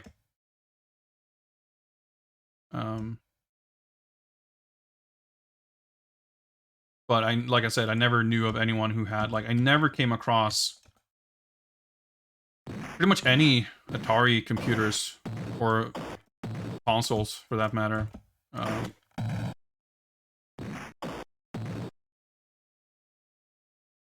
But I had several friends who had, like, schoolmates who had Master Systems. But in my mind, like, it wasn't in my, like, limited circle, social circle growing up. I had several friends who had Master Systems. I had knew several people who had NESs, and one didn't necessarily seem more prevalent or popular than the other. Let's stick with Hagar. The pile driver's just too good.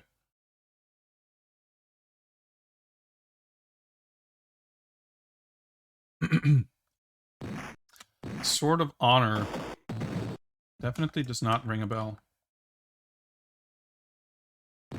What'd you say it was? Sort of fighting adventure hybrid? I mean, like I said, I grew up with playing Amiga games, but it wasn't like I grew up on Amiga as my primary gaming platform. Oh, no, Jess. Okay, he just stands up to shoot. Okay. Okay, this is a little different.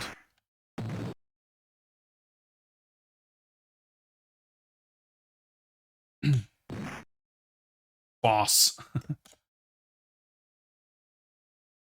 Joestar, Fast 9 opens in cinemas here next week, and I'm definitely gonna go watch it.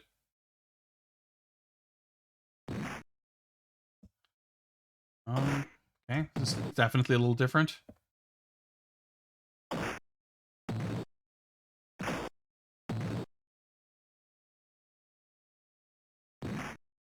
But yeah, so like the Amiga wasn't like what I was raised on per se, but I had, you know, knew a lot of people who had them, so they were definitely, you know, sort of constant presence. So, okay, what the fuck do I do here? Because he's not taking damage, it looks like. Or maybe he's just, maybe his life bar just extends past what's visible.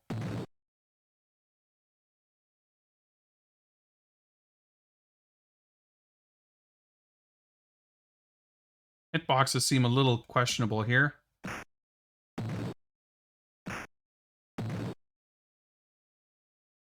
I mean, I definitely was able to hit him before. Yeah, there we go.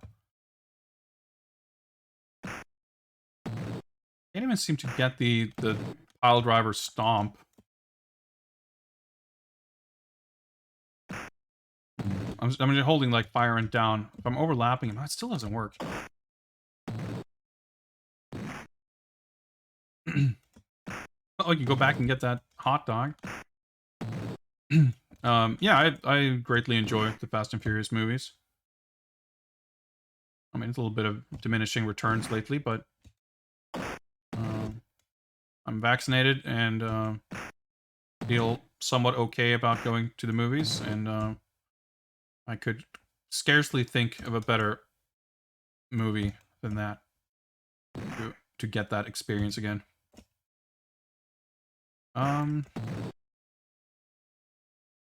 Yeah, about the window. So I was thinking, like, I wonder if you're, like, maybe you're not supposed to fight him. Maybe this is a puzzle fight, and you're supposed to hit him by the window. Can I get him to go further to the right?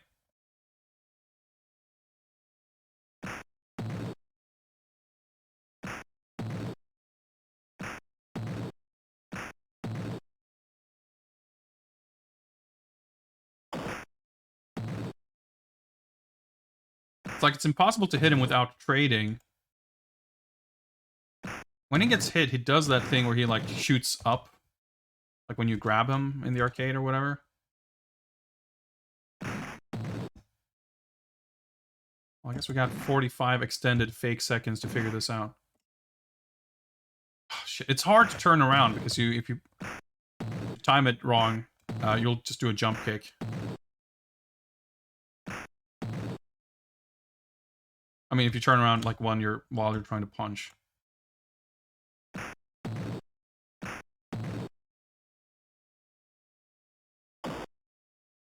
Oh, harp. Okay, I hit his projectile. I was like, what was that? It's funny that you can do that, though. Given how I, like, traded hits with him before, it didn't seem like I could hit this harpoons. Well, I managed to land a hit without taking damage. But yeah, the hitboxes here seem a little strange. Yeah, his name is Boss.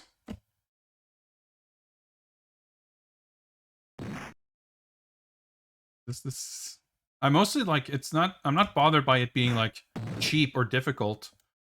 I'm just like confused. Like if he eventually starts taking damage, like sure, we'll just grind it down then. Hopefully if we run out of time, we'll just lose a life or whatever, but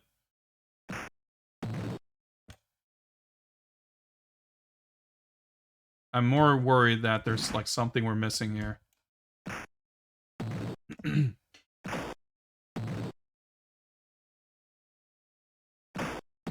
Oh, see? He's taking damage now. There we go. No, you can't do pile drivers on any of the bosses, it appears. But you can see if I'm doing a very tall, like, vertical jump, that jump right there, that's the pile driver jump. So, like, if you're executing the pile driver command, but on an enemy who you can't pile driver, I don't think you can do the pile driver on Bill Bowles either.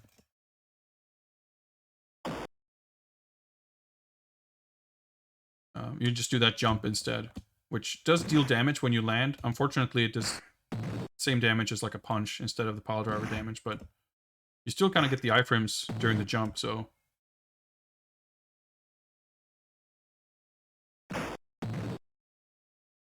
10 seconds is not going to be enough. Neither is 9, but.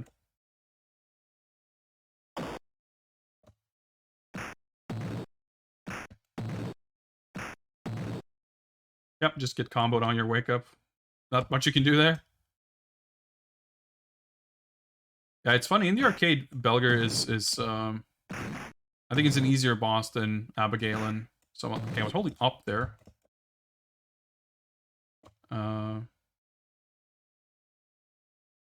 But yeah, this version is like missing a good couple of bosses and kind of just do the pile driver. I think we ran out of time. What happens now? Oh, okay. Maybe I should have tried someone else because maybe their special moves would maybe work, but I guess probably not.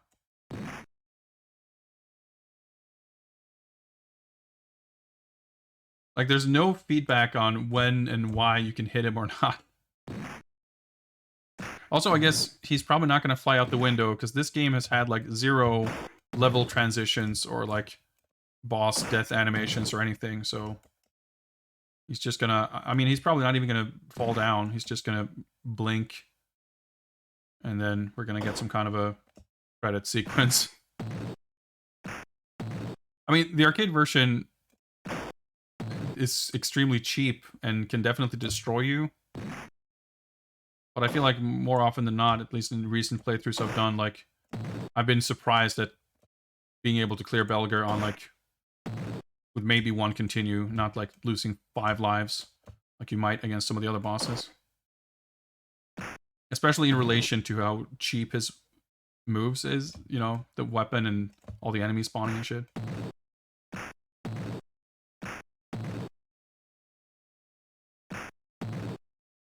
Game has 0 issues. Dude, it's Final Fight. This game's a masterpiece. I said it before. It's like perfection. Cannot be improved upon.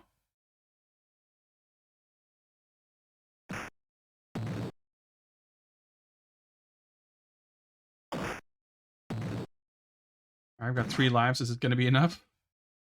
But yeah, like, it's funny that with the time, like, how is this even intended to be done?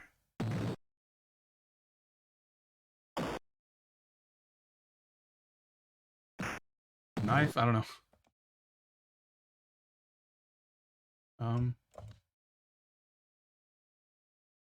You're gonna... No, okay. I was gonna say, is he gonna drive over to the window? No, he's just stood there for a while. Oh, there, yeah, he blinked.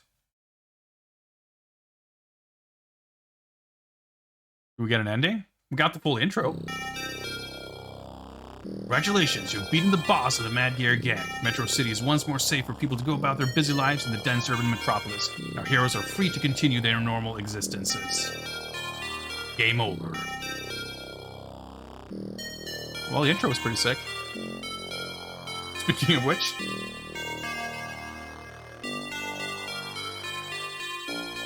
So Jessica saved? I guess so. They don't address it in the ending, which is pretty funny, because we don't see her in the game. The intro with Damned holding Jessica in the first stage is not there. And obviously, Belger wasn't holding her either. Ever wanted to continue your normal existence? I mean, her beats being trapped inside Amiga Final Fight. Though, again, we got some other hotness coming up. 1cc attempt. It would be kind of interesting to see, because obviously the final boss is like incredibly bullshit, but you can get super ganged up on. But the pile driver is pretty fucking strong. And enemies don't kill you as quickly as in the arcade at all. However, like, your mobility is a little bit limited because you walk kind of awkwardly, and it can be tricky. Like, if you need to make a quick escape to pick up a healing item, for example, it can be a little hard to maneuver around. You do some accidental jumping, and then the food gives you 3 pixels of health. So I think in some ways it's like a lot more lenient than the arcade, and then in other ways it's like super punishing.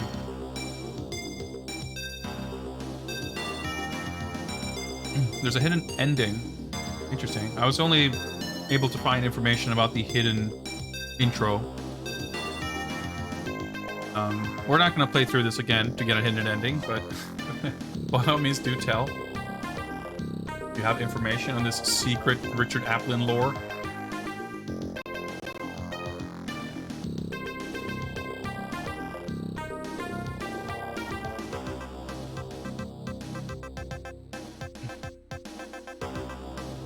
Okay, yeah, because I saw on the cutting room floor, that website, it details like there's like an extremely extended programmer's ego trip message, of which we get to see a tiny little snippet in the intro.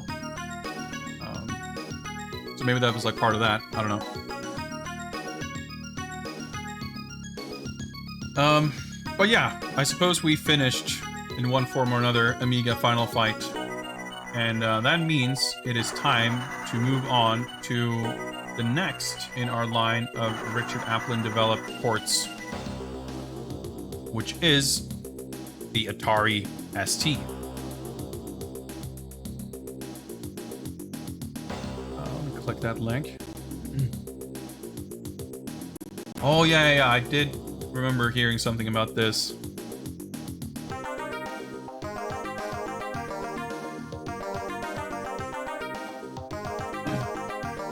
Yeah, Life of Cody. Cody died.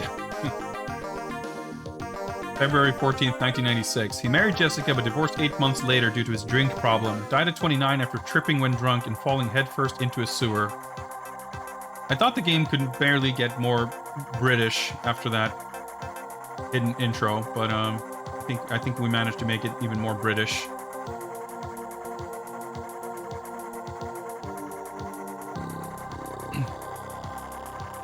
Guy marrying a 24 stone traffic warden. It's like no one outside the UK knows what the fuck a stone is. Haggard left the office of mayor in disgrace after a cocaine scandal, spelled incorrectly, and 2 years later was convicted of sheep molesting. Died at 55 after catching a nasty disease from a dirty telephone. Highly official, supervised by Capcom endings here. All right, let's say thank you to Richard Applin and Win UAE. We were able to reach an agreement eventually. But it's time to move on. Oh yeah, so speaking of Mad Gear, someone mentioned it. Mad Gear is like one of those mini Capcom sort of references. Because Mad Gear was the name of a game that Capcom released. I'm trying to remember. Because Russian Crash was the Speed Rumbler, right? And I always get confused. I always get Mad Gear mixed up because I think maybe Mad Gear was that the game that was like never released. I forget, but it there was some game called Mad Gear. So I guess they just liked the name of that and thought it would be cute to reuse it. Leadstorm, that's the one, right?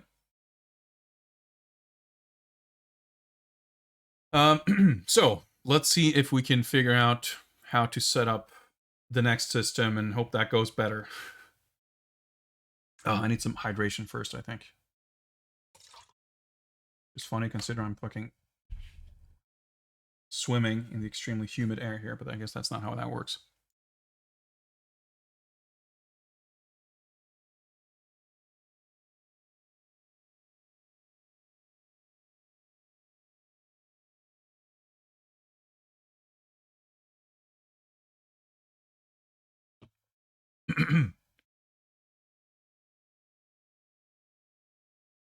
All right, let's do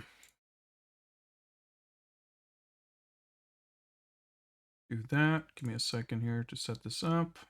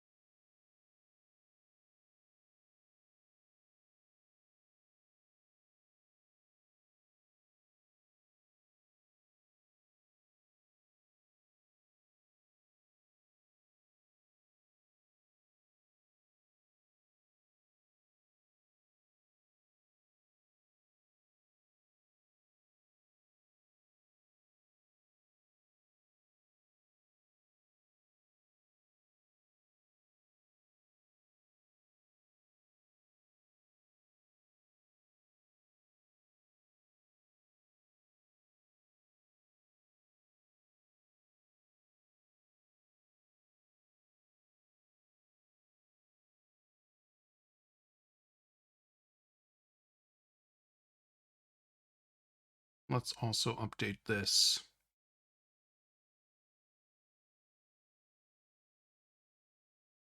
RST, also ported by Richard Applin.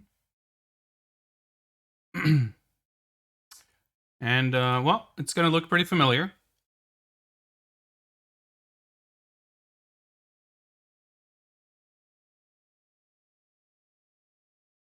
40 degrees. Well, yeah, I'm lucky we're...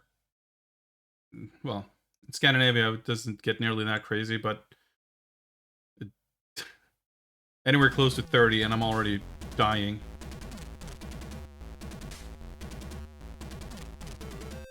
Oh yeah, we can swap this to... Whoops. Okay.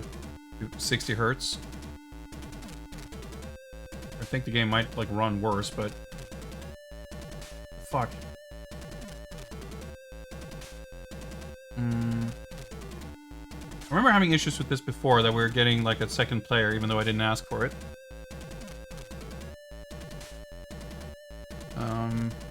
But the music's pretty cool. Crank it up a bit.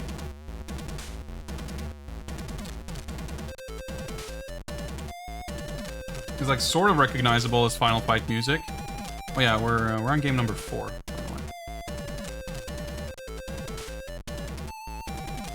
Maybe I clicked with the mouse and that... Yeah.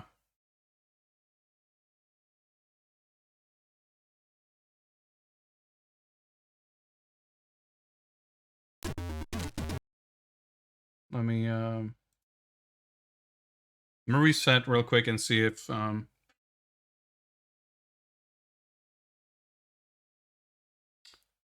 I can make sure that we only start with the joystick player and not get unwanted extra players.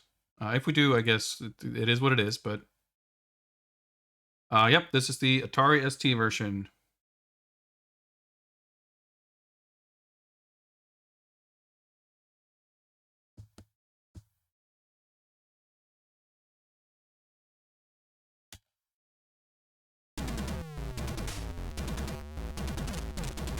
There we go.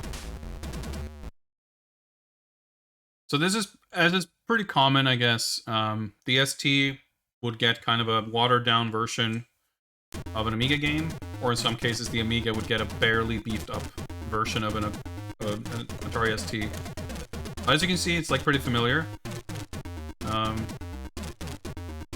We have the same controls, we have the same pile driver, we have the same... It's so weird, like... In many of the other stages, the enemy waves are, like, kind of recognizable. But for some reason, we just start off with... like, a bunch of bilbles attacking you before the screen is barely, like, loaded. So in this version, we do get music instead of sound effects. So that's kind of a unique difference between the two versions.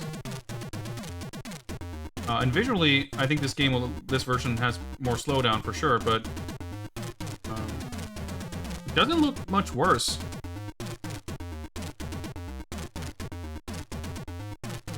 Even if I suppose the Amiga version wasn't exactly a looker in terms of like the colors and the backgrounds and stuff. I mean, I guess it's pretty much assets used for this, I guess. So here's your 1cc attempt, I guess. We don't have a trainer to have our back here.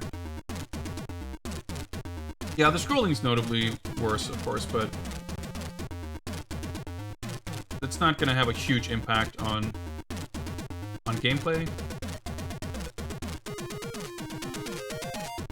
I feel like... Ooh, I missed the pile driver.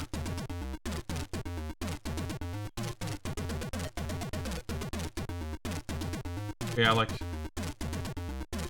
Getting kind of the hang of how to play it. I got the Mario Stomp. Pile driver. Yeah, you can... It's kind of funny. The game... This version doesn't have, like, the real combo into throw. But because of the way the pile driver works, it kind of does. Because you hold the button to just attack. I'm just holding the button, and if I hold down, I'll punch him at max range, but as soon as he gets too close... Yeah, I'll do the pile driver jump. And of course, if it's like a regular enemy, you do the actual pile driver. Like so.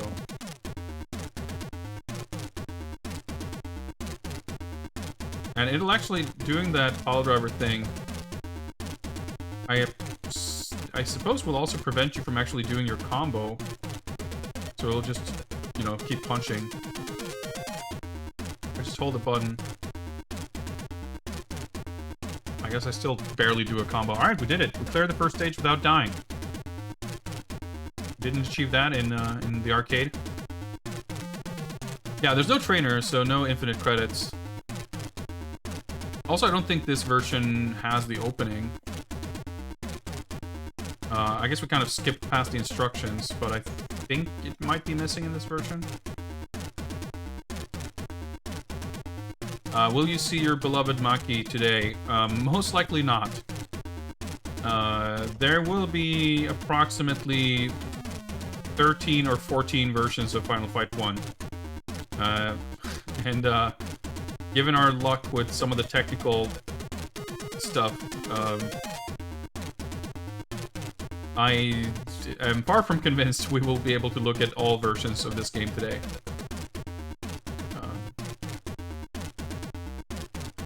And we're obviously not going to have time to play 2 and 3 and Mighty and Revenge and Streetwise all in one afternoon, so this has never been intended as a single stream. We will be journeying through the history of Final Fight across probably a few weeks. So we want to be thorough.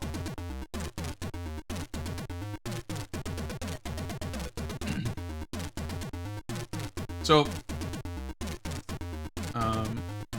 given that this most likely is, you know, this version has music, which is kind of cool. In theory, the music itself is maybe not super cool. Otherwise, this is going to be pretty similar to the Amiga. So I'm not going to force myself through the entire game here, but I am kind of curious to see how far I can make it. Maybe we'll do a single credit and leave it at that. It died just there. If there's food in these barrels, well, if there's barrels, could have been better, but that's fine.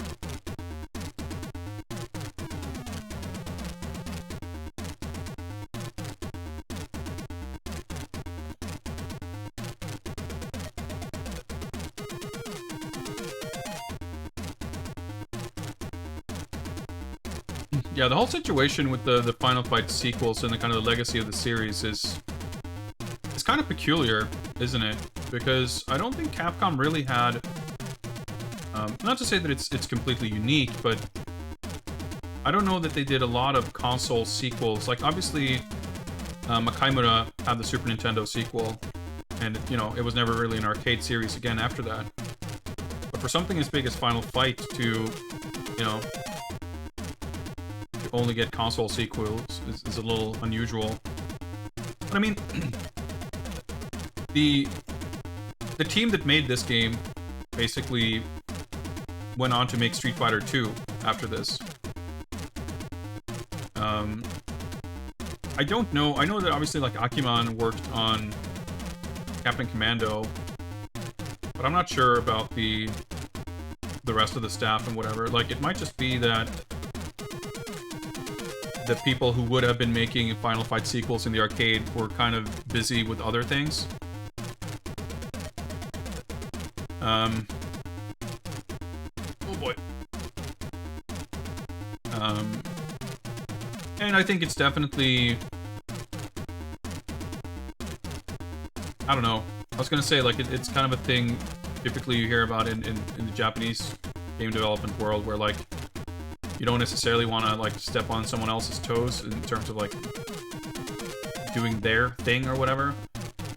So maybe it was like it felt fine for someone else to be making Final Fight stuff if it wasn't in the arcade. I have no idea. But, yeah, it is kind of peculiar. But I think it's also, like, it's a situation that gets kind of exacerbated, or, like, you kind of see it in a different way because those sequels are kind of lesser. I mean, obviously, there's no way a Super Nintendo sequel is going to hold up to the arcade, like, quality-wise. But if there had eventually been, you know, looking at Super Ghouls and Ghosts, for example, it's a good sequel. If there had been other Final Fight sequels that felt less, like, compromised, maybe we wouldn't think of it much that way. I don't know.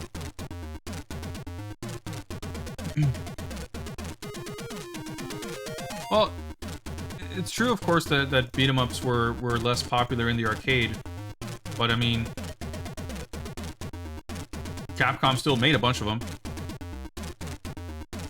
So, I guess, I mean, if Capcom hadn't been making more arcade beat-em-ups at all, it would kind of be a different matter, right? Okay, I guess we have to start over here? I don't know. It's that, like, combination of the fact that Capcom are making beat-em-ups. And they are, like, they're making arcade beat-em-ups and they are making Final Fight games, but they aren't making arcade Final Fight games. Oh, okay, we're done. Well, yeah, let me start. I guess I don't know that much about Kiki Kai, but certainly console sequels to arcade games happened, but specifically talking about, like, Capcom games.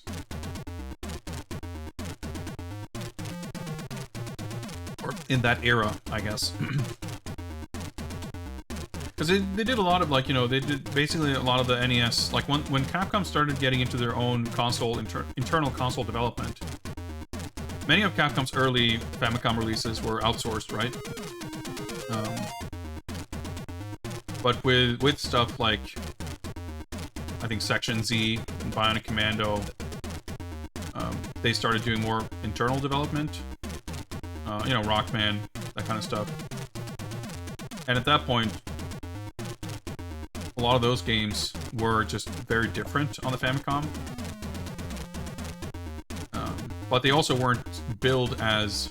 Like, Bionic Commando on the NES is, for all intents and purposes, a sequel to the arcade game. It's definitely not a port. But they didn't call it Bionic Commando 2.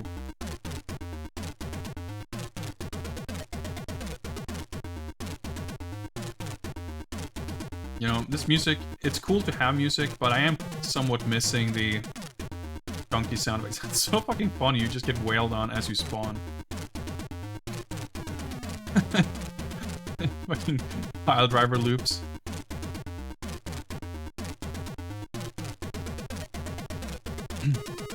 Oh yeah, you can, like, attack through the transition. It's interesting. That's a strat. Yeah, Golden Axe, for sure, like, had more console sequels, but at least it did also continue in the arcade with Revenge of Death Adder and Duel. But I don't know, I reckon a lot of it just sort of boils down to arcade and console development being quite separate, if I had to guess.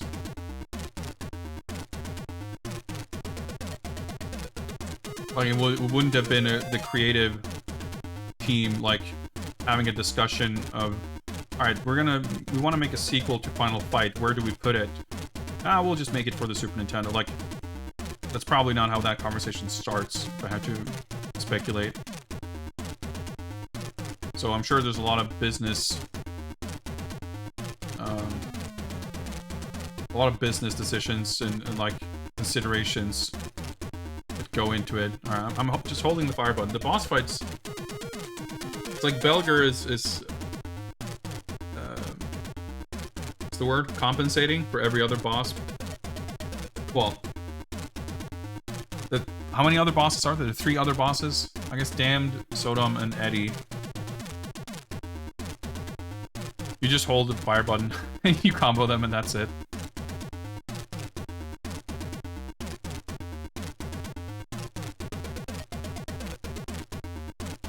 I wonder if this stage is going to be any different in this version. I really can't imagine it to be. Actually, we will find out here if this might be where our credit ends, because I think the fire might kill you in one hit. Yep, it does. And Hanger struggles to jump over it. Well, there's our credit right there. I just lost 2 lives trying to jump over this fire. That's an interesting change from the arcade. Oh, I guess you had limited time to continue. But, well... I think we can, ugh.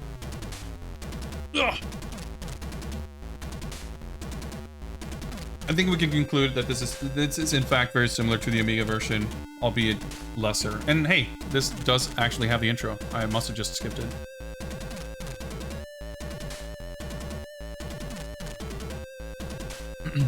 Yeah, we heard this in the opening. Yeah, the sort of kind of stage 1 theme.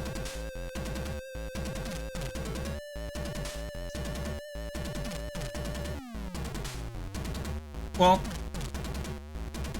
we might not need to spend more time with this. Potentially, right?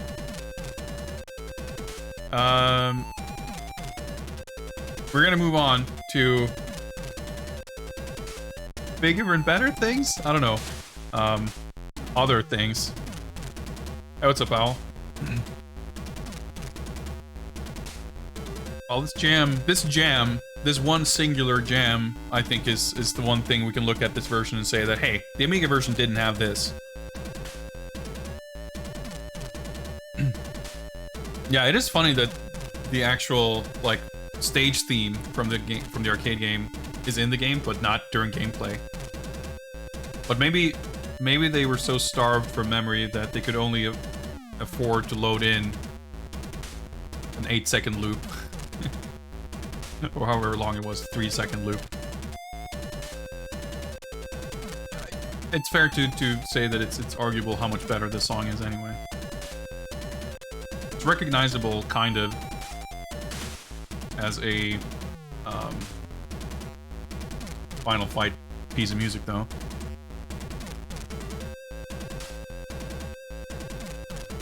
So funny to even have this screen in here. Anyway, we're not gonna discover much more new stuff here, I don't think. So why don't we move on to the third and last of the Richard Applin developed computer ports of Final Fight.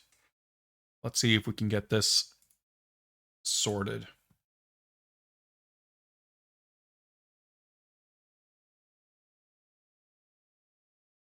Oh yeah, I remember this being a bit of a mess here.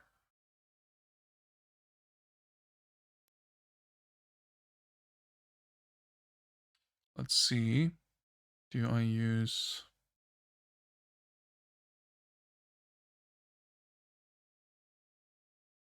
No, wait, hang on.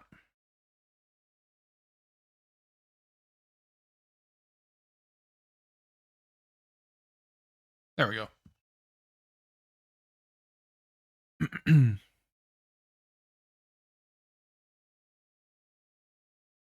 See if I remember.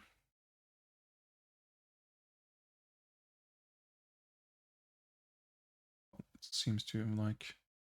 Oh, hang on.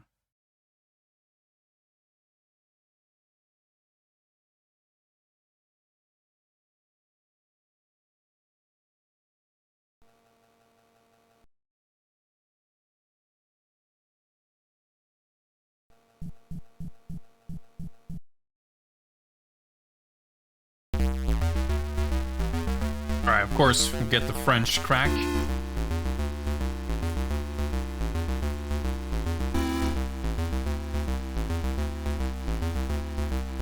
So again, these versions all came in the same box, so there unfortunately is no exciting new cover art. Turn it down a little bit. Right, I mean, now of course they're gonna reuse the music from somewhere.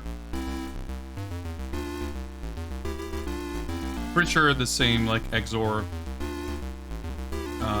track throw was in the pretty much every Amstrad CPC dump of anything I've got, I think. Yeah, so the CPC was like, France was by far the region where that was the most dominant platform.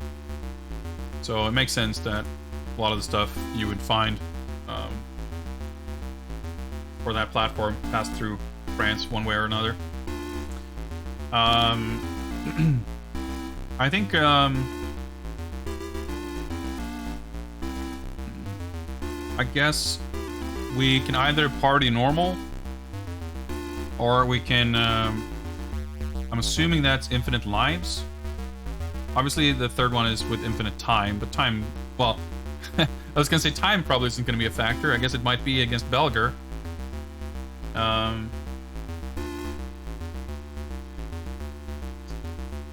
I'm conflicted here because depending on how this works out, I would kind of be curious to see all of it, which may be an impossibility if we're gonna party normal.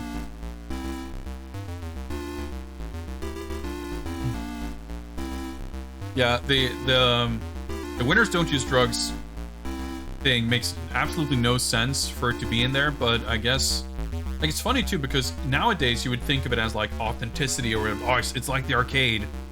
But I wonder to what extent people would have seen that screen because it's like usually a pretty US specific thing. I don't know. Well, Riger has nothing to do with Final Fight, but this screen we're looking at here also has nothing to do with Final Fight because this is just the crack draw. And they would use the same song regardless of what disc it's on here. I think we're gonna go with Infinite Vice.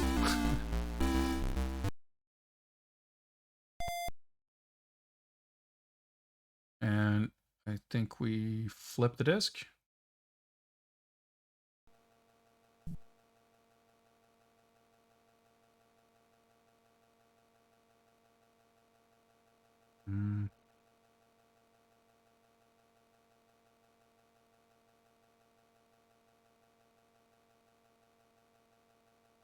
Don't.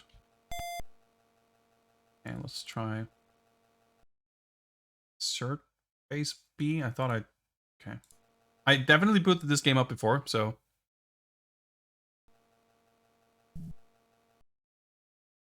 There we go.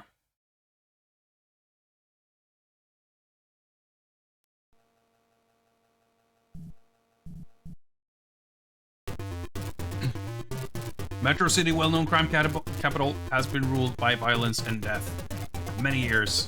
Like some limited punctuation there. Back was the newly elected mayor and former street fighter Mike Hagar has to change. But hey, we even get the intro. We get this classic music.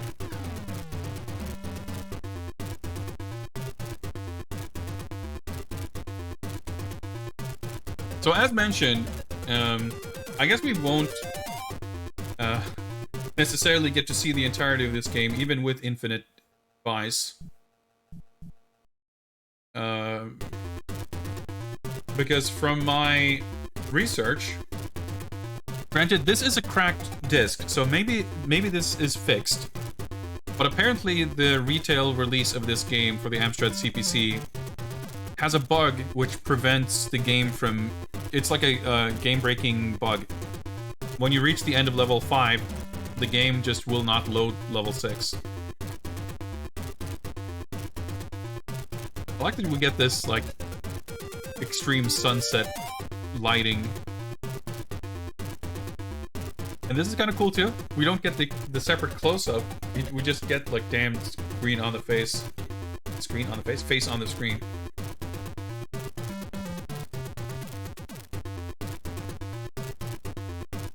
Like, that's kind of cool. It doesn't really look like that in any other version, right?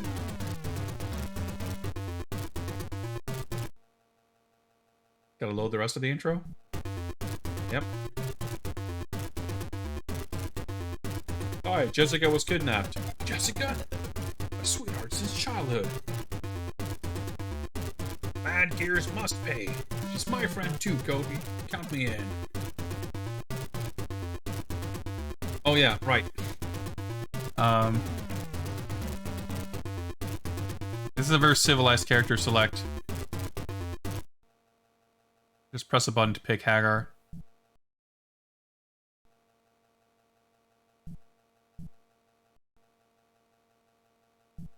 Yeah, the writing is a little different. There was some punctuation kind of missing and some like spacing and typos like fixed.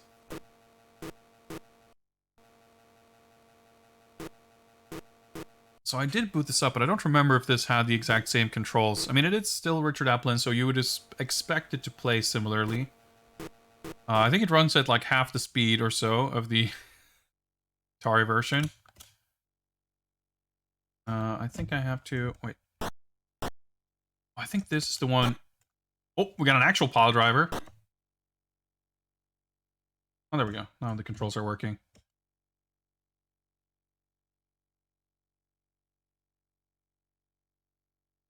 Yeah, if I press down and fire, it does this little choke. So there's an actual, like, whiff animation for the pile driver in this version, unlike the Amiga one.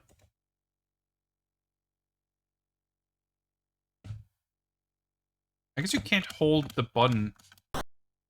Okay, so inputs are a bit dodgy here. Not too dissimilar to the Super Famicom version. I like that he chokes them, puts them down on the floor, and then then you pile drive them. I mean, this version at least doesn't start with 3 bilbles running you over. Right, you don't press a button to pick stuff up. You just walk into it and you pick stuff up. And I mean, yeah, Hollywood Elgato, like, they're in this version. They're right there, right from the start. Like, it's a little difficult to connect with the pile driver. Oh shit, mid-air recovery. How about that? I don't think holding the button quite works in this version. Oh, like, okay. The grab is kind of separate, and then you do the pile driver from there. Yeah, I can even walk with them.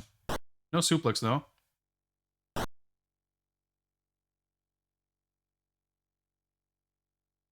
Yeah, holding the button doesn't seem to do anything. Scrolling is, I mean, it's smoother than the Atari ST version, but...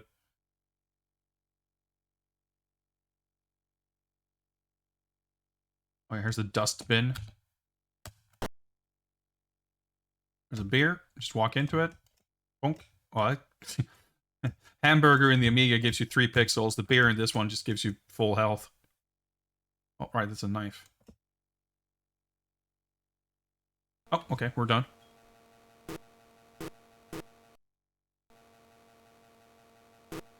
I mean, visually, I think it looks pretty good. I mean, obviously, it's a far cry from the arcade, but, like, fucking Amstrad CPC, it's not, like... I don't know, we played the CPC version of, the 1986 Batman game back in the day, and that's like a Spectrum port.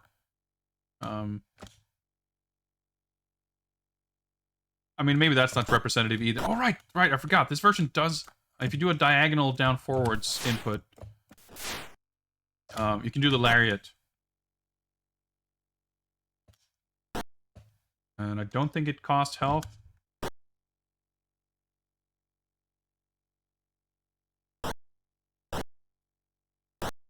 Like, yeah, I'm not sure if it's hit stun or just inputs not responding, but even when you get hit, like, fairly slowly like that, you just can't really do it. I'm holding right. Oh, okay. Just couldn't move. Yeah, I would imagine there's probably better beat-em-ups on the CPC, you know, I wouldn't exactly call this some kind of masterpiece, but it's kind of interesting to look at. Yeah, the Super Joy is free, but it also kind of doesn't really work. So, I mean, you win some, you lose some. What's up, Lou on point? Well, you're gonna find out because we have not played the Spectrum version yet, but obviously it's on the list.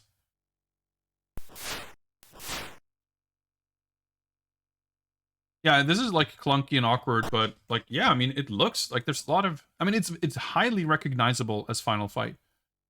I mean, playing through like various Double Dragons and whatnot. I mean, I'm not very experienced with the Amstrad. I've played a lot more C64. I guess I've played a little bit more Spectrum. Okay, I think I bounced off the wall there. Maybe that was Hagar's famous off-the-wall jump. I can't move.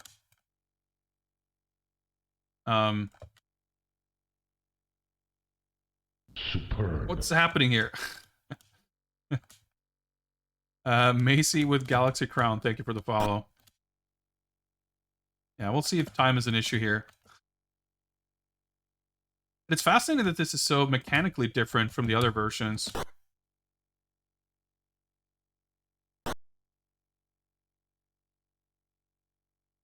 But yeah, like... Unspeakable horror I've, awaits you. we can pile drive these guys at least. Oh, that did good damage. Space Hoppercopter subscribed at tier 1. Thank you very much. thank you very much for your support. Now you too will be able to enjoy unspeakable horrors the way I currently am trying to play the Amstrad CPC version of Final Fight. Welcome to the Skull Club. Enjoy your emotes, and thank you once again. Oh boy. Time may be an issue. Maybe we should have had infinite time. I was being presumptive there. Presumptuous? Assuming that the Amiga version would be any kind of indicator of what to expect here, but yeah. We do have those full 5 in-game second file drivers.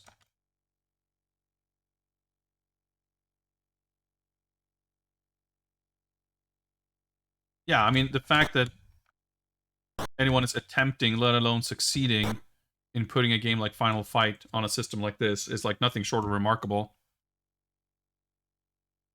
Oh yeah, okay, we lost a life, I think, but we have infinite lives. Oh boy, I just realized that infinite lives means we're just gonna keep going. Right? We're not gonna get the sweet release of a game over.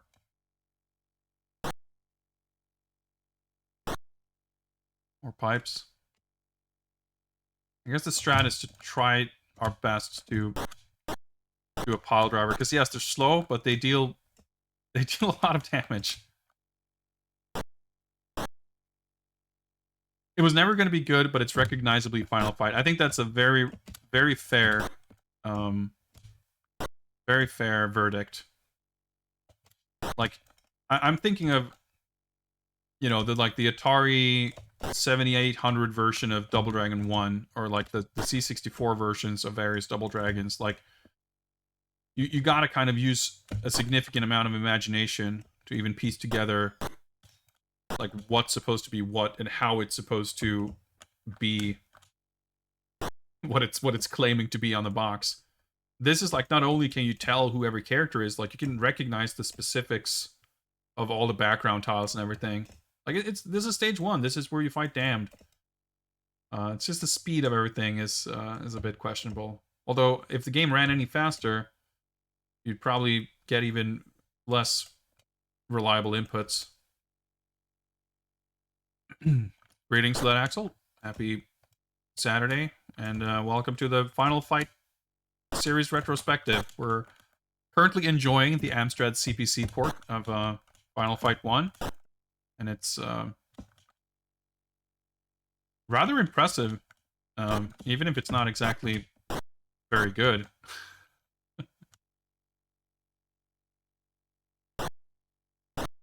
I mean, I don't know about you guys, but I'm enjoying this. I'm enjoying the educational aspect of increasing my familiarity with all aspects of Final Fight. Is it responsive at least? I would say that by a significant margin, this is the least responsive version so far. Try to pile drive Damned over here. It's not going well.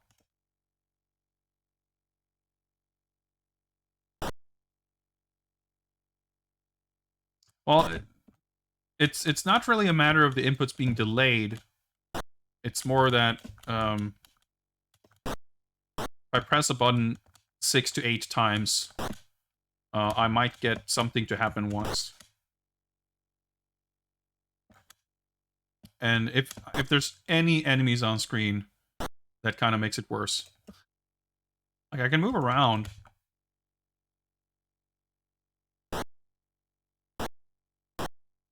But I don't know. If there's 0 to 1 enemies, it's like kind of okay. But when there's more than that, it starts to kind of fall apart a little bit. But frankly, I think... wow, that did a lot of damage. I'd be kind of curious to see what this would actually look like on a CRT, because I think a lot of like the super sharp pixels and stuff, like I think it would kind of smoothen things out a little bit. And like the shading on Hagar's body, for example, like I think it might look pretty good.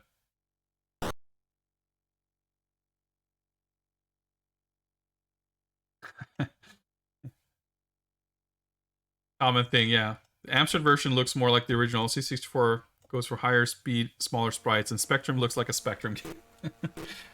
I think that's, from my extremely limited exposure to the various versions of this game, I think that's going to largely hold true.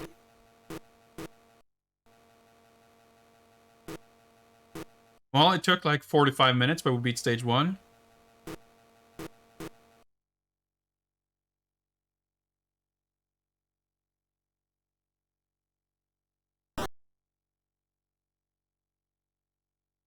Trying to grab Andre over here.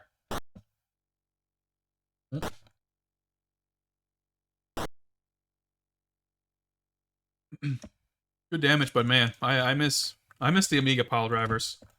They were a lot easier to land, because here, the way it works is like, fire and down does this little choke grab, which like initiates the grapple, but the hitbox and timing of it is a little bit confusing, to say the least. Can't move. So that's another thing. Sometimes you just do a weird, whatever the fuck. Yeah, okay. Oh, is this the back jump, maybe? I think that's maybe the back jump, but he goes upside down when back jumping for some reason. Kind of cool that that's in the game. But yeah, you have to land this, and then you grab him. And then from the grab, you press the button again to do the pile driver. But it's fascinating that, again, like the Amiga version and the ST versions don't even have grappling. Like, yeah, you can do the pile driver, but there's no actual, you can't like grab them. Okay, so is the screen freaking out because there's a 2P hiding here somewhere? I saw him flash by. Yep, okay. So that is, because I did notice whenever that I got flung away like that I did land on my feet. So it appears that that is the backwards jump. Like the sword, like, reaches the end of the screen, but you still can't fucking hit anyone with it. Maybe Poison just, yeah, she just turns into 2P or flips herself upside down. Given how much the screen is freaking out, I can't really trust that that's what it's meant to look like. But that's what we're seeing here. I guess it's Roxy and not Poison. She looks good, though. Like, the characters, I think, look good. Because they look intact, you know? We have not played the Spectrum version yet. This is the last of the Richard Applin developed ports. We played the Amiga and the Atari ST version before this. And we have a few other computer versions to go. Unfortunately, nice looking sprites can't really, like, save the game. I feel like the limiting factor here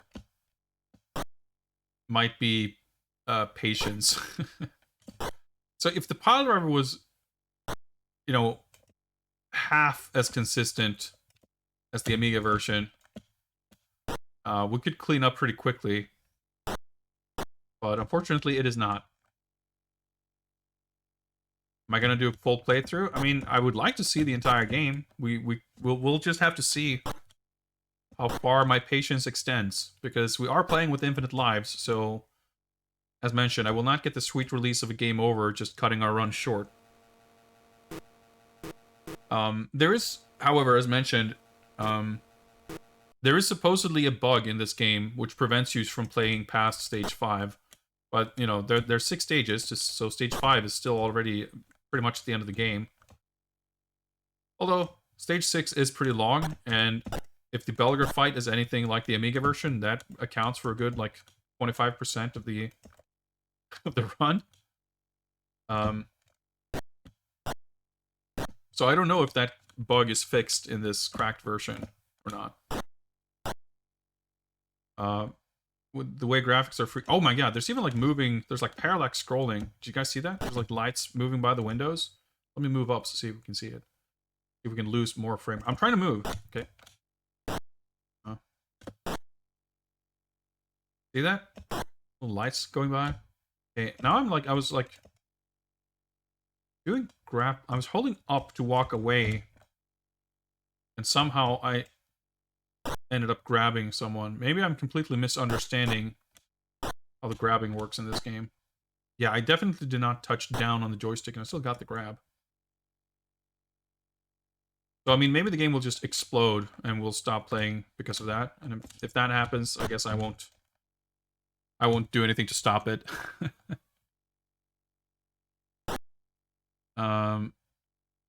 Gnumorg, I'm very, very unknowledgeable about anything to do with the Amstrad CPC. It was like not a thing in this part of the world, really. But from my understanding, it's like a pretty... I guess it wasn't like known for being powerful. I mean, not by 1991. I would guess it's like kind of comparable to a Spectrum or something like that. Z8, yeah. Like it obviously, like, Spectrum has such a distinct visual look to it, and I mean so does the Amstrad, I suppose, but it's so different that it's hard. Like, you can kind of compare, you know, similar games being on Amiga and Atari ST, and you can kind of tell that the ST is just like similar but more limited. It doesn't seem quite as easy to make that direct of a comparison with the CPC, but also I would, if I were to make such a comparison, I'd be working off extremely limited data, given that I've like barely played anything on it, so.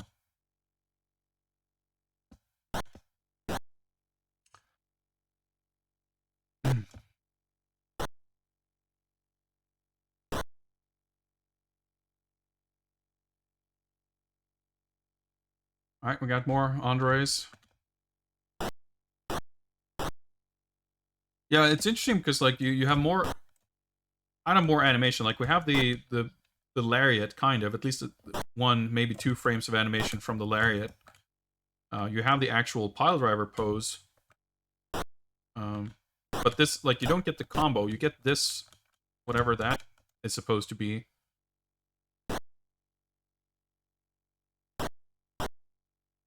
Like, that's the only punching animation you get. Pile driver's still satisfying. I mean, it's satisfying in the sense that it deals so much damage, you're thankful that it's going to help you clean up faster. But it's so slow. I mean, it ain't got nothing on the Amiga pile driver.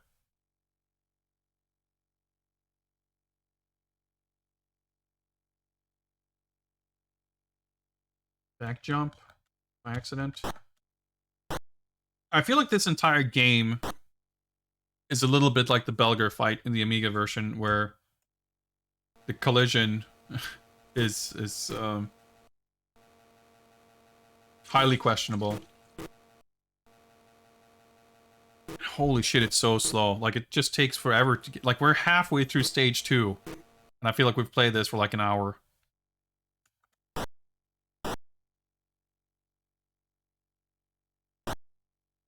Like, it feels surreal that this would be the same, that we didn't, like, start over or something.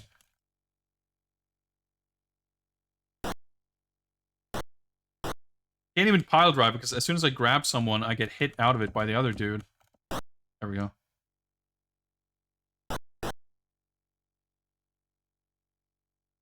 Anytime you do land a pile driver, I think it's like, I thought it was like just my inputs getting eaten, but I think it's like a pile driver thing. Once you do it, you just can't move for a bit, but I think maybe you can still attack. Like, I'm holding up. Okay, well, I just got... He's dying. Okay. Yeah, okay. So maybe it's just like, you have to wait after you pile drive. Like, so if you're holding a direction after doing a pile driver, you just will stand there. And it's not like you'll eventually move. You just won't move. The game is like not accepting inputs.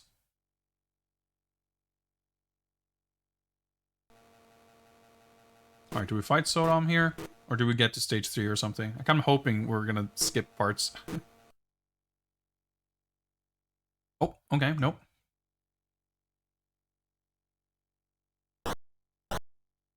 Yeah, we can't like quick pile drive or even just combo these dudes like in the Amiga version either, where you literally like hold the fire button. Oh, I'm gonna hope that he just has an extended life bar, not that the pile driver did that little damage.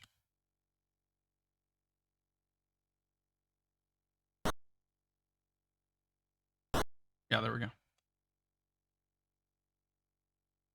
Like, given that you can't barely combo or do anything, the pile driver is like the only real option for dealing damage without it taking like all day. Yeah, this might be the longest. We haven't seen every version yet.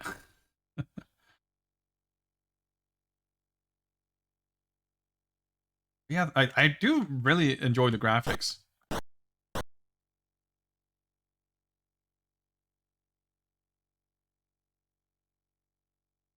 Not sure what's going on with Sodom's walking over there, but there we go. That should kill him. Yeah, it does seem like you can't... Oh, maybe I need to walk to the right. Nope. In this version, you actually don't have to walk to the edge of the screen. Ugh. It'll take 2 hours. Yeah, maybe we can get the sub 2 hour run of Amstrad CPC Final Fight. Oh, bonus. Smash the car. There's even a life bar. Cool. Can I reach it?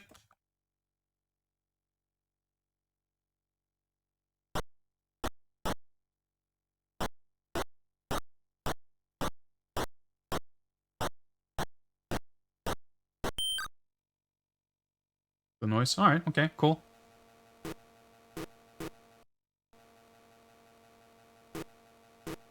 You can overclock the emulator. I mean, that's kind of a thing in some emulators. I'm not sure about this one. I'm a little scared to try to do anything.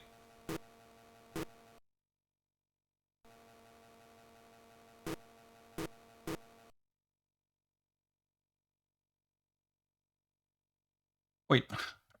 I guess I can actually... You know what? I don't care. Oh, Slash and Axel? We haven't seen those before, have we?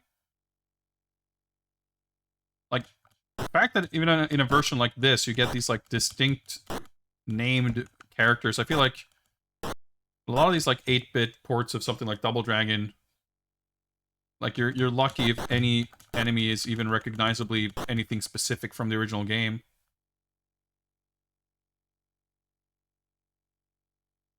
Let's try it. Maybe we can do some kind of despawning strats if we keep moving forward here. Unlikely, but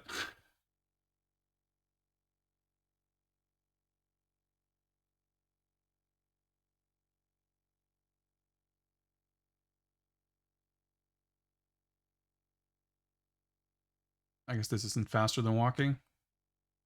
But it's so cool. Like, I'm impressed with how faithful the levels are. So this is another problem. Like, in the Amiga version, when enemies pile up, the pile driver is your saving grace. But here it's like the exact opposite, because if you have more than one enemy, if you try to grab someone, you will just get hit and drop them.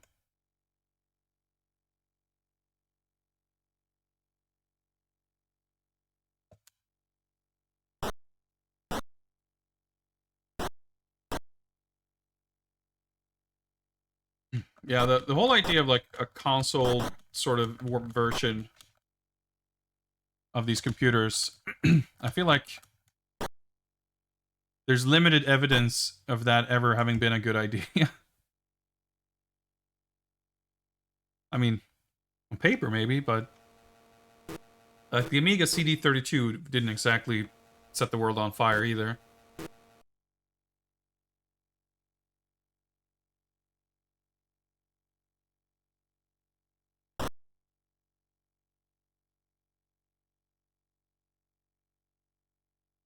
Like the CD32, I feel like I've played a CD32 on like a store kiosk, so I have like some degree of evidence that it existed. Granted, some of those other things like the 64GS or whatever would have been before my time, but I still feel like when you hear about those, it seems like it was even like they barely came out. Although I guess that's true for the CD32 as well. I mean, it did come out. I did play one in a store, but it was discontinued in what, like 3 months?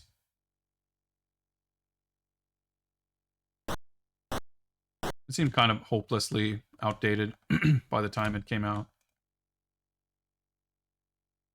Or at least, like, hopelessly unattractive. See, this is another shit thing about this port, I just realized. You can't throw dudes on other dudes. Because the pile driver in the Amiga version is also super good for cleaning up. You can have, like, 8 dudes in a big pile. And, well, I guess that's why they call it a pile driver. You just drive the 8th dude into that pile of 7 and everyone goes flying. But nope, not in this one.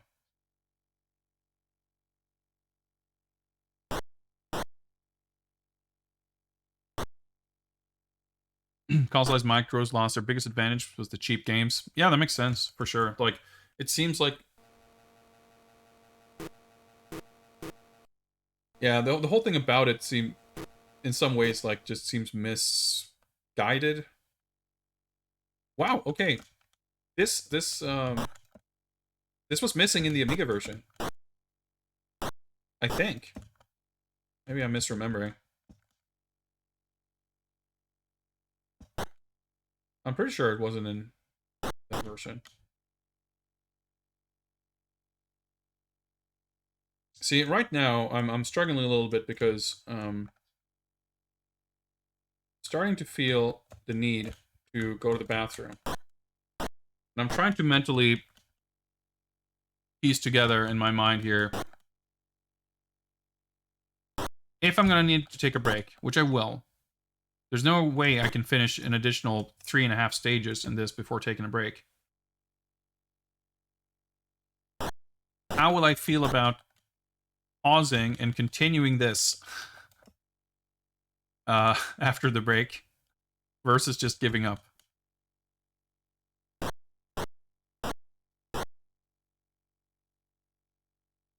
I'm torn, honestly, because I still kind of want to see everything, and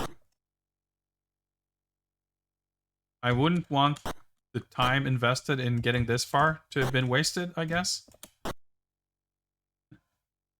But also, holy shit, you know, it's gonna take another, like, 90 minutes.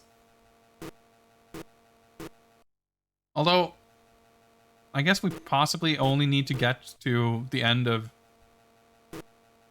Bay Area.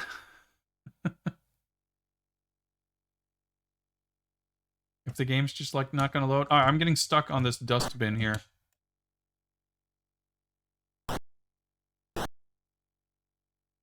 I literally could not move to the right.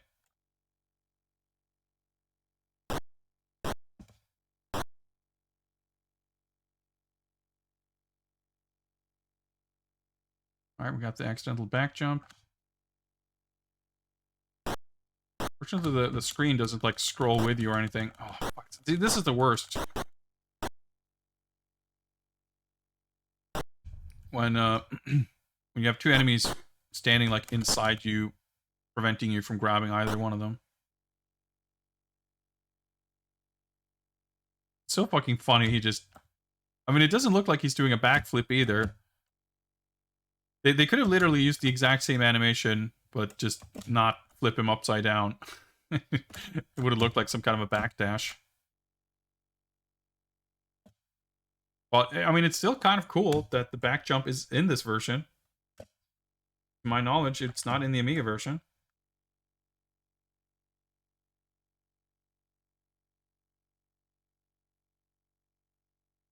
Delightfully few enemies over here. Looks like we're heading into the boss fight. I wonder if Eddie's name is spelled the same way here as in the Amiga version.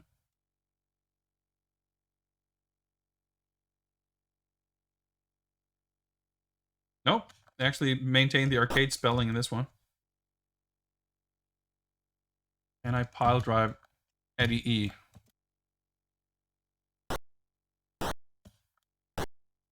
Larry, oh yeah, he's gonna, oh. He's got a lot of health. We're gonna have to deal a bunch of damage before we even see what his health is at. Did I do a headbutt there? Hard to see, like, maybe the characters just jerked around a little bit. I didn't think you could do the headbutt. Yeah, I'm definitely, like... This little choke thing I thought was how you grabbed enemies, but it's not, because you can definitely grab them by just kind of... Well, I shouldn't say you can grab them by just walking into them, because it's definitely not that simple. But I've certainly grabbed enemies without touching the button. I'll say that much. Or the down direction, for that matter. Maybe the game's got some kind of a techno system where you actually have to hit them first.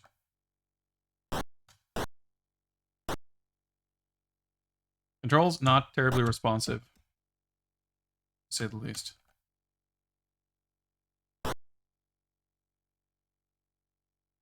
Oh, there we go. I like that the actual jump deals damage. So if you grab someone with very low health, you jump and they just flash out of existence in midair before you even land the pile driver. Okay, so I guess we made it through half the game. So we did get the uncle and grandfather Andre fight, which I think was not in the Amiga version. Will we get the second half of the industrial stage is the question. Do we get instant kill fire? The other question, I guess. Dude! I thought I had room there to actually get the pile driver, so I pressed the button like 6 times. Nothing happened, and then slash kicked me. Yeah, this just does not play well at all. Like, the ST version is, like, clunky, but it was a lot more playable than this.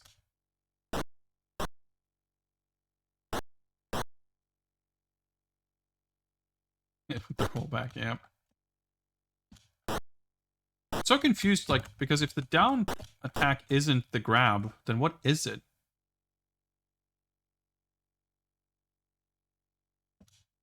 Maybe the fire is just not in this version at all. I guess that wouldn't be super shocking. I shudder to think of the game trying to put a bunch of fire on the floor when it's barely coping with 2 enemies on screen. And yeah, I hadn't thought about it, but yeah, it seems obvious that these versions also don't have 2-player support. Or this version, I guess, because even the Atari one did, right? Because we got the accidental 2-player.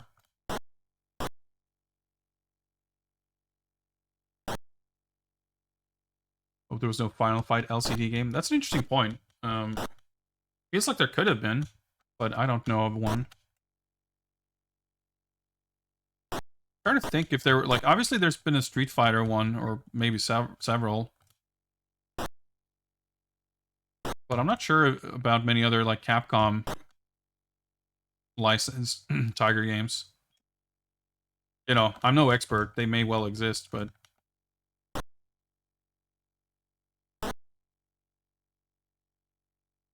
I mean, there were several Double Dragon ones, for sure. Or at least one, if not more, Mortal Kombat ones. Hey, I didn't think that would kill. Shame the scrolling can't keep up, but got the speed tech.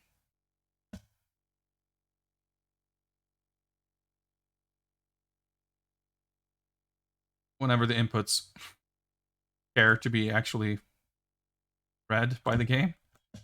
Just somewhat occasionally. Yeah, there were no flames. Probably for the better.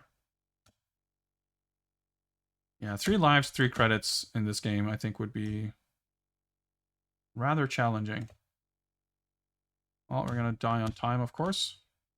The jump kick seems pretty fucking useless.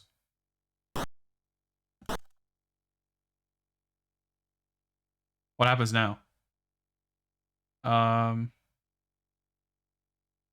Did we just phase Roxy out of existence by timing out mid pile driver? I mean, maybe it just dealt the damage and she died, but if that's what happened, then we didn't quite see that happen. See, this is the kind of magic we get to experience. So many people would just look at this for 2 seconds and dismiss it, and they will not know the joy of phasing Roxy out of existence by timing out mid-pile driver.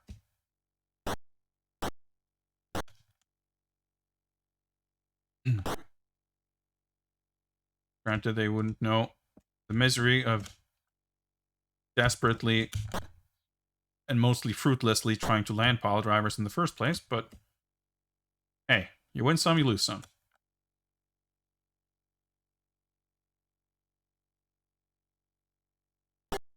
Yeah, you just like overlap them for a second, wiggle back and forth, and eventually Hagar will like sit down on the ground and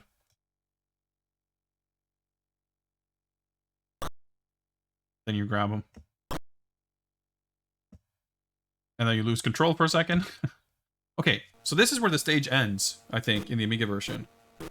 There's no way you can do the actual elevator, right?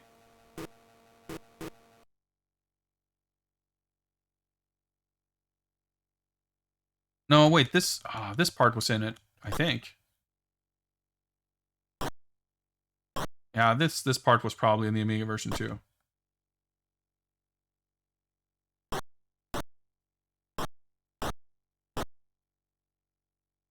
Unsure here. I'm trying to elevate my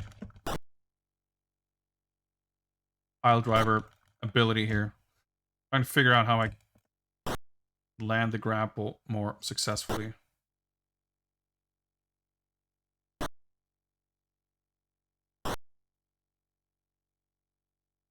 Slowly getting some kind of hang of it.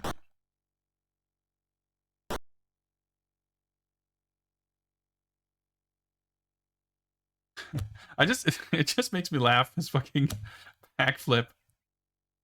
Like, between this version and the Amiga version, like, we're getting to see some really amazing physical feats from Mike Hagar over here. Kind of makes me want, like, a ROM hack of the arcade version where you can do fucking Mario stomps, like, standing pile drivers, backflips, upside down backdashes. Okay, so we reached the loading screen there. Now what? Please tell me we just skip Rolento.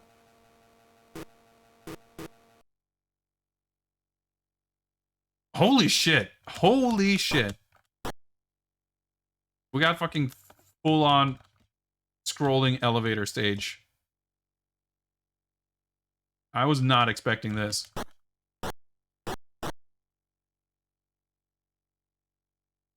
Game can barely cope with 2 characters on screen, but fuck it, let's have a full screen vertical scrolling elevator. I mean, it's not really scrolling, I guess, but that's pretty cool. That's true. I mean, the Super Nintendo version, of course, didn't have it. I guess technically we didn't make it far enough in the Atari version, but it seems safe to assume that the Atari version the ST version is mostly the same as the Amiga one. So there you have it, the first home version Rolento elevator. And speak of the devil, we got Rolento himself. Ooh, he's got a lot less health than some of the other bosses. That's nice. Trying to grab him. There we go. Maybe the bosses aren't so bad in this version. Once I'm learning a little bit more about how grappling works. I didn't throw a single grenade. No blue dashes, no nothing. Level 4 clear.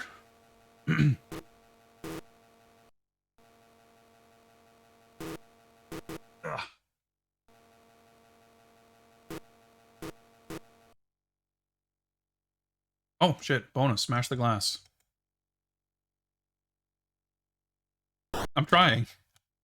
Oh, wow. It's even moves back. Oh. Did I break it? Is that how breaking it looks in this version?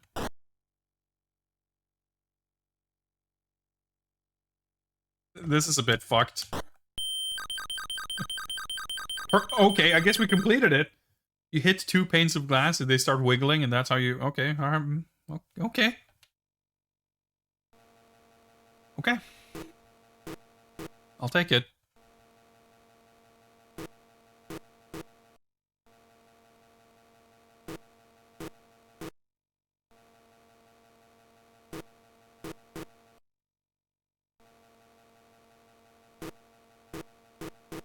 We're getting fake loading sounds, so...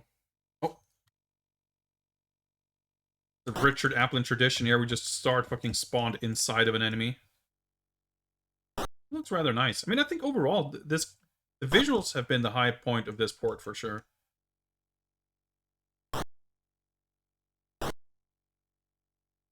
And yeah, learning how to somewhat more consistently get those grabs is it's making this move at a steady clip, or steadier at least. Can't move. There we go.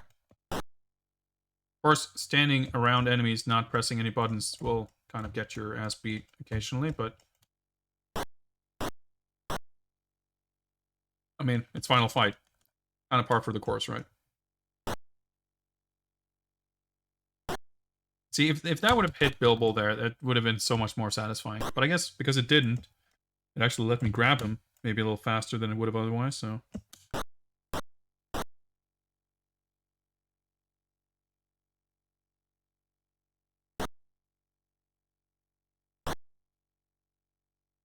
I like that it does the punching animation when you land from the pile driver too for no reason.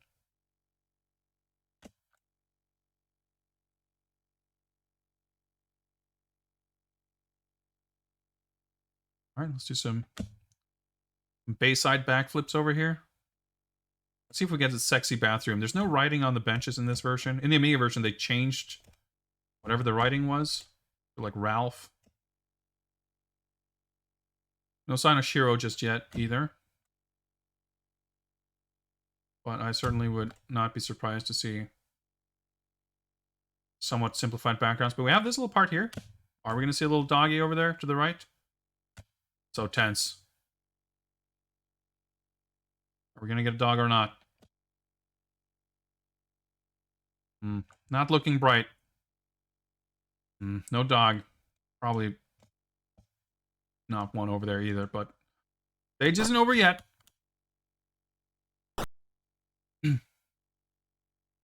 I wonder if the back jump is actually preventing any kind of spawns or something.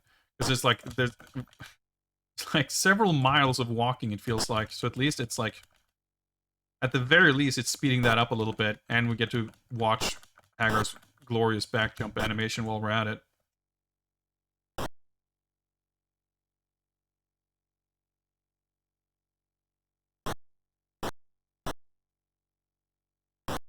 Yeah, I'm just like brute forcing my way past his kicks. And eventually I end up grabbing him. Oh, loading? Makes sense, I guess. It would have to stop and load. Even the Amiga version did too, I think. We have like the screen fade into the bathroom scene. Well, which isn't what we're doing now, I suppose, but... Progress is progress.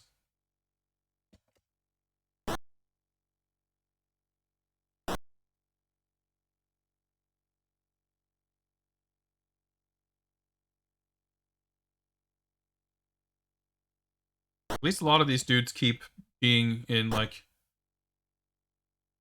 killed by one pile driver amounts of health. Even these guys, I guess it's like 2 pile drivers for that fucking life bar. There we go. Just wiggle around him for a little bit. Yeah. You know, guys, I'm kind of starting to come around on this. I found something like something engaging about the combat in this version right now, and that is like threading the needle of getting the grab so you can do the pile driver. Like there is something satisfying about that. I'm trying to back jump. It's not going well. Okay. Yeah. Saw the dustbin text flash by. Maybe I was getting stuck on an invisible trash can.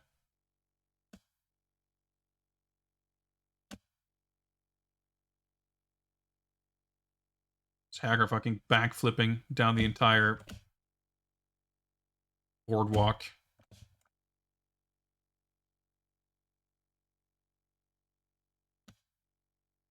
Right, you know, There's the worst way to spend a Saturday evening, I suppose. All right, no more scrolling. We got a billable over there. All right, sticking together. That's always a little bit dangerous, but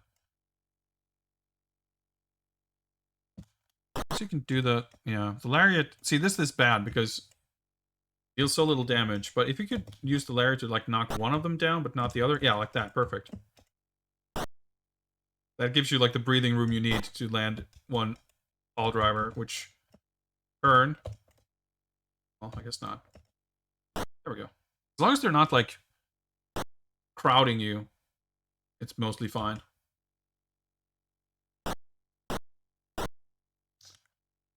Bad.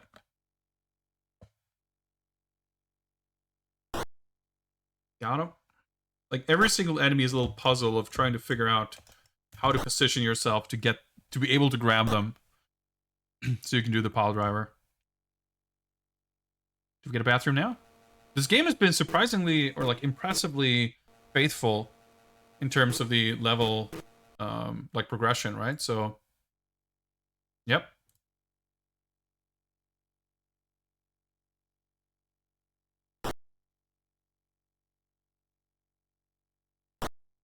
Just about to say, it looks like Roxy's not even glitching out, but I guess it's just her walking animation is fine. It's everything else that's not.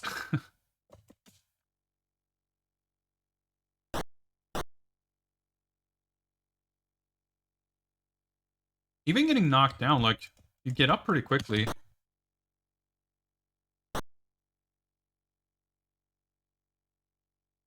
You need to be able to walk past him. There we go. You don't want to be, like, walking directly into someone. You need to kind of plane shift a little bit, walk above or below them. If there's no room for you to walk around them, you're going to struggle a little bit.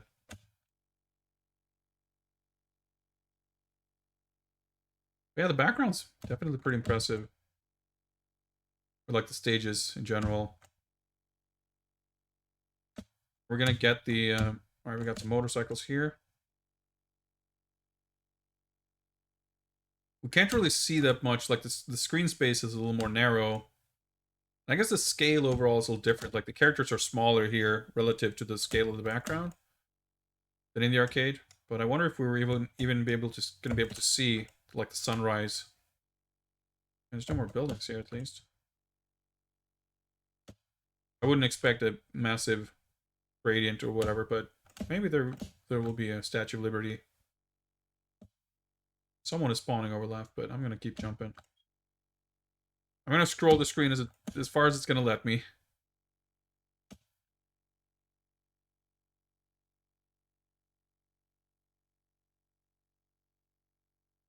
There's a couple of shimmering pixels there. I'm not sure if that is someone walking or... Yeah, there we go. As far as the screen will go right now. Oh. Thought for a second that was Roxy's flip kick. See, that's kind of what you don't want to happen.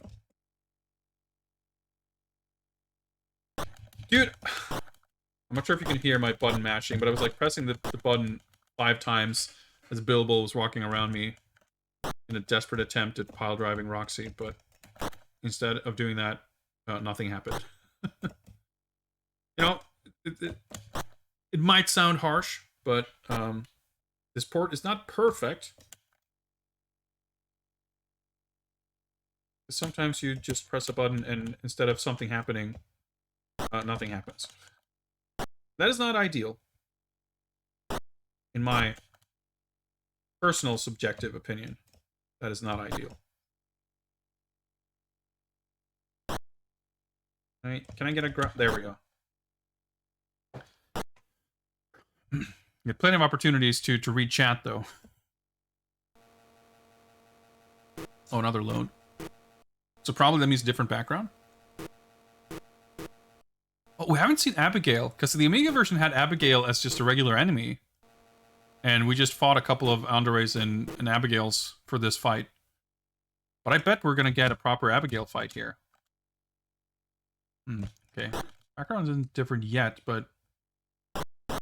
There'd still be a little transition. I mean, it's a somewhat lengthy stage.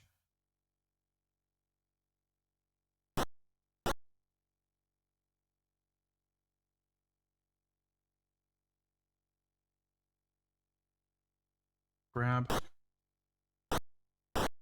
This rate. Oh, okay. Unexpected. Because at this rate, it might even be worth to kind of jab. Well, I accidentally jabbed 2P there, but he died. Get rid of him. That's the important part. Needless to say, no barrels or anything in this version, but as we've learned from the Super Nintendo version, you might be better off without attempted barrels. Because if they're gonna destroy your frame rate and sprite limit and kill all of your inputs, you know, this game is struggling enough on that front as it is. We don't need barrels to make it worse. It's like taunting Andre over there. I'm doing my incredible mayoral backflips.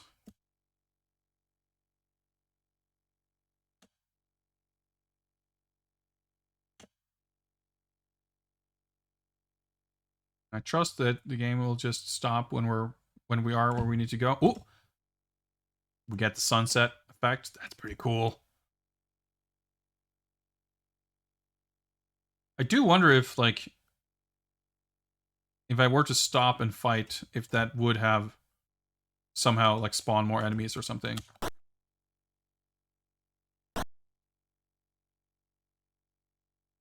I'm so impressed. Like, I mean, obviously, there's a disparity in level of detail and resolution and colors and everything between this and the arcade. Obviously. But it really does not feel very compromised in terms of, like, hey, let's try to put the entirety of Final Fight on the Amstrad. Like, it has all the stages. Like, there's no parts really. There's like, oh yeah, this part's missing. The only thing really, I suppose, is like the transitions and stuff that kind of happens in between sequences. But that's been missing in pretty much every home port so far too. Anyway, I mean, it's not in the Super Nintendo version, and so the Super Nintendo version does have the map between stages, but nothing else really. And the Amiga version didn't have that either.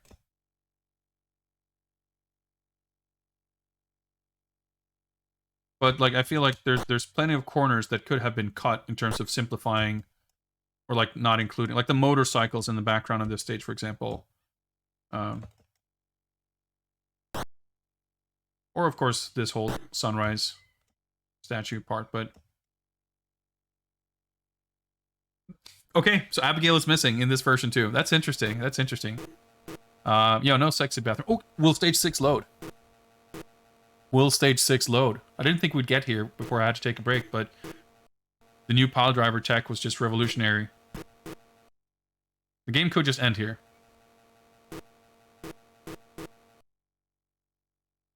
This ran faster. Ooh! Okay, I guess this version is fixed. Confectionery world of Nin Nin. A little harder to read in this version. This ran faster, played better than the Amiga. It would, like, arguably be more faithful in some ways, but I'm not sure if I think it plays.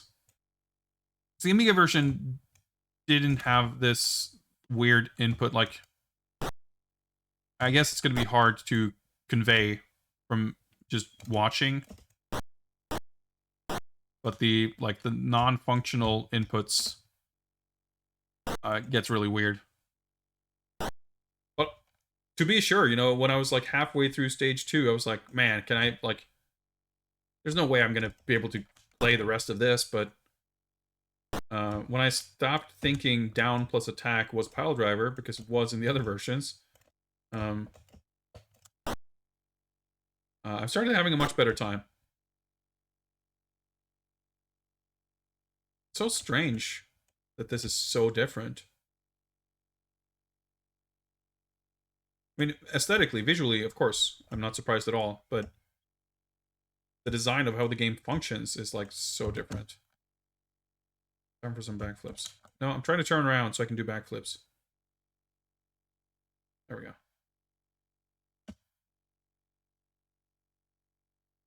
And I don't think it's going to make the game scroll any faster, but even the color is like almost better here. Well, better is maybe the wrong word for it, but the Amiga version seems to be like kind of made for the Atari ST spec. So it has a very like monochromatic look. Obviously this is a little more garish. But it doesn't have that particular monochromatic flat feel to it. I wouldn't say that I think this looks better. But it's kind of cool. It's like, it's nice to look at in its own way. In a lot of ways, really.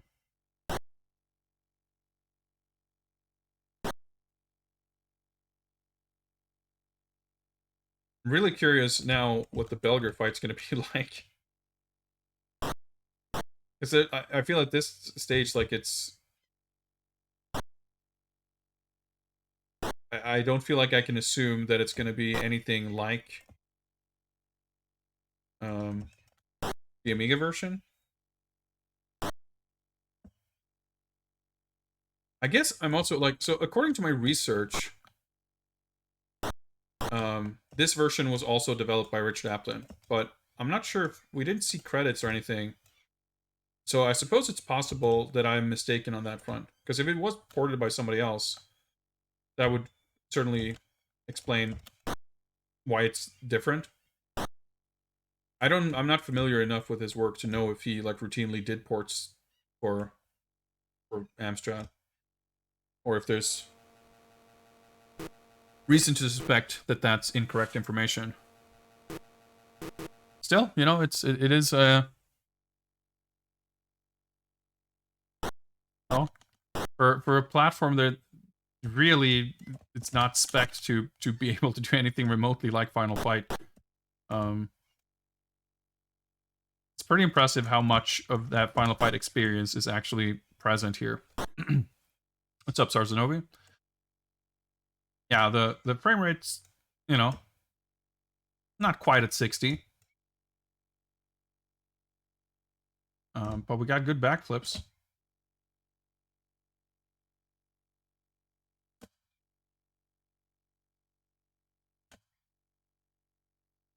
Backflips and pile drivers.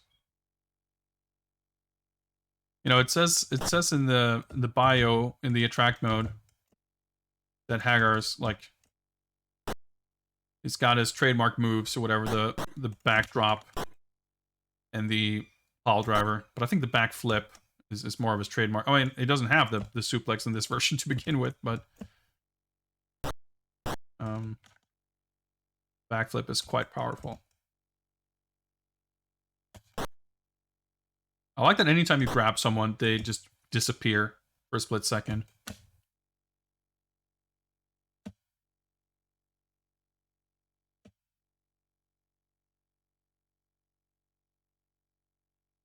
Alright, can we get a quick grab here? Nice.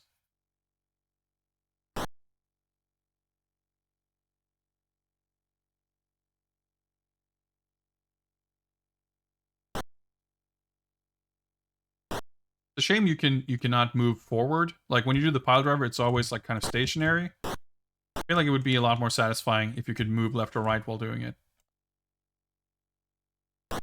This has a slight kind of stiff feel to it when it's completely vertical like that. At least having the variety of being able to do it in different directions would be nice. Can we do it before he lands a stray jab? Yeah, got him.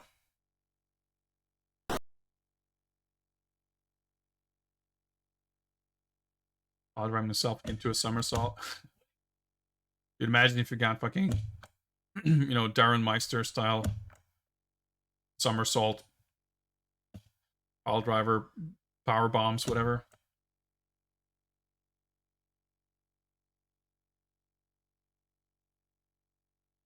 So I guess based on other levels, there's probably no more enemies left. Just this long scrolling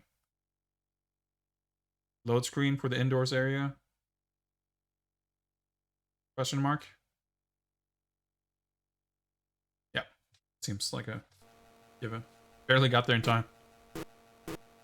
Once we started developing more of these grappling strats, we haven't had as much of an issue with time.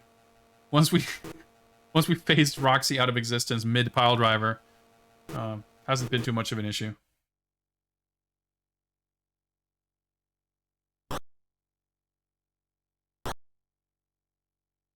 So I want to say that the Amiga version had this like final sort of gauntlet part with the one that's like more bluish in the arcade with the pillars, with the hidden stuff. I feel like that section was kind of missing. And we sort of, like once we got to this point, we were just sort of on our way to Belger. So far, the Amiga version has not been that indicative of this game's kind of level layout, so I'm curious to see if we will experience any differences.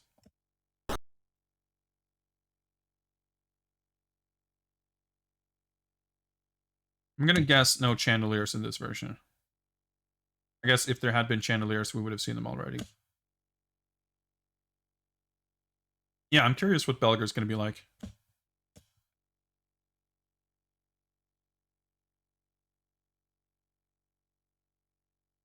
Are we going to see Jessica? Is the game going to reference Jessica's existence whatsoever? The Amiga version, of course, featured the full intro, very nicely recreated. But we didn't see Jessica at the beginning of stage 1, nor did we ever see her in the final stage either. Alright, we got the blue backdrop. No pillars, of course, but... no gauntlet either, really. I'm fine with that, though. Just some casual uptown sightseeing.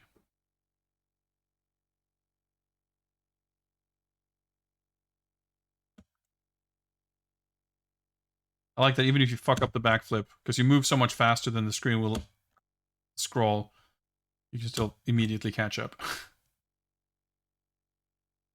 Oh, no more scrolling. Here we go. Here's the gauntlet.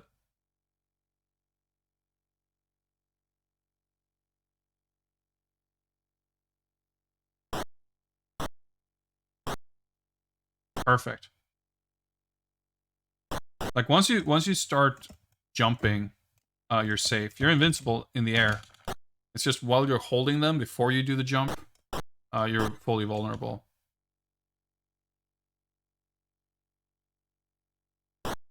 And you might have to mash for a bit to get the actual pile driver to start coming out.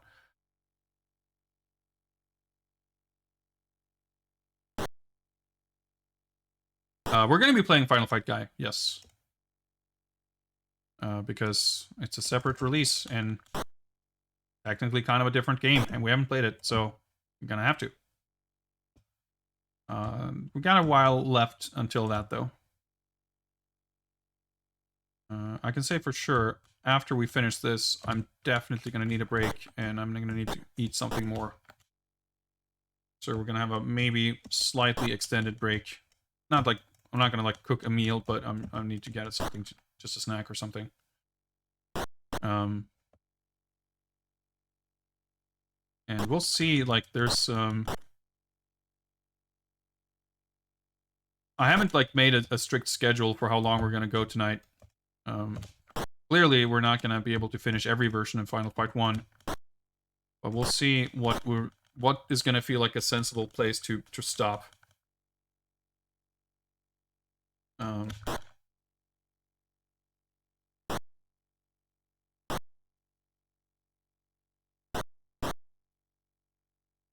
The thing is, we play the Atari version for like 15 minutes, if that, because it's like, well, it's kind of the same as the Amiga. This one, we're playing through all of it, but also, it's so fucking slow that it's taking forever. And that might be an issue upcoming versions too, but we'll see, we'll see. You may be glad to know, at least, that, there is indeed other lesser computer versions left to be played. But we have some high quality ones coming up too. We may not yet be fully at the nadir of a Final Fight But I mean, even for all of this port's shortcomings, like I'm I'm liking this more now than I did, I don't know, an hour ago. I wouldn't exactly recommend it, but this is the exact type of experience I'm so delighted to have doing these streams, because like I have a great excuse to experiment and investigate and figure out the Amstrad CPC version of Final Fight. Like, when would anyone ever have any real reason to do this? I don't know. But conjuring this mad excuse of a, like, justification for playing these weird ports, having the additional benefit of being able to compare them with each other, even when the games themselves are not strictly enjoyable to play, the sheer academic, educational value of gaining this knowledge is in itself incredibly satisfying to me. Being able to have an informed opinion on the various computer ports of Final Fight. I mean, that might not seem like something that will come up terribly often, and you may be right. But when it does, man, you know, it feels good.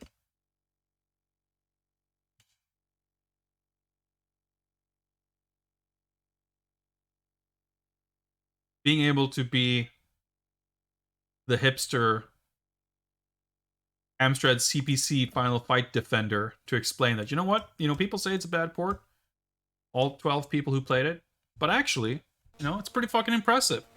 It's got shit in it that even the Super Nintendo version didn't. Even the Amiga version didn't. It's like, in some ways, the most impressive port so far. It's not strictly the closest to the arcade experience, but really kind of damn cool in its own way. Wow, okay, so we do get this section now, but yeah, this stage is pretty fucking long. But we'll be past the worst of it at this point.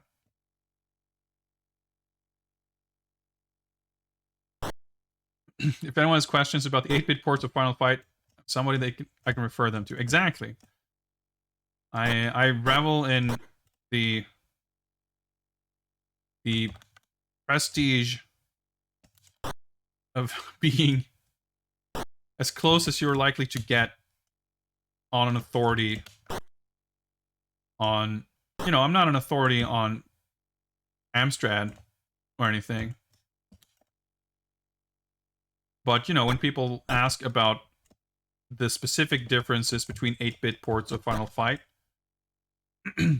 or whenever people say that Batman Dark Tomorrow is like the worst Batman game, I can go, I have scientific evidence in the form of my own ranked list of every Batman game to say otherwise.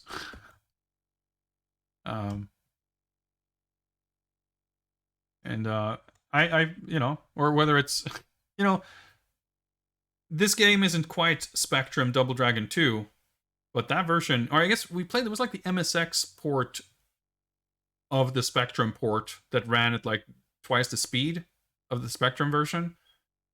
That version of Double Dragon 2 where every enemy dies in 2 hits, so you beat the game in like 6 minutes.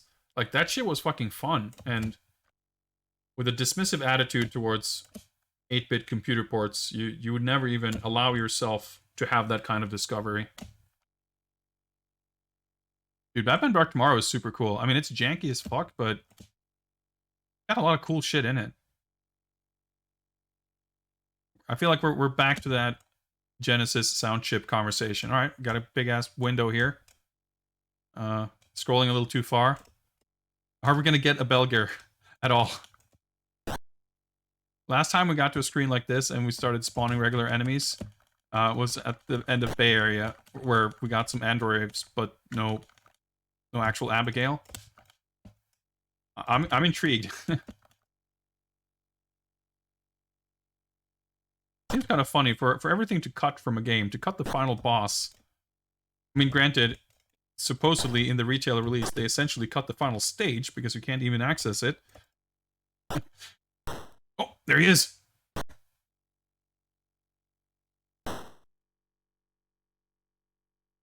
He's even named Belger. Whoops, I did a backflip.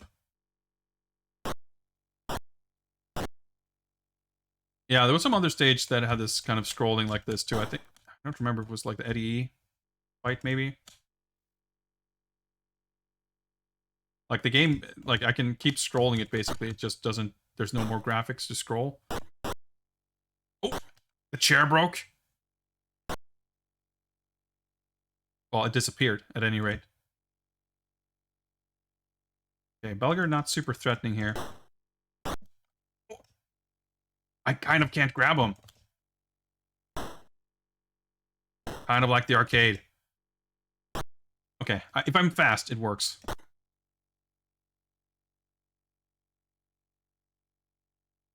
I just gotta react to when I see the grab happens.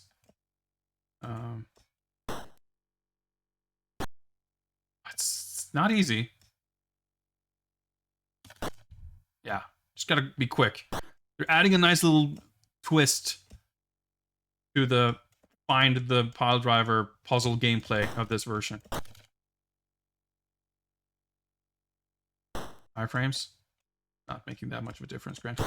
Shit. You have to be really fucking fast.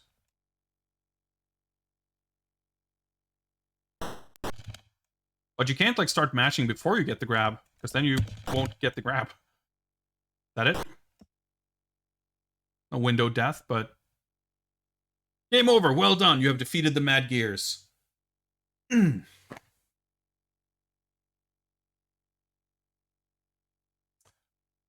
these are the...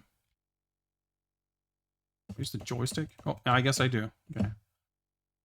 I guess this is like the trainer... tracker group, whatever.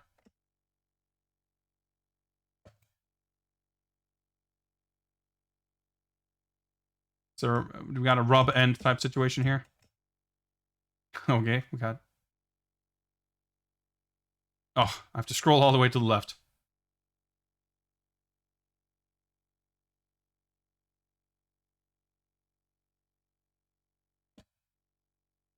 Sure, we'll rock the exclamation mark.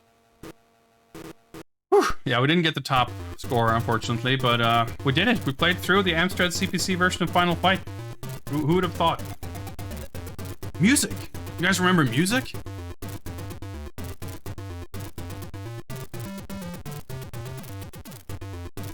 Yeah. So we've completed the arcade version. We didn't quite complete, but we played the Super Nintendo version. We played the Amiga version, the Atari ST version, and now the Amstrad CPC version. We still have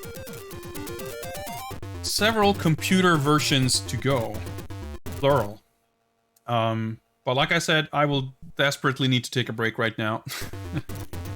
And we'll enjoy some better Final Fight music than this, if you can believe that's a thing. I'll be away for a couple of minutes, maybe slightly longer, like 15 minutes or so. We'll see. I'll be back in a little bit, and we will most definitely make our way through at least one more version of Final Fight. Maybe one, maybe two, maybe three. We'll see. We're going for a bit anyway. But I'll be back after a break, and need to recover a little bit. Things may get worse before they get better, but we don't know that for a fact. We'll find out. Anyway, see you guys in a little bit.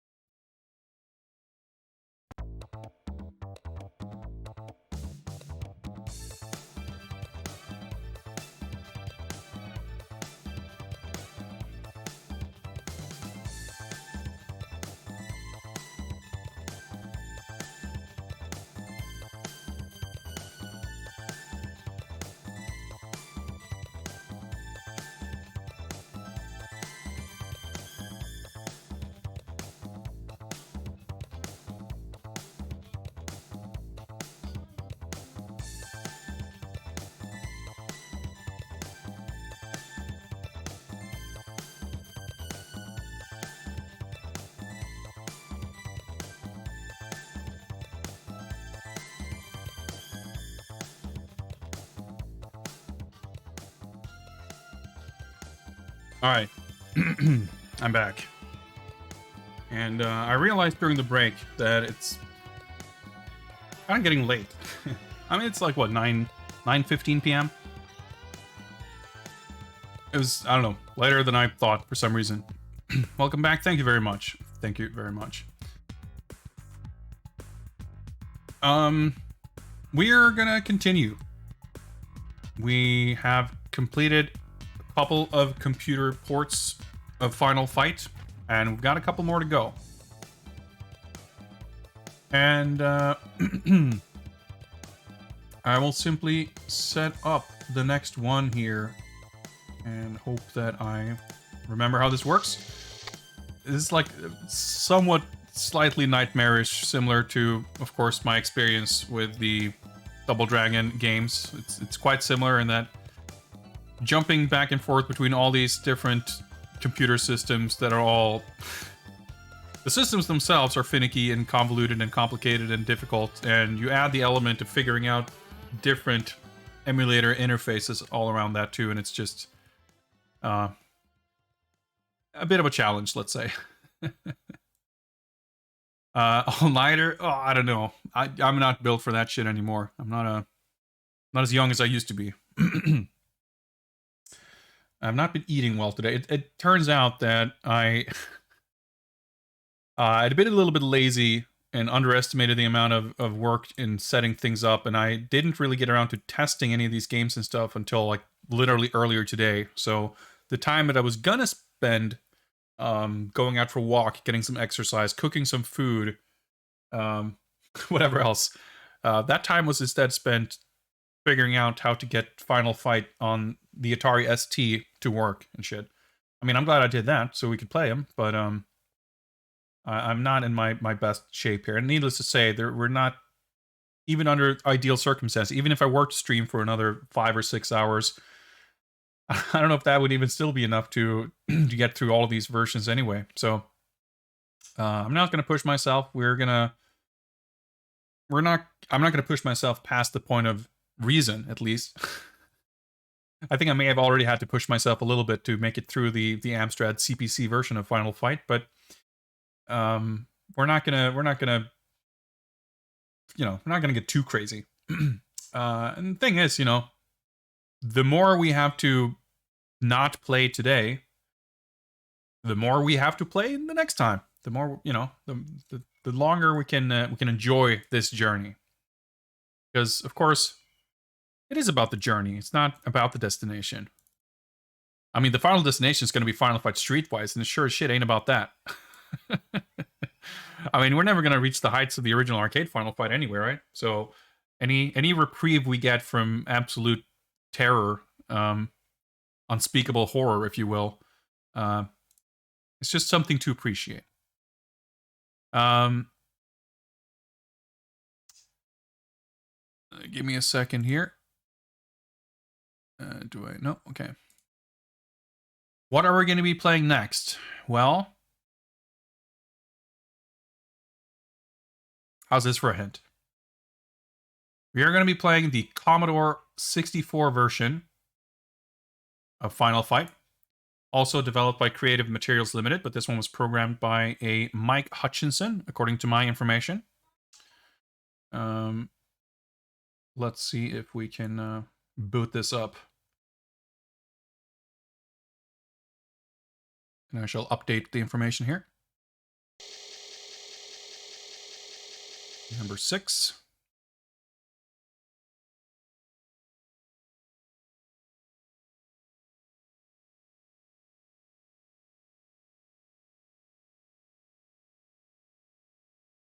Weirdly silent Fairlight Cracktro.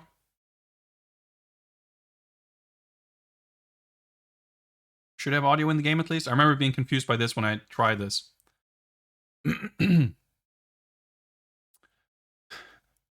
Weak enemies.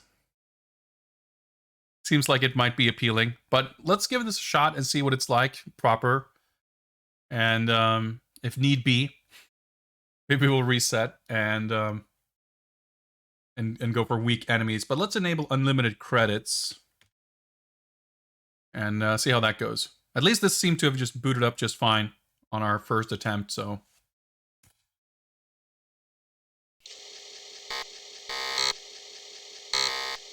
Quality fake disk loading sounds. I like that shit.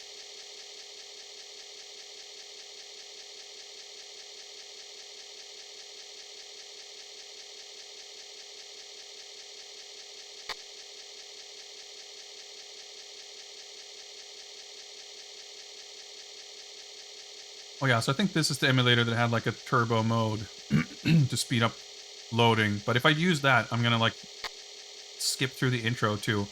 This is a floppy game, so we're not talking about 20-minute tape loads here.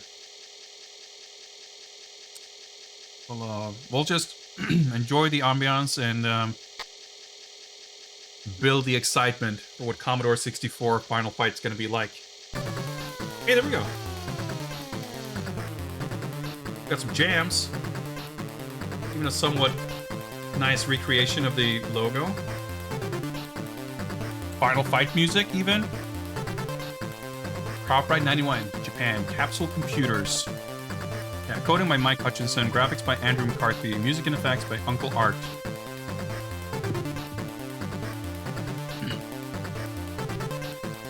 Do we get the rest of this song, or is it just this part over and over? I mean, it's a reprieve from some of the previous jams. I think that's fair to say.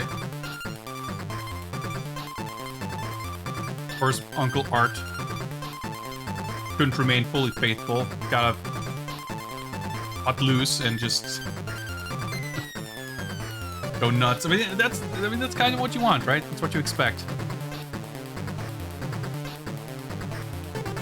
It'll all be worth it for Streetwise. Well, we'll get there when we get there. I do look forward to that, not because I look forward to... Not because I expect to enjoy the game, but it'll be interesting. I have a feeling that I will have a lot to say about Final Fight Streetwise, and I look forward to it in that sense. Yeah, go fucking Euroham. Exactly.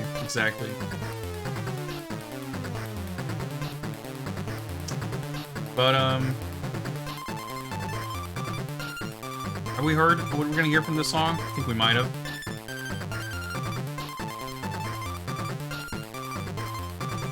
Is the director's name to use in films and you don't want credit? That would be one Mr. Alan Smithy. It was definitely not ported by Alan Smithy. Or, I mean, let's hope not. Let's hope Mike Hutchinson is not the equivalent in C64 circles. Art? No, I don't know. Just a cool demo scene pseudonym, I guess. I don't know.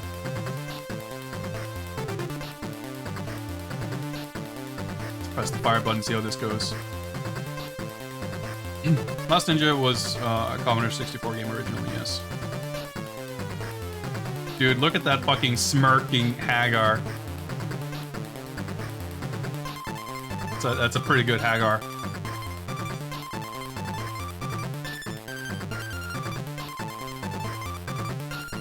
Guy looking a bit frumpy. Cody, not exactly sure why he's there. Hagar just exuding confidence and power.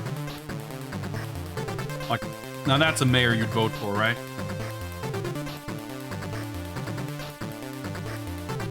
Let's go. Thank you. Did I press the button? There we go. I didn't press the button firmly enough. That's a great sign. When the character select has, like, unresponsive controls.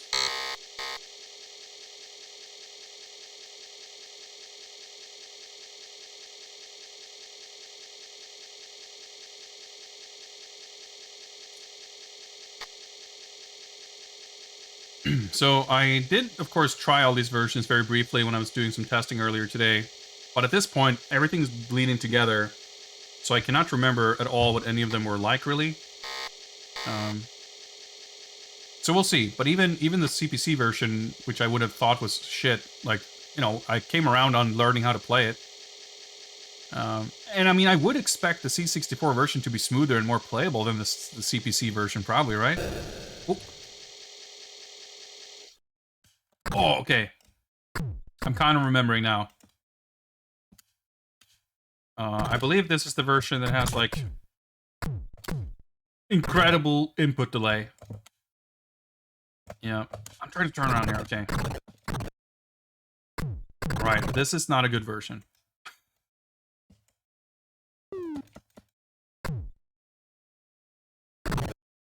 Yeah, see, I hit the jump kick, and then after I land, they go flying.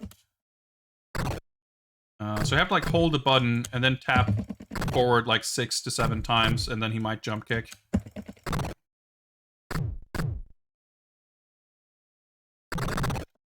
Like, doing the combo, it seems more reliable to hold fire and mash down. I'm not sure. Oh, I can do the body splash with down forward.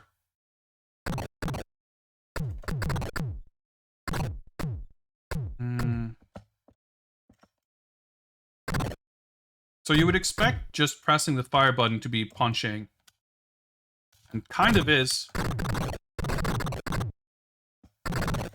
But yeah, holding fire and mashing down is just a more reliable way to get the punch to come out. It does appear that this version is lacking both lariats and pile drivers, which is a somewhat sad state of affair, it has to be said. The graphics are nice. Like, they're not, you know, they're clearly recreated from scratch to sort of simulate rather than emulate. Or approximate, even. Final Fight. But it works. Like, you wouldn't take it as, like, a one-to-one conversion. But it represents the location of Stage 1 quite well. And you can kind of, like, I think Bread is maybe, granted, one of the more generic enemy types in the original, but he's, like, maybe not quite as recognizable, but, you know, 2P, you can see his little jacket, it's got his spiky hair. We are gradually devolving, but it will not be a fully linear devolution. I mean, it will be for a while, but not for too long. But today's stream might just be increasing levels of dank jank, and we might not get to the retribution until next time.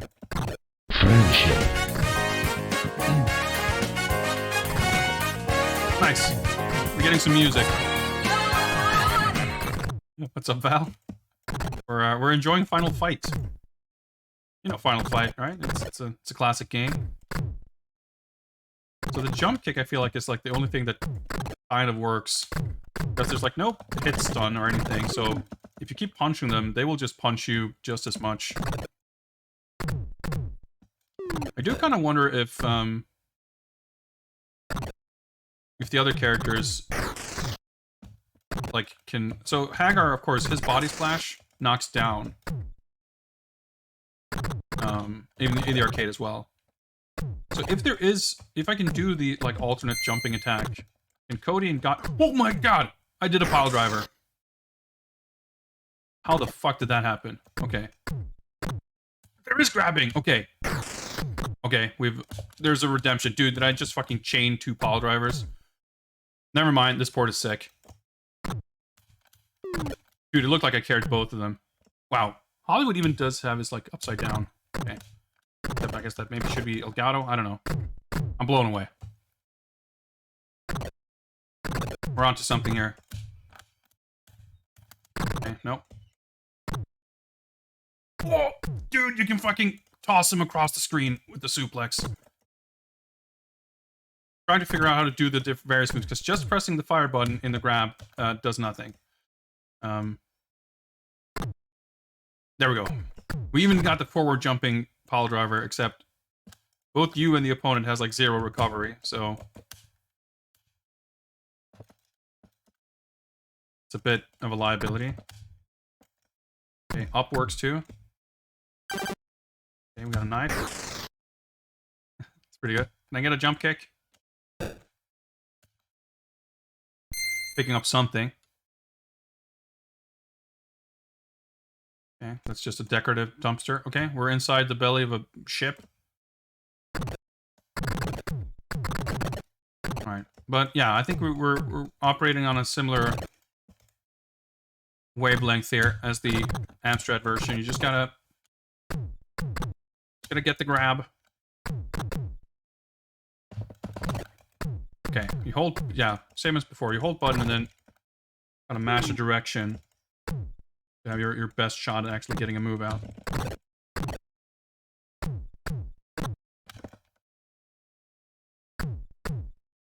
Fortunately, the pile driver's not... I mean, it's still kind of the most damaging move you got here, but...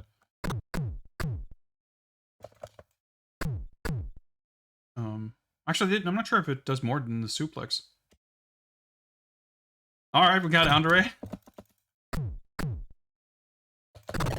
Purple life bar to indicate that he has more health than visible. It's a nice touch. It looks like the suplex does the same amount as the pile driver. Failed to get it. Come out there. Maybe it's a smidge more. It's hard to tell. This game has like the most complete moveset. It even has the body splash. And the neutral jump kick, which, I mean, I guess I can't empty jump, but that's not really something you need to do. I guess the game doesn't really have the combo.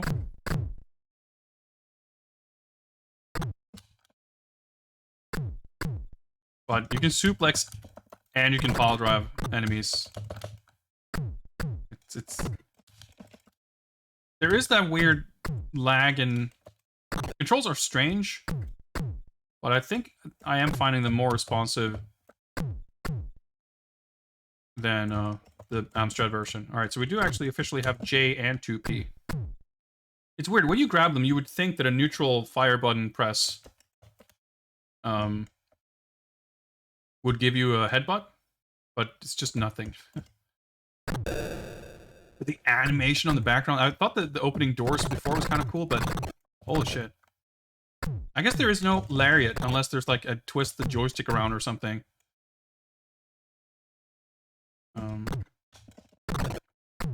CPC version was like the one that did have the lariat, and it wasn't very good anyway.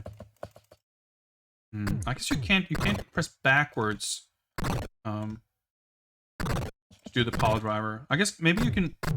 I think you can turn around while carrying someone. But if you hold a button, and if I'm facing right, and I hold a button and press left, that will not give me a pile driver. But yeah, if I press left first, so I turn around, and then... Essentially, you have to do button plus forward. Or up. Or maybe it's just forward? So down, button plus down is suplex, button plus forward is pile driver. And button plus back seems to be nothing. You would think button plus back would be suplex, but... Hey, there's poison too. We didn't get any bilboes in this level. So the Amiga version... I'm trying to remember. Wasn't Elgato and Hollywood missing? I'm trying to remember. It's already a blur.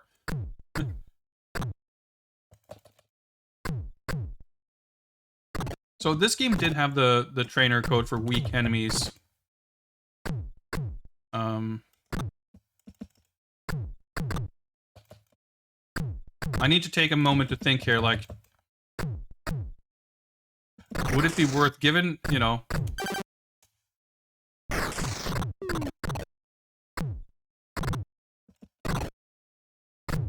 I'm starting to think it might be worth starting over with weak enemies. Oh, look at damned. Because at this rate, I feel like this is still going to be like an hour.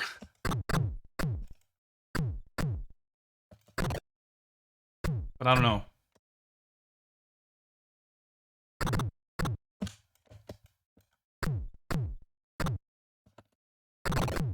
This looks kind of cool.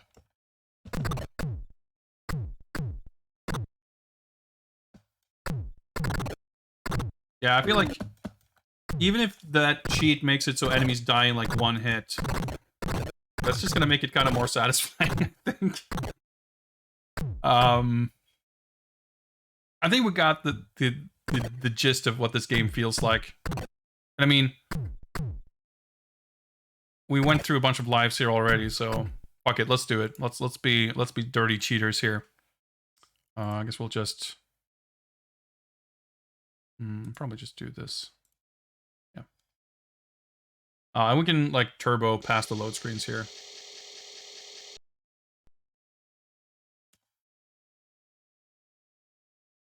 Weak enemies. Unlimited credits. There we go.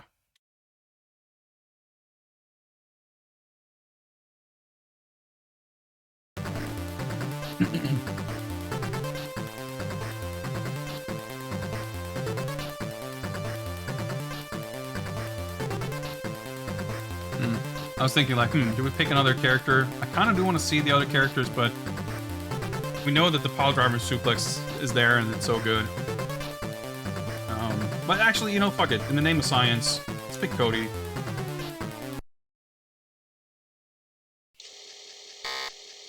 We should be able to hope... Well, actually, I don't know. I was going to say we should be able to pick characters when we die or when we game over. But I'm not sure if that's true, because the Amstrad version didn't let you change, but the Amiga version did. Guy's face. Hey, nothing wrong with that. Alright, let's warp. Nope, not done yet. Oh, there we go.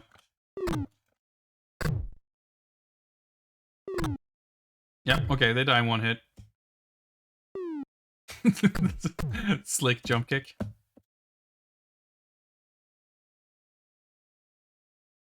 Okay. So, Hagar, when you press down plus punch, or down and fire, it's just like a punch. But for Cody, it actually is his Super Joy. That's kind of peculiar.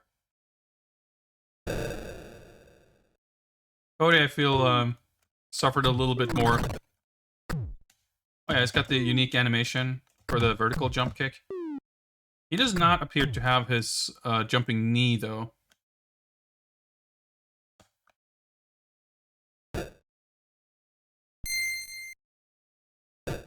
Yeah, the regular attack is still, like, really difficult to pull off. Like, the regular punch is, like, the hardest move to do. Like, you can do it, but it's, like, a full second of delay. Alright, let's... Oh, okay. Grappling is difficult. Okay, I got an accidental punch. Yeah, I'm, like... I would be okay with getting to do a little more...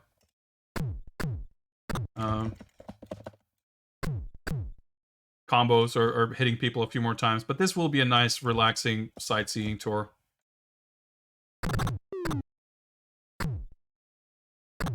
So, yeah, down from a grab, down and fire to do the throw. No other direction seems to do anything. I can flip him to the other side before I throw him, but that's about it. Oh.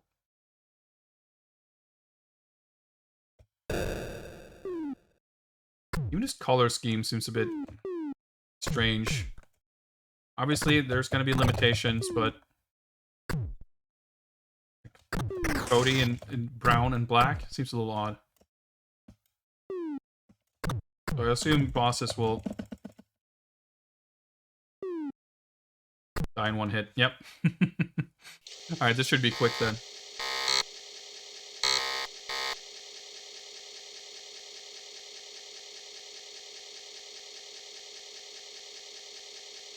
Given what's next, though, maybe we would have preferred to stay in this game long enough to put that off a little further, but we'll worry about that when we get there. Dude, we even got the full train animation. That's pretty fucking sick. Is this version going to have the Relento elevator? I'm excited to find out. Oh, the train's even slowing down, the door... Like, all the background animation and shit. Like, it's crazy.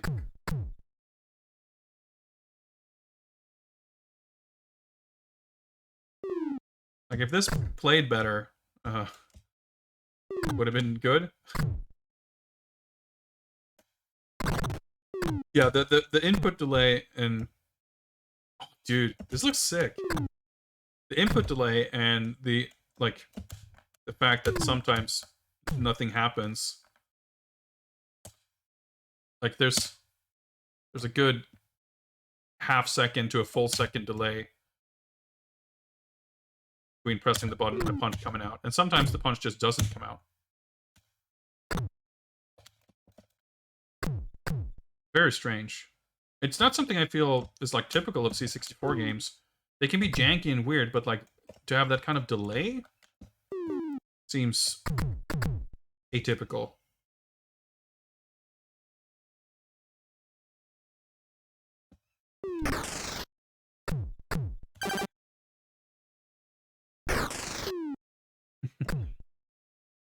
The knives. The Amstrad version had the pipes and swords, but I'm not sure if it had the knives. Yeah, it's like the enemies, like... Oh, barrels?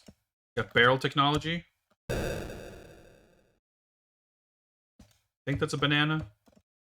Boomerang? I don't know. We got an Andor. Andorre. There's, like, not much sense of impact.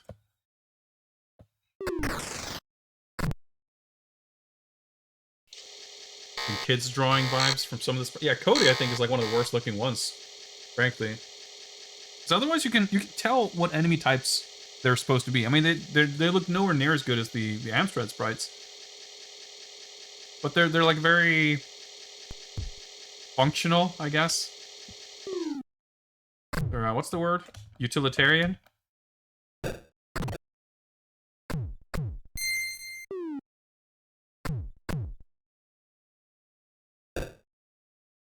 We got the hat, score item. Dude, look at all this shit. Some knives in the barrels. The fact that you get hit by a jump kick and then, like, nothing happens, and then after they land, you're like, oh shit, right, I get knocked down, and then you fly away. That looks so funny.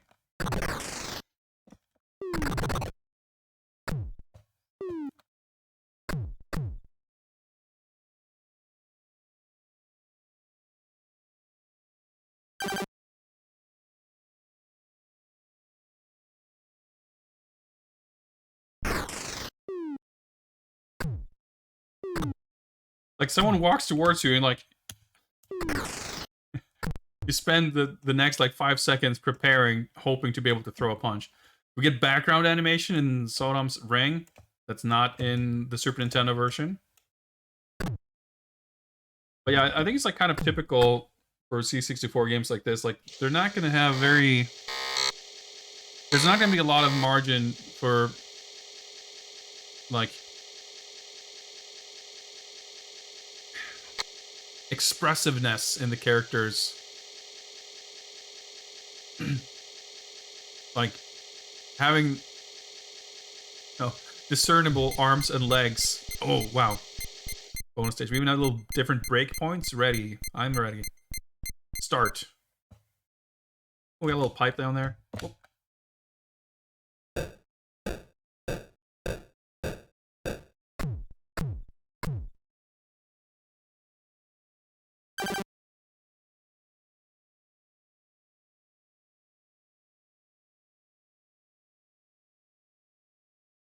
Not that easy.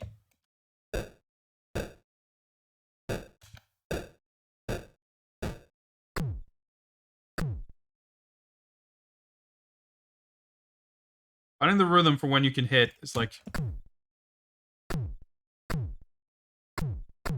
I'm assuming that sound means it's not hitting. I can't seem to find... Oh, there we go.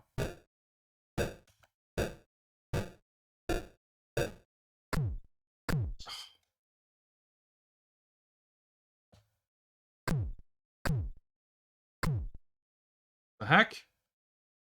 Fucking hardest Final Fight bonus stage ever. Even walks off screen. Alright, okay.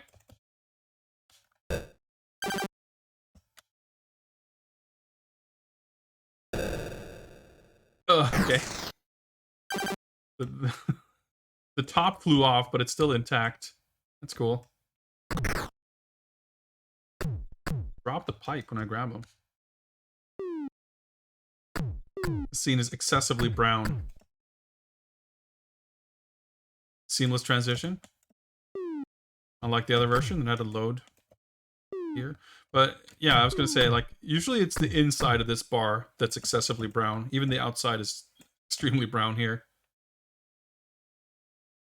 But yeah, like, I think this version is like approximation of these environments. It's like, it's kind of crude and simplistic, but still recognizable. Even if it's like a little simplified. I kind of like it. What's going on here? I'm not getting points. Okay, there was just like 6 trash cans in that trash can. These are point items. This is gold bars, I guess. Oh yeah, let's milk this for score.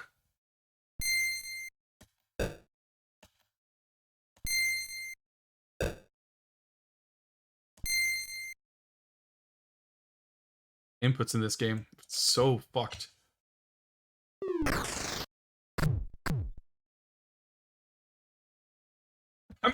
Oh, okay. Just had to hold the button for 2.5 seconds for the jump kick to come out. That's cool. Totally normal. Civilized. I'm trying to determine if I'm holding that knife. Oh, I was holding the knife. I just couldn't throw it. There we go. We got some G Andres and F Andres in the stages. That's kind of interesting. Are we going to get the arena fight here? It's a little confusing when it happens without you getting ambushed. Like yeah, like this, we just hit a load screen.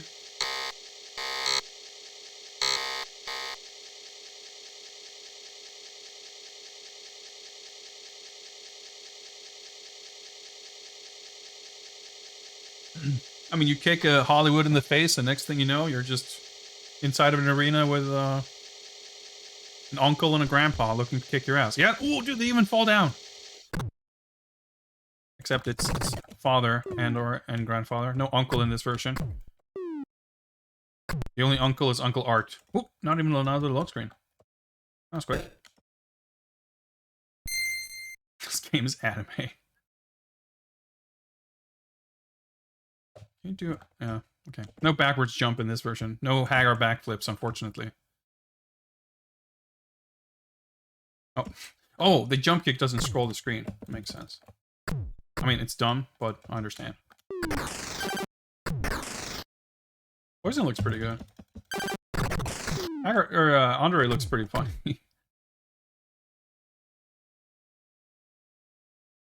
Yeah, I have zero qualms at this point about starting over with weak enemies, because it's like still slower. It still takes longer to get through. We have infinite credits and weak enemies, so enemies die in one hit.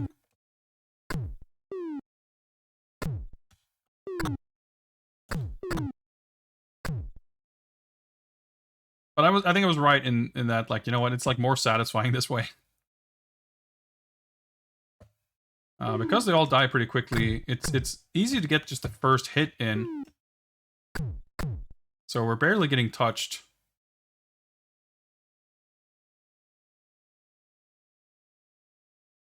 Is that Eddie? Or no, it's just a couple of Andres. No, an Andre and a Hollywood. I see.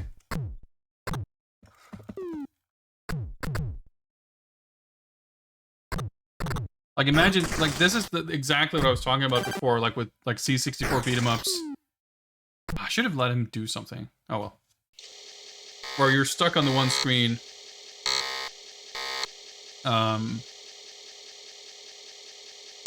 And you spend 5 minutes defeating 2 or 3 guys, and then 10 seconds later, another 2 guys show up, and you do the same thing over and over with no like movement, no like variation in pace. And I think this version is kind of like that, except with this cheat, we're dispatching the enemy so quickly that it's not really a worry. This looks pretty nice. Alright, is there going to be fire? Are we going to get fire traps? Better or worse than CPC?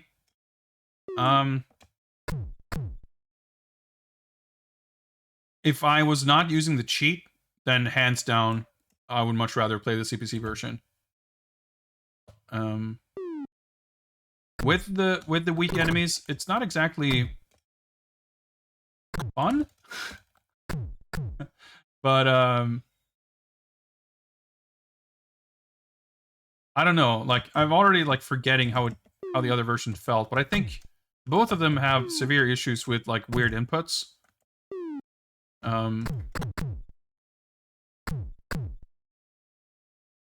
I think the CPC version, I prefer the audio in this one, I think. Even if it's not great, but just the sound effects.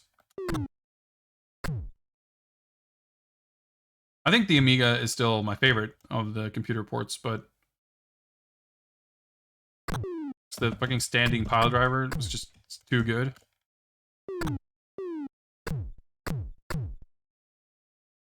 I guess I could see the argument for either this or the CPC version if you were to rank them. I think I prefer the CPC version.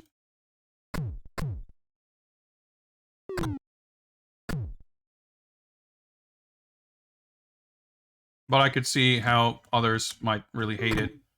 I mean, I had a good time doing the grappling and all that shit with Hagar, but it was, I mean, it was definitely too long and slow. I didn't really know what the other characters are like, I suppose. Still time for Spectrum to take the computer port crown? Very true, very true.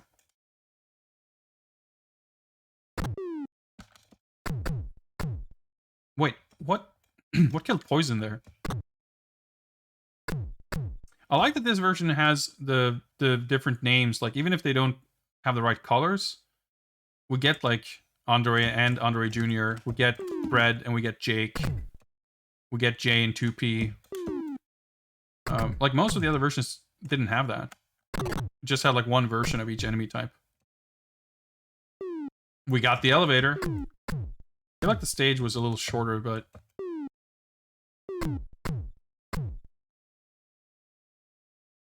enemies dropping down and everything. Yeah, Poison and Roxy. That's cool. Oop. And the elevator stopped for a second there. Okay, when Rolento shows up... oh, there he is. I'm gonna let him do some stuff. I didn't mean to grab him, okay. Kinda cool.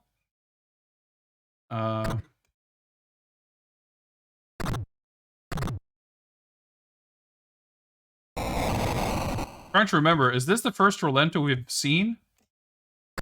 Because... I want to say there wasn't a Rolento, or was... then again, I want to say we saw a Rolento who didn't throw any grenades. Was that in the CPC version? Like, it's already becoming a massive blur for me. I guess we won't know if he has, like, phases like the arcade version. Like, if his pattern changes. Yeah, he was in it, right? Okay. There we go. I got confused there for a second about there being an elevator stage, but no Rolento. But I might have gotten it confused with the lack of Abigail. And, I mean, Amiga doesn't have Rolento, but it also doesn't have the elevator. I think that's where my confusion came from. Ugh. Oh, another bonus stage. The CPC glass breaking stage was quite bizarre.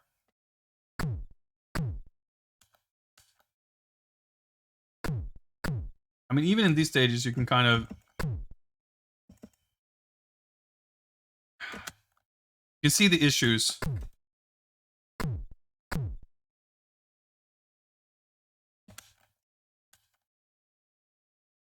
It's like hard to do a normal punch.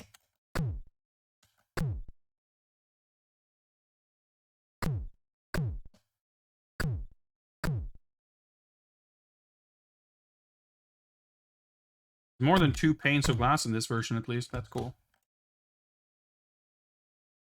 Why is the Z-axis so incredibly finicky?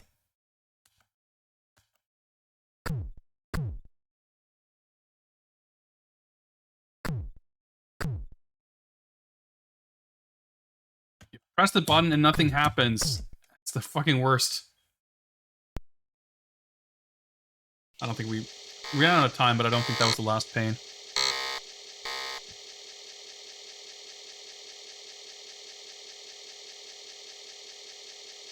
But hey, I'm happy to move on.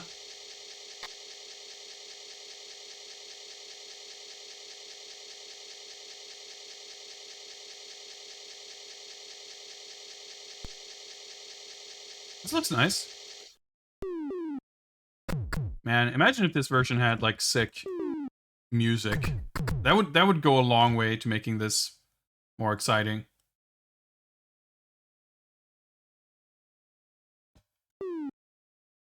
Yeah, I'm not taking damage from using the Super Joy either.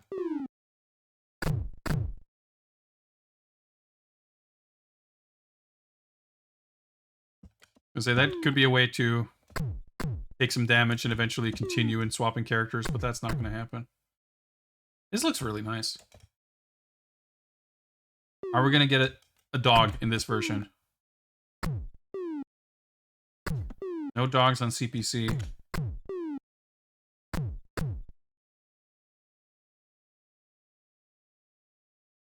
The stages in this version for sure are visually a little simpler, but I would say that it's about on par with the Amstrad version in terms of having all elements kind of present and accounted for.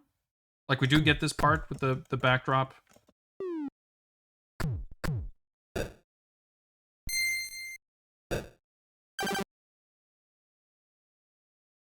But I'm gonna guess no dog.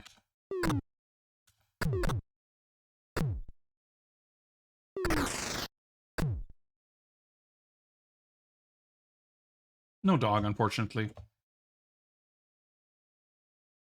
Are we gonna get a sunrise? Are we gonna get a way out sign? Are we gonna get a sexy bathroom? Like graffiti and stuff, I feel like that's gonna be the first stuff to disappear, just because it's, you know, it requires some tiny, precise pixeling to even get on screen.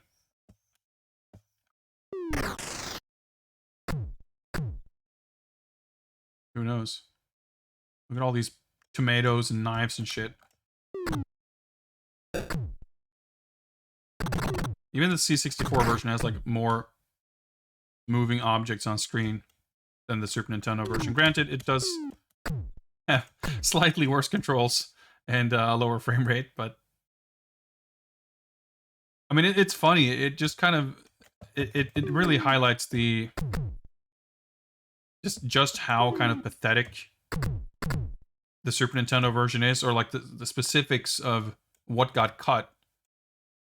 When you consider like all these, you know, 8-bit computer versions and like literally every other version having, you know, cut stuff here and there, sure.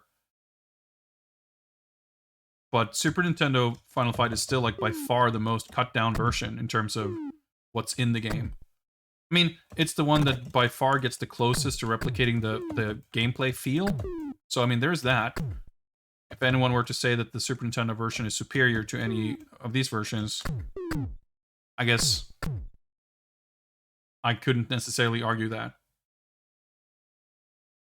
But when talking strictly about the content, I don't know, it's just kind of amusing in a way.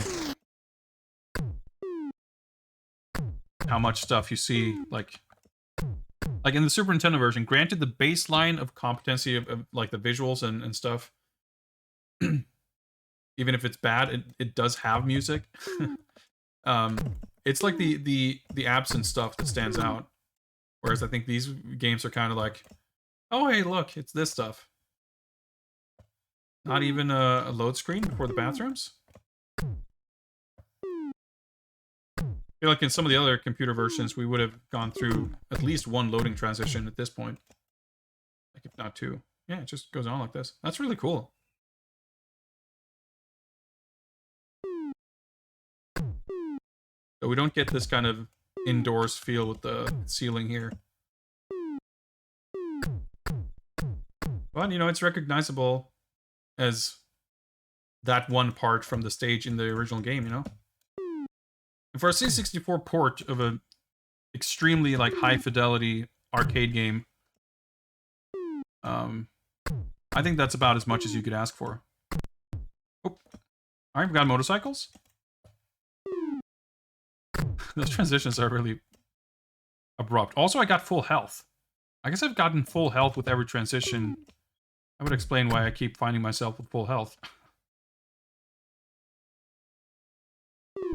Boy, it sure is pretty damn slow.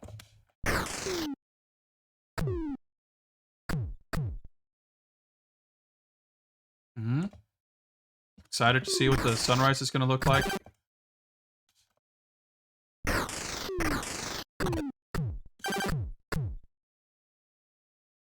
Sound effect we pick up stuff reminds me of Bruce Lee on the C64. Like, kind of similar to the sound effect when you collect lanterns in that game.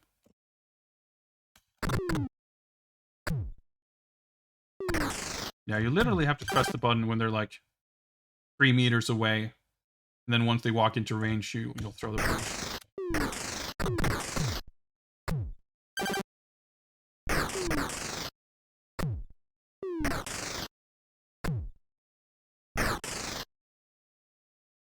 That's 3 button presses with not a single punch coming out, okay? Is that the first time we've seen a slide from Hollywood? I wasn't even sure they had that move. And they've done the upside down flippy stab move too. I guess I've been killing enemies pretty quickly, but kind of cool that they have like for you know, as primitive and basic as the graphics are, they're still like recreating the various moves of the opponents. It's cool.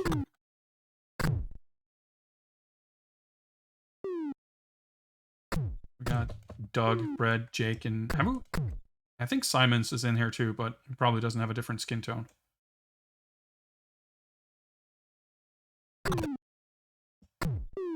Yeah, like the hit detection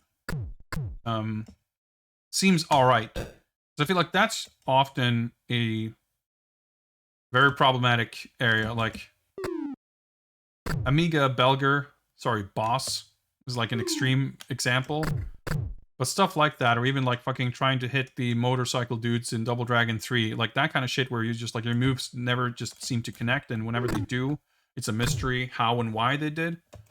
I feel like that is maybe what I associate the most with these like microcomputer beat 'em ups.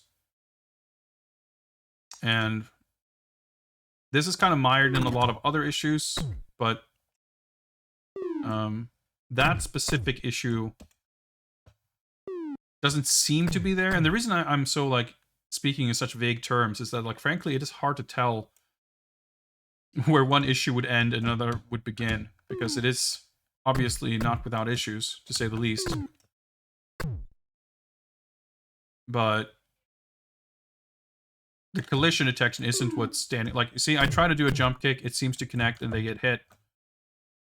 You know, when you stand point blank and try to mash out your punches, like, yeah, they all seem to connect. It's just that there's no hit stun, and they will keep attacking you. So that's a bit weird. But there doesn't seem to be an issue with your moves just never seeming to connect. Which is nice. Hey, we did get the way out sign. That's cool. Sunrise has maybe seen better days, but it's there. The statue and everything. Couple of waves here. Are we going to get an Abigail?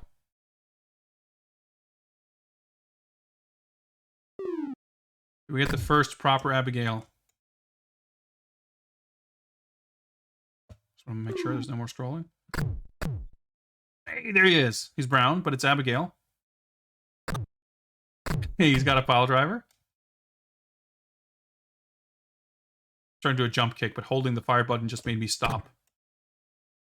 Hey, it's even called Abigail. Hey, he did his command grab. He tossed me. See? That's a toss. I think I bounced up on my feet. That's kind of cool. He doesn't seem to have a running punch, but... Oh. Kind of. He ran. Then he punched me. And then he did a pile driver. Alright. He landed on me. So the question now is... You know, I was letting myself get beat up there, But if I keep taking, like, if I game over, do I restart the level or something? Probably not, but even if I do, that's not a big deal. Steve's subs with incorrect use of an apostrophe. Conversion Co. Limited. Well, there's at least the fake Coca-Cola logo with the nin is still there. But no confectionery world of nin. Get Steve's subs instead.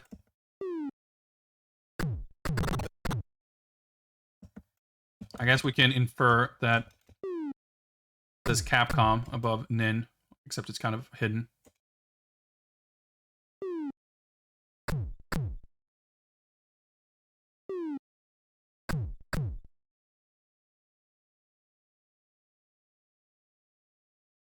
Not that Cody's walk animation ever had tremendous amounts of attitude per se, but he has a very... it's a very bland walking animation. For some reason, the game I'm reminded of the most when I see Cody walk is fucking Hugo's House of Horrors, the shareware adventure game for DOS, which had like a Sierra AGI kind of vibe to it, but it was like a bit more of a Euro jank kind of thing. I guess I don't know if it was European, but probably, right?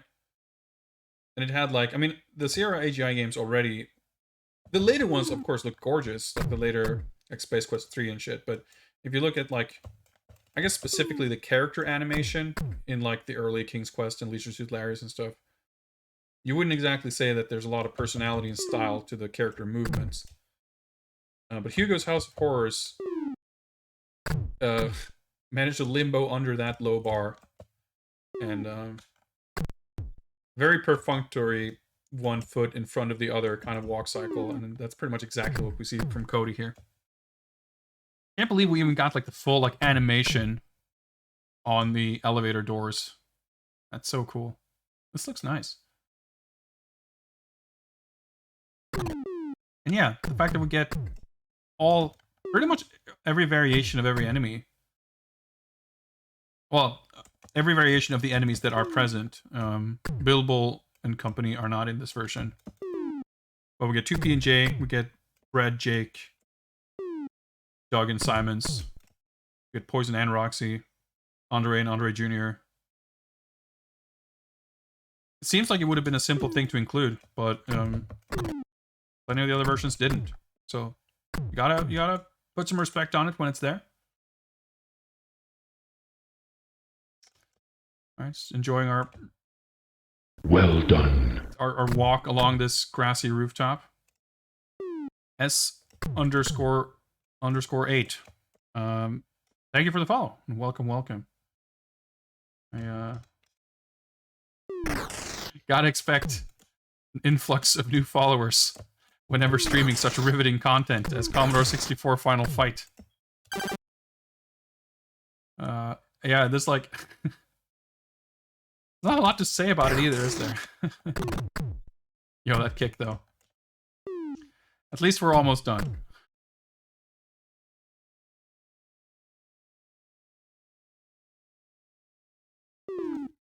I'm like, I can't even imagine what this would have been like had I erroneously felt that it would have been a bad idea, or that I should not have picked the cheat code for the trainer for the weak enemies, because that's like the salvation of this. Yeah, this is just not good. Like, so hard to get attacks to come out. 2 hours. Yeah, dude, this would have. I think this might have been slow, because like the CPC version, once you get the hang of the pile drivers, you kind of do have the one-hit kills, because you kill most enemies with one pile driver. And this game doesn't quite seem that way.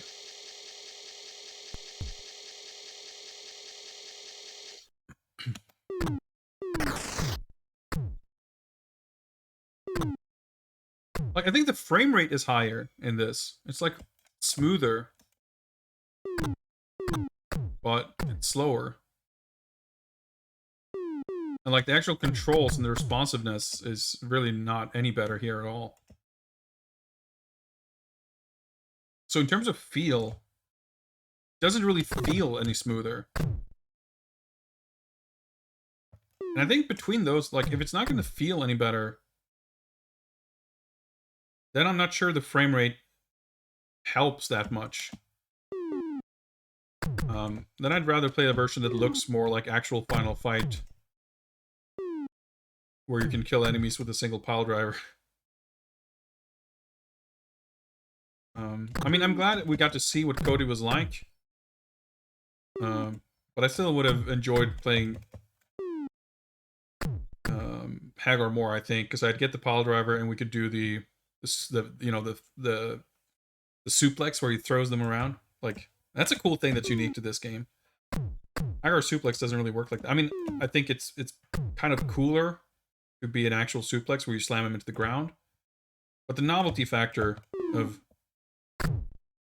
like all these versions where they've had to approximate or like create new versions of all these wrestling moves for Hagar with the kind of limited stuff they're working with. I mean, I don't think anything can top the Amiga pile driver, but that suplex, it ain't bad. And if any, see, that's the other thing I was gonna say. If any of these versions let you actually throw enemies into each other, that would help so much. And you know, the Amiga version lets you do that. Like, you can get those situations where it's this giant pileup, and you do the pile driver, and you just fucking clean house, and that shit was so satisfying. I'm getting highly nostalgic for the Amiga version right now.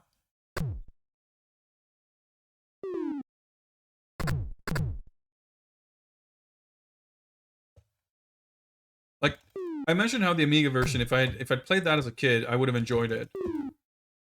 I think if I had a C64, and you know, and we had this game,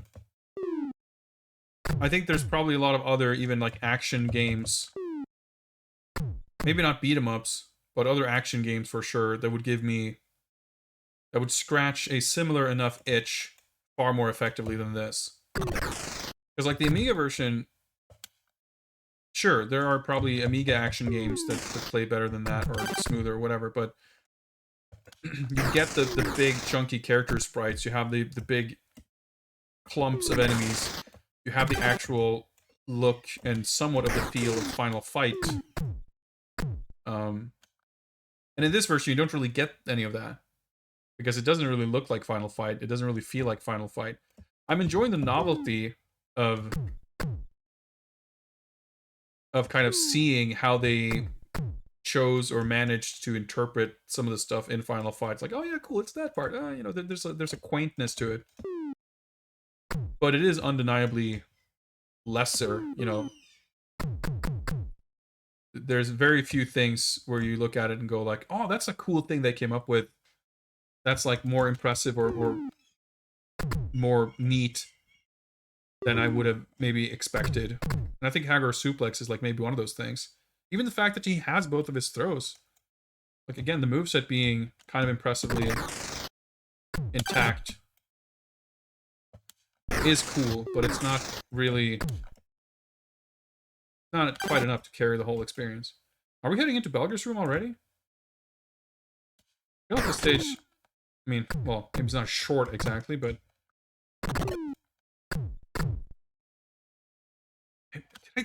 did I throw him into Andre there? I'm not even sure.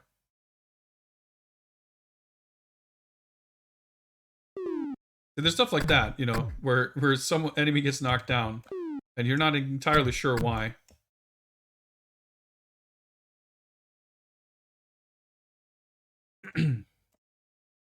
How many games without music have we played back to back? Just the two, I think, because the Atari ST version had music. The Amiga version, the Amstrad version, and this one has sound effects, but the Atari ST version had music. It had the same 3-second loop throughout the entire game, basically. Come on. Yes, there's a window. I think that's a window. It looks like a staircase, but I'm gonna say it's a window. The scrolling is, like, done correctly. That's a questionable sound effect for a jump kick connecting, by the way. Surprise Belger! I mean, that's not entirely inaccurate. He can jump like crazy in the arcade, but it doesn't usually look quite like that. Forget Hagar's backflips, look at this shit.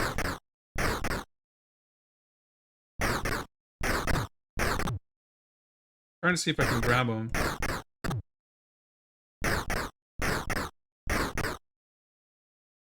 Like jumping out the window and there's like bouncing and double jumping. I think you can't grab him at all.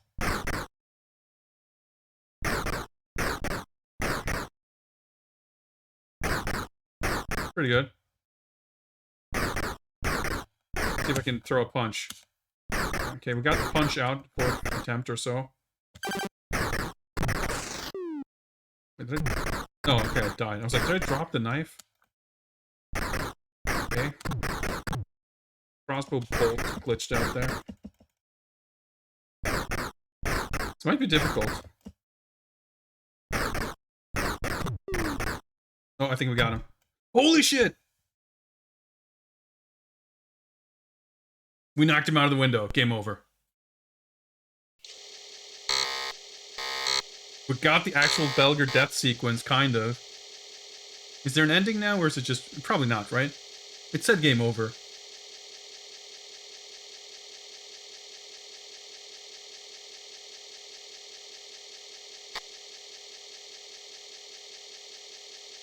We got to see the Belger death scene. It was worth it.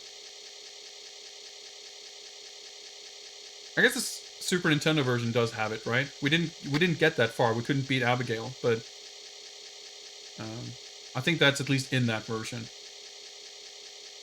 But it's been missing in every other... Like, this is the first version, albeit maybe just by blind luck, but it seemed like maybe he actually does fly out the window. Actually, that's interesting, because obviously in the arcade game, he kind of has phases, right? So... Once he has low health, that's when he starts hugging the window. So he wouldn't have stuck by the window when he's at full health. It just so happened that I kill him in one hit, and he happened to be standing over there. So I'm curious if that aspect is like faithfully recreated in this version. Obviously there's no like shattering glass or anything. And I'm also not going to replay this without the cheat to find out. That's for sure. But hey, that effect being present in any shape. It's cool. Cool. We made it through 6 versions of Final Fight. And I feel like that's about the limit of my physical capabilities today. We have 1, 2, 3, 4, 5, 6, 7 versions left, with an 8th version, which I think we will cover later on. Of these, the 6 versions we played today, I think the CPC version was by far the longest. And even with the fucking cheat code, this version felt pretty long. So I think it would be completely fair to say we could likely get through the rest of the versions in the same amount of time or less.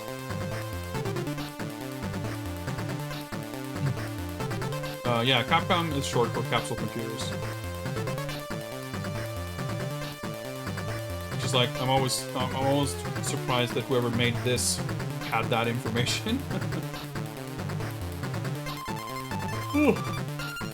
Wow, made it to 4th place. I guess we didn't land many hits on enemies, which would have increased our score, so that makes sense. We also probably skipped a lot of score items because I couldn't be bothered picking shit up. Well,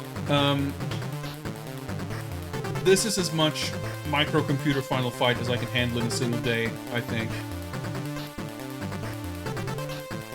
rank the versions from today, I'm not sure my brain is capable of that level of science in this particular instance.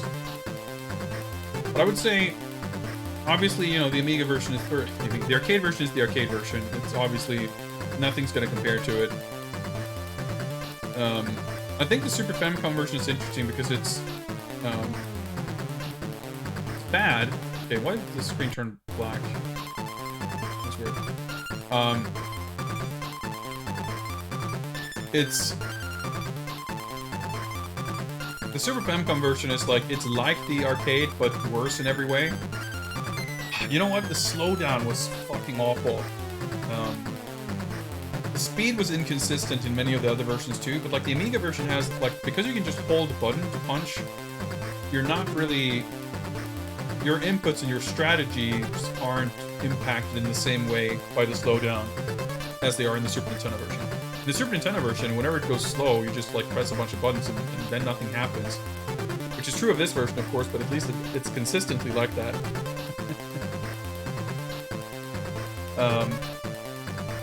But I think the Super Nintendo version is like, the music is kind of bad, and even though it's smoother and more playable, like what's happening in OBS? That's not what the emulator window looks like. Yeah, what the heck?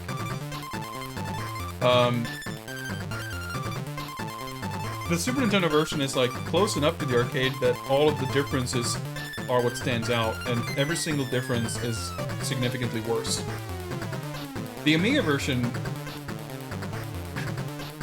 it's got its weirdness, but it has its own personality and flavor to it, which I don't think you can say of the Super Nintendo version, really. It had the amazing, you know, hidden intro. I don't think I could say it's the best, but I think the Amiga version is like my favorite. It's like the experience I've had playing something that I hadn't played before that's kind of left me smiling, and like I will remember Amiga Final Fight very fondly, and I could like recommend people boot it up to like try doing some standing pile drivers to clean up, you know, this giant pile of 8 enemies. It's like pretty sick. The Atari ST is like literally the same game, but it runs slower, so it's, you know, doesn't really have anything else going for it. And even though it has in-game music, the music in the ST version is so bad that the sound effects in the Amiga version is way more satisfying. So I would say, like, Atari ST, just like, it's just redundant. It's the one version that I feel is redundant, because the other versions are all sufficiently different from one another that they all offer something unique, whether it's anything good, but... So, like, I guess I would rather play the ST version than the C64 version, but it's less interesting. But I would probably put the Amstrad version over... Well, I would definitely put it over this. I guess I wouldn't put the Amstrad version over the Amiga version.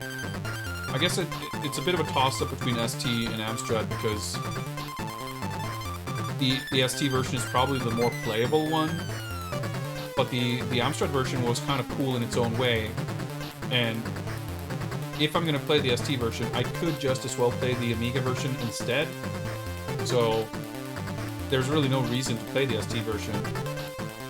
But the satisfying puzzle-solving gameplay of figuring out how to land the grapple in the CPC version is kind of cool. So I guess the ST version in some ways, like, I guess I was going to say it's sort of at the bottom rung by default,